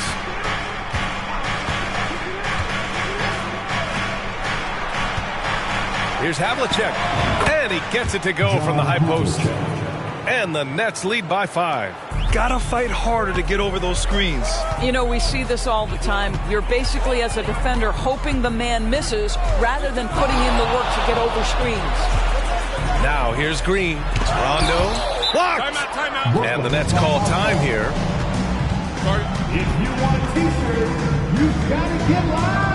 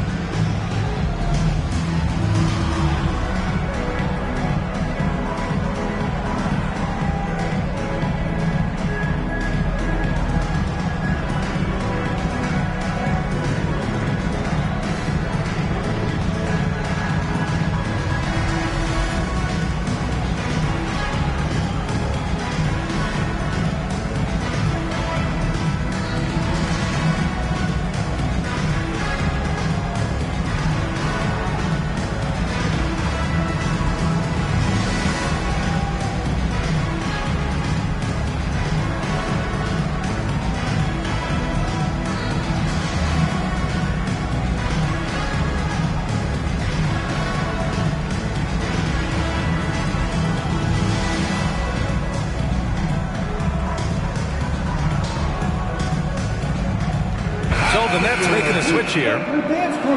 Over the last month, these are the highest scoring teams in the NBA. In the third spot, Brooklyn. This team has really found a great offensive rhythm lately.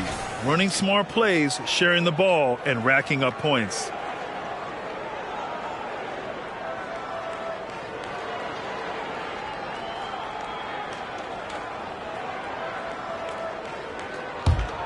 Brooklyn has gone 0 for 2 from outside in the second quarter. And a little under 3.5 minutes elapsed here in the second quarter. Here's Ewing. It's rebounded by Ibaka. Miami has gone 4 of 9 so far from the perimeter. Richmond, the pass to Floyd. Here's Richmond. Pass to Floyd.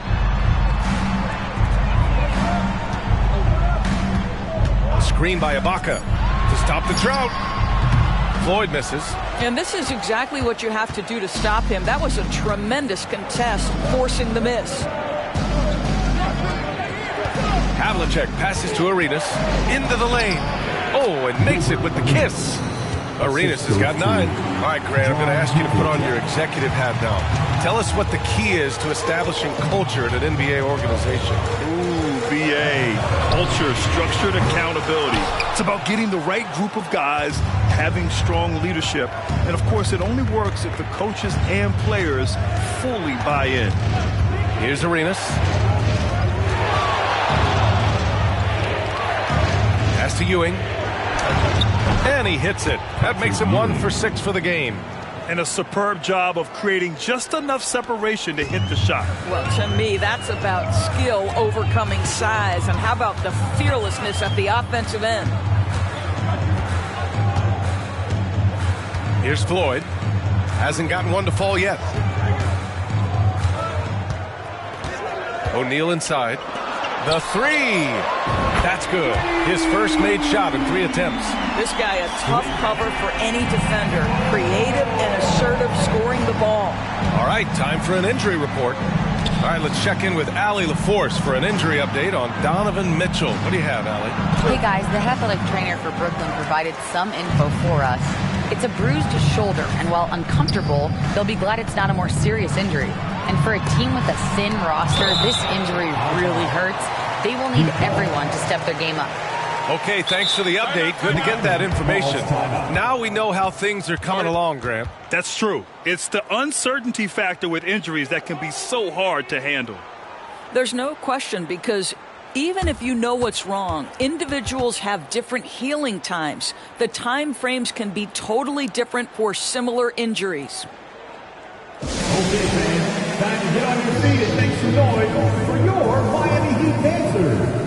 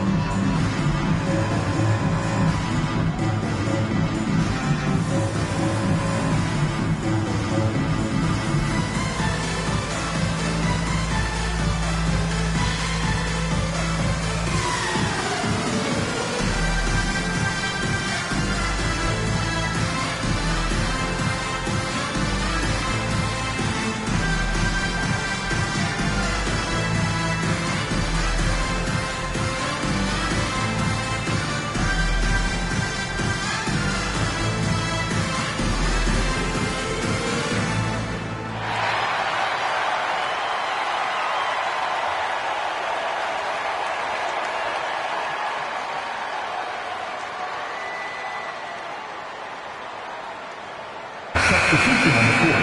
Please make some noise for your Miami Heat dancer.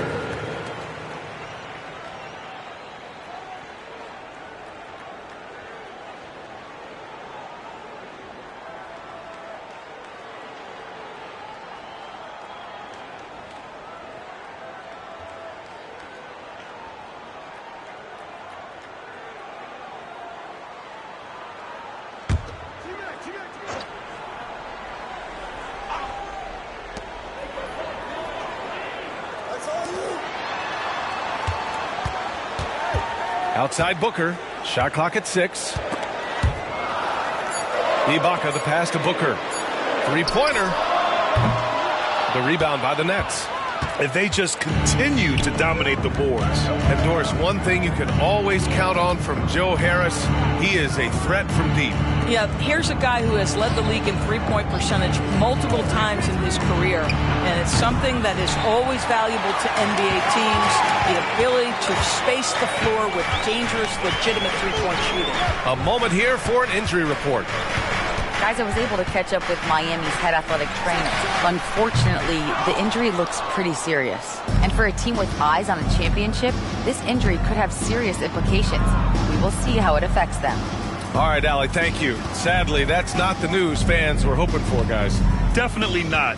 Seems like he's got a long, tough road ahead of him. And our hearts go out to him. The guy works so hard. His teammates love him. Coaches love him. He's going to be missed. And he's coming off a huge performance, and his confidence couldn't be any higher. And his coach knows that, too. Well, the best players, to me, deliver night after night after night. So as long as he's hot, keep riding it. And here are the Nets now. They're on an 11-3 run. 59 seconds left to play in the half. Launches a three. Unable to get that one. I'll tell you, it has not been this guy's best night, but the teammates have been there to pick up the slack. Love it. And the Heat with some changes. O'Neal comes in for Williams, and it's Rondo in for Conley. Substitution on the court.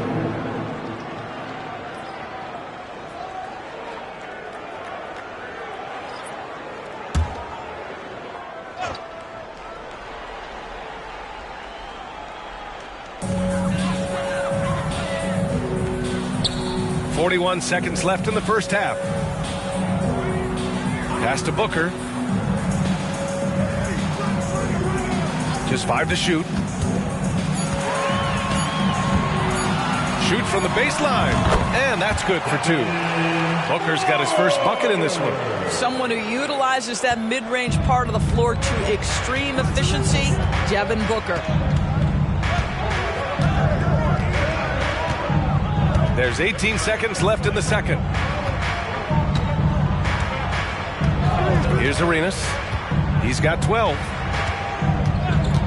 Shoots over Rondo. Arenas' shot is off.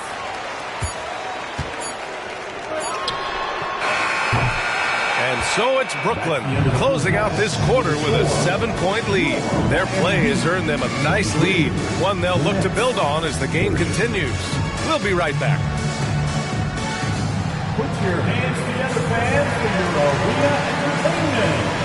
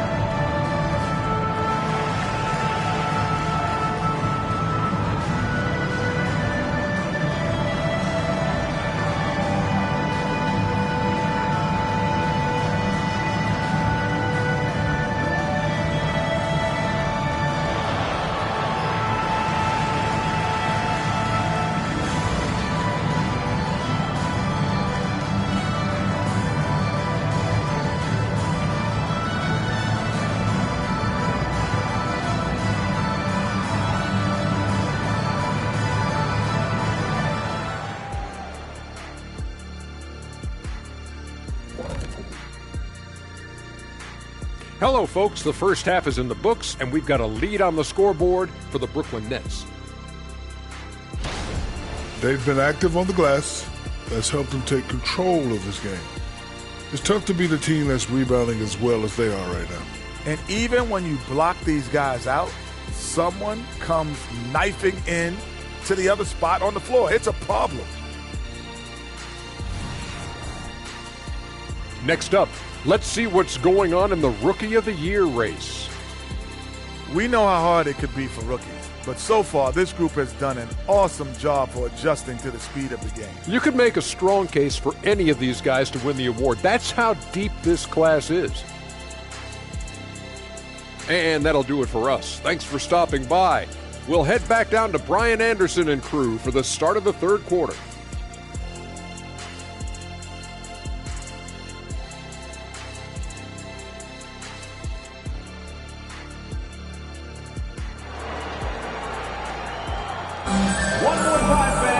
And if you're just joining in, one half is in the books. One half to go.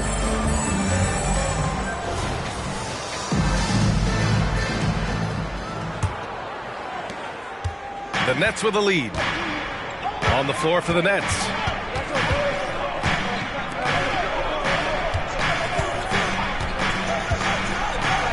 And a two-handed jam. And he just driving the stake in him there. He's a guy who just never lets up. Well, you love that he wants to wear out the defense. What a catalyst for his team. Incredible. Now here's Rondo. Still without a bucket. And the 17-footer goes down. Defensively, you can't afford to get stuck on the pick. You know exactly what that takes. It takes energy, it takes activity, it takes intensity. Here's Havlicek. Pass to Worthy.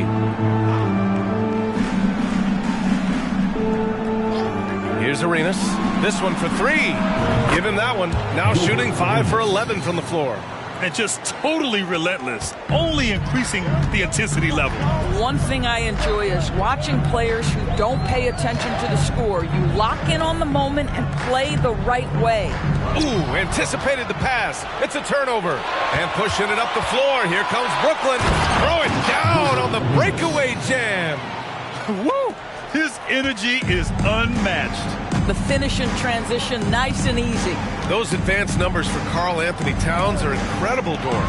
And BA, obviously those advanced numbers are something all organizations look at.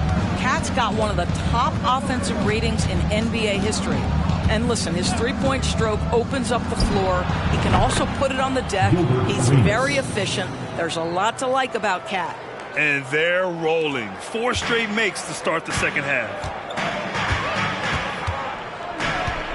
Now here's Rondo. He's guarded closely. Pass to Booker. They need this. Ooh, Booker doing Booker things. How about the competitor answering? Mr. Booker put it back with a three-point answer. The Nets have gone 4 of 4 in this third quarter. Perfect so far. Here's Havlicek. Here's Ewing. Here's Weber. Second shot opportunity, and it's blocked by Ibaka. Boy, great extension from Ibaka. His length always a factor. A touch over 2.5 minutes of basketball played here in the third quarter. Here's McGrady. And again, it's Miami converting. Boy, that's 3 for 4 this half. You like that they're starting with a little bit of extra energy. Nice. Here's Arenas. Checked by Rondo. Arenas passes to Ewing. From 15 feet away. Rebound by the Heat. Ibaka's got 5 rebounds in the game. Just shredding the D. They're on fire right now, shooting 80% to start the second half. Here's Arenas, checked by Rondo, and he jams it home with authority. And a solid pick to free him up for the dunk. Boy, the timing there couldn't be any better. The execution was simply flawless. That, ladies and gentlemen, is how you run that play. Here's O'Neal. Offensively, he's been a force. He's putting up around 19 points a game. I would imagine it's nearly impossible to not get fired up after that play. Grant, check these guys out on the bench. Their reaction says it all. They are fired up. Ooh, poked away. Puts it up. Again, the Nets score. Well, the defense has been lackluster out of the locker room, and that is why they are finding themselves in a tough spot. Outside, Rondo. Nets foul. Patrick Ewing. Green's checked in for O'Neal. And a change for the Nets. Adams is checked in. Substitution on the court.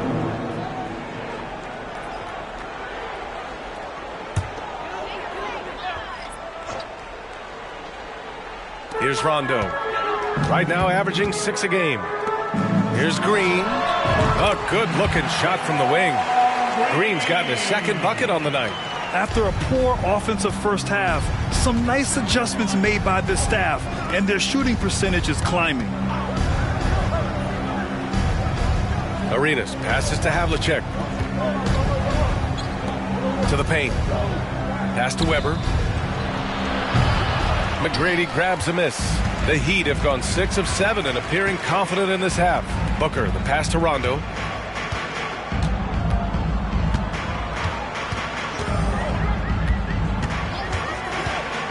Green, a screen. To the middle, 5 to shoot. McGrady, good. McGrady's got 13. And what's working here? Each guy is willing to make the next pass.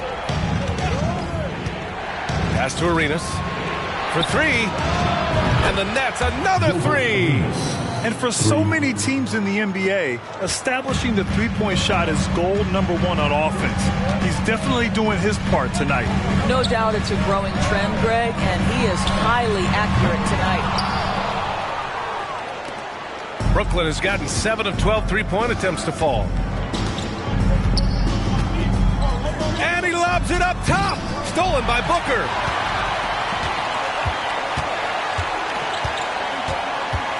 On the take, Booker, and Booker with the jam. A part of that is recognizing the spacing, and Booker so good at finishing on the break. Brooklyn's gotten all 3 from downtown so far in the second half. A minute 53 left to play in the third. Here's Arenas, and Brooklyn again with a bucket. Well, the advantage they have right now is largely based on his play. What an outstanding night. Rondo passes to Booker.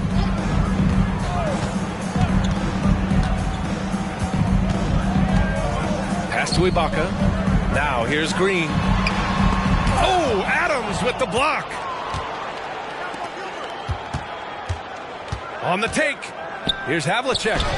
Laid it in with a nice touch off the window. And now it's an 11-point Brooklyn lead. And a closer look here at the hustle stats for Brooklyn. I mean, those swats, they can get into your head, make you think twice about shooting it. So it's about more than just those block numbers. Second chance points have also been a big part of what's happened in this game.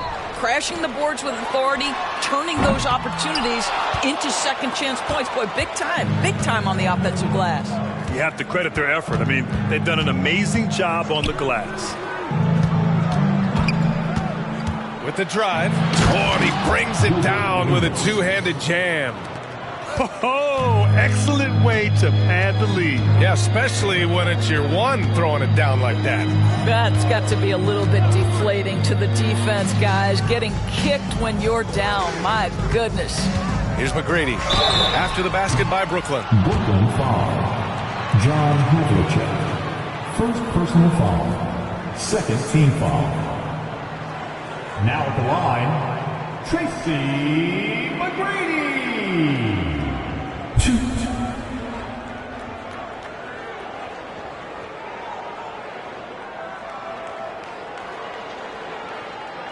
Shooting 2.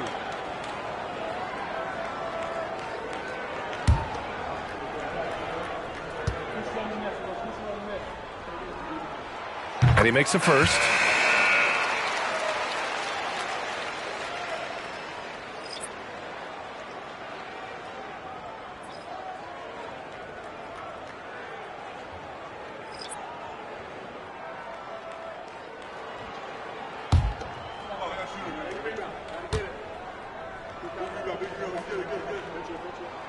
He's perfect from the line this time.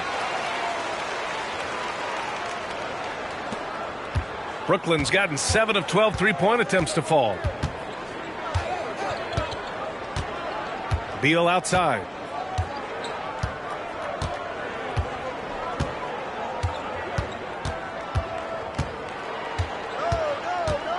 Clock at 6.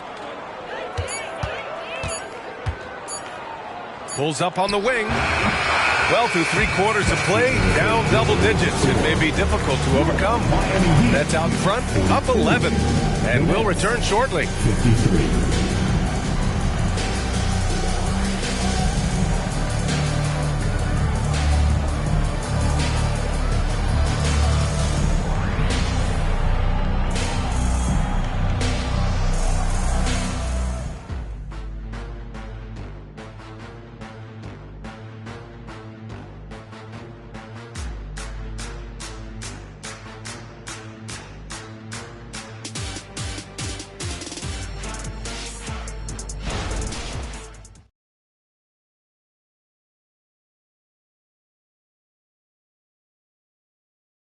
And a worthy candidate tonight as we take a look at our State Farm assist of the game.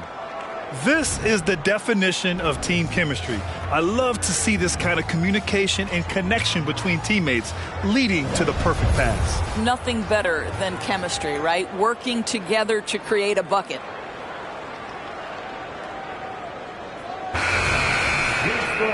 And with the 4th quarter upon us, time is running out for this game to become competitive. Heat shooting 40% from the field in this one. We've got Green, and it's O'Neal in at the pivot spot, manning the middle. That's the group on the floor for Miami. And their physical dominance has been on display. A 10-rebound advantage is a good indicator of how this game has gone. Beal outside. There's the triple. That one falls. Nice setup by Mitchell. And the Nets lead by 14. And after a sketchy first half, they're now looking much more comfortable on the offensive end. Pass to Turkoglu.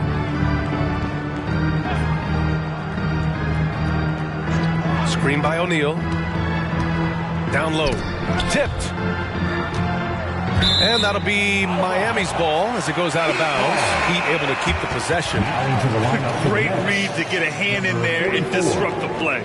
And offensively, a little bit of a careless toss. You could have used a better angle on that pass. Clock at 4. Here's Turkoglu. No good from outside. Boy, we're seeing inspired play out of them. And that's certainly reflected in the score. Here's Elliott. And the Nets, another 3.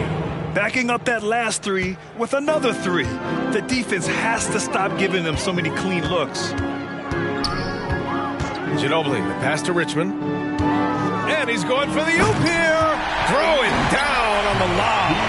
I would imagine it's nearly impossible to not get fired up after that play. Grant, check these guys out on the bench. Their reaction says it all. They are fired up. Here's Ewing.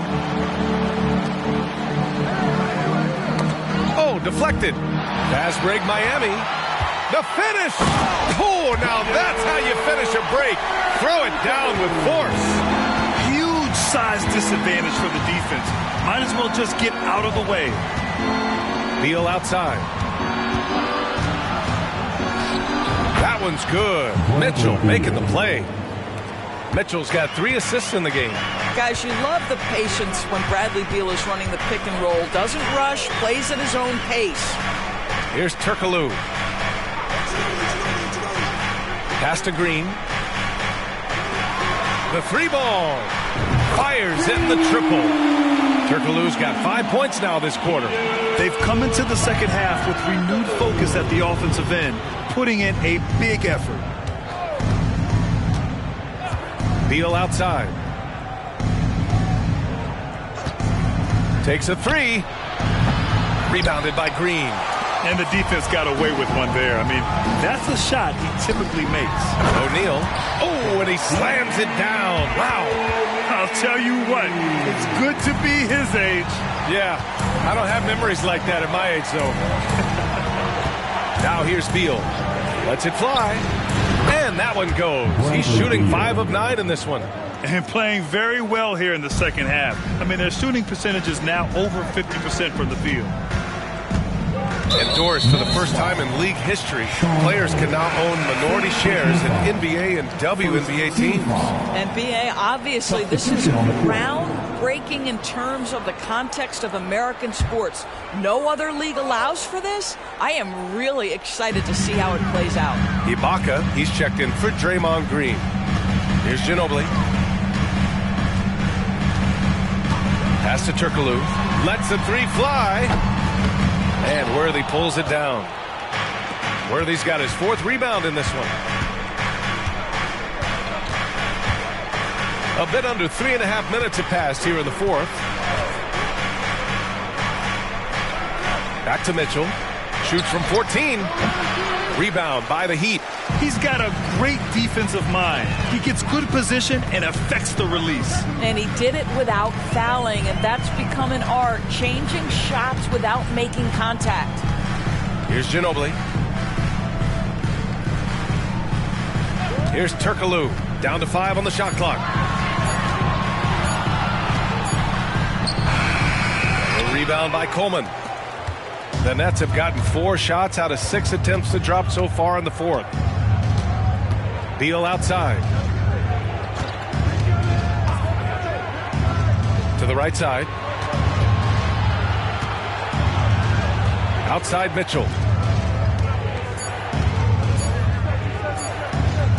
Fires from deep. And it's Miami with a rebound. O'Neal's got 5 rebounds tonight. Miami's gone only 1 of 4 from the perimeter here in this 4th quarter. Here's Ginobili. Checked by Mitchell. The teardrop. And there's contact and a whistle. So he's got 2 shots coming up. And Brooklyn called for the foul. Well, that was clearly a foul. Manu Ginobili.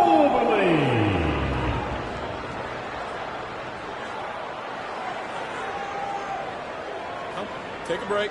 Take a break. 2 shots.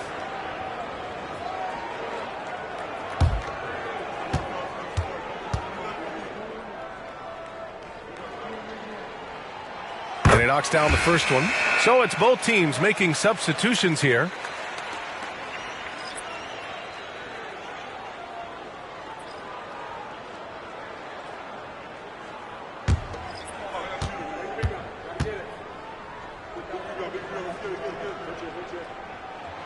So he gets them both. Well, this guy has multiple ways to get to the free throw line, and boy, has his stroke been on the money. Brooklyn has gone 2 of 4 from the perimeter here in the 4th quarter. Here's Arenas. And there's the drive. Nice shot from 10 feet out. Arenas has got 35 in the game. I'll tell you, he's been much better in the second half. He's taking smarter shots. He's looking more comfortable. And guess what? He's in a groove. Here's Ginobili. Booker for 3. Drills it from deep. You love that this guy doesn't get down on himself after a rough first half. Keep your composure and keep grinding. Inside. Here's Worthy.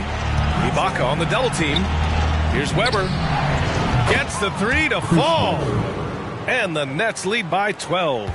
I mean, I guess they're willing to give him that shot. They may want to rethink that strategy, though. Here's Ginobili. To the inside. Here's O'Neal.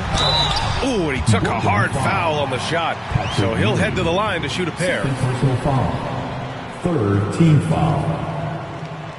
Now at the line, Shaquille O'Neal.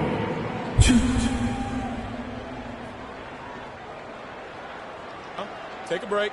Take a break. 2 shots.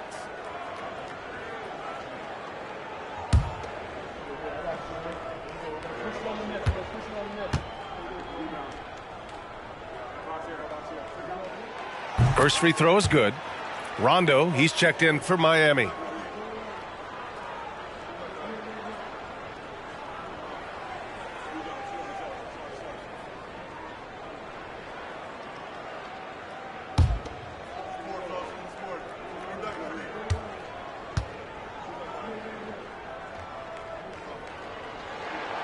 So he hits 1 of 2 from the stripe. The Nets have gone 6 for 9 here in the fourth quarter. Havlicek passes to Worthy. Here's Arenas. Here's Worthy. And so he draws the foul, headed to the line to shoot a pair. First personal foul. First team foul. At the line for the Nets, James Worthy. 2.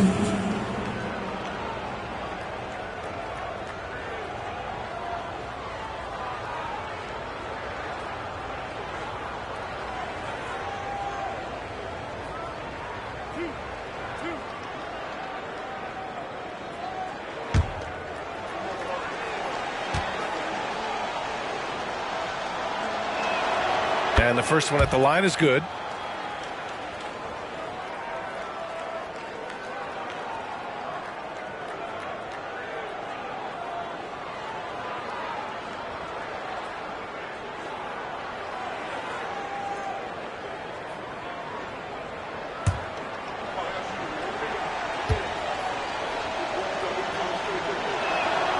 He's off on the second. The Heat have gotten 5 shots out of 9 to go in this fourth. Oh, swiped away. And pushing it up the floor. Here comes Brooklyn. And he takes that one up and powers it through. Adding insult to injury with the dunk off the steal. Nice to see a good play on D. That led to some fireworks. Let's see if that serves as a momentum builder. What a great sequence for this group. Now here's Rondo. And he was fouled while in the act of shooting, so he'll take 2 free throws. First personal foul. Team foul number 4. Now at the line, Rajon Rondo. Take a break. Take a break. 2 shots.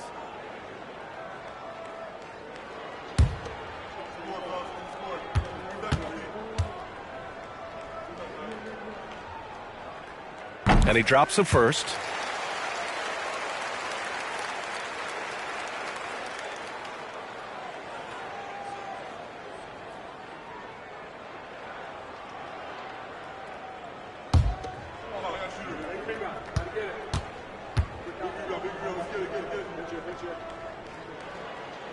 And so he's able to get 1 of 2. He's going to be kicking himself all night. This isn't the time to be wasting opportunities. Pass to Havlicek. O'Neal pulls it in. O'Neal's got his 6th rebound on the night. Miami's got 2 of 5 threes to go here in the fourth. Outside, Rondo. Ibaka the pass to Rondo. And there's the lob. Well, they needed this run way earlier. At some point, it's too little, too late. Yeah, but then again, this run came against a team that may have felt it had already won, and you get the sense it let its guard down. Well, now it's just a matter of watching the sand fall through the hourglass. This game is wrapped up and a strong showing for the Nets. Man, they were in a groove from long range tonight. Yeah, they were able to find space, and they were ready to let it fly the moment they saw an opening. And it's a performance that will signify their 5th win of the year. And I'll tell you what, this is a guy who doesn't take a break at all on the boards. Man, doing serious work. He likes being an anchor on the glass. Well, but as defenders keep forgetting to box him out, he continues to just make them pay. Booker finds Ibaka. Here's McGrady. Gets it to go from the corner. Boy, the consistency he's had tonight has been impressive. Really steady from the field.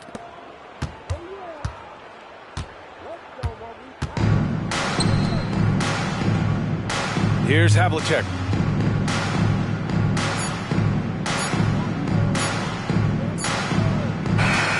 So we see the Nets get the win here. This was a hard-fought, well-earned victory for them. They had to dig deep to come out on top. Yeah, you know, some teams might buckle under the pressure towards the end. The crowd was so amped up, such a hostile environment, but they stood tall and got the win. All right, let's go courtside to Allie LaForce with our player of the game. Allie, it's all yours. Thank you very much. Jalen, you had it going. Can you talk about the confidence you had tonight? I'm just trying to continue to show people what I can do, continue to get better. It's a long journey. It's a process. I still got a long way to go and a lot to learn. So I'm going to just keep going up. It's all part of the journey. Thanks, Jalen. All right, Allie, good stuff there. Thanks for that. And that'll do it, folks. For Allie LaForce, Doris Burke, and Grant Hill, this is Brian Anderson alongside our 2K Sports crew, thanking you for watching as we leave you with the New Balance Player of the Game.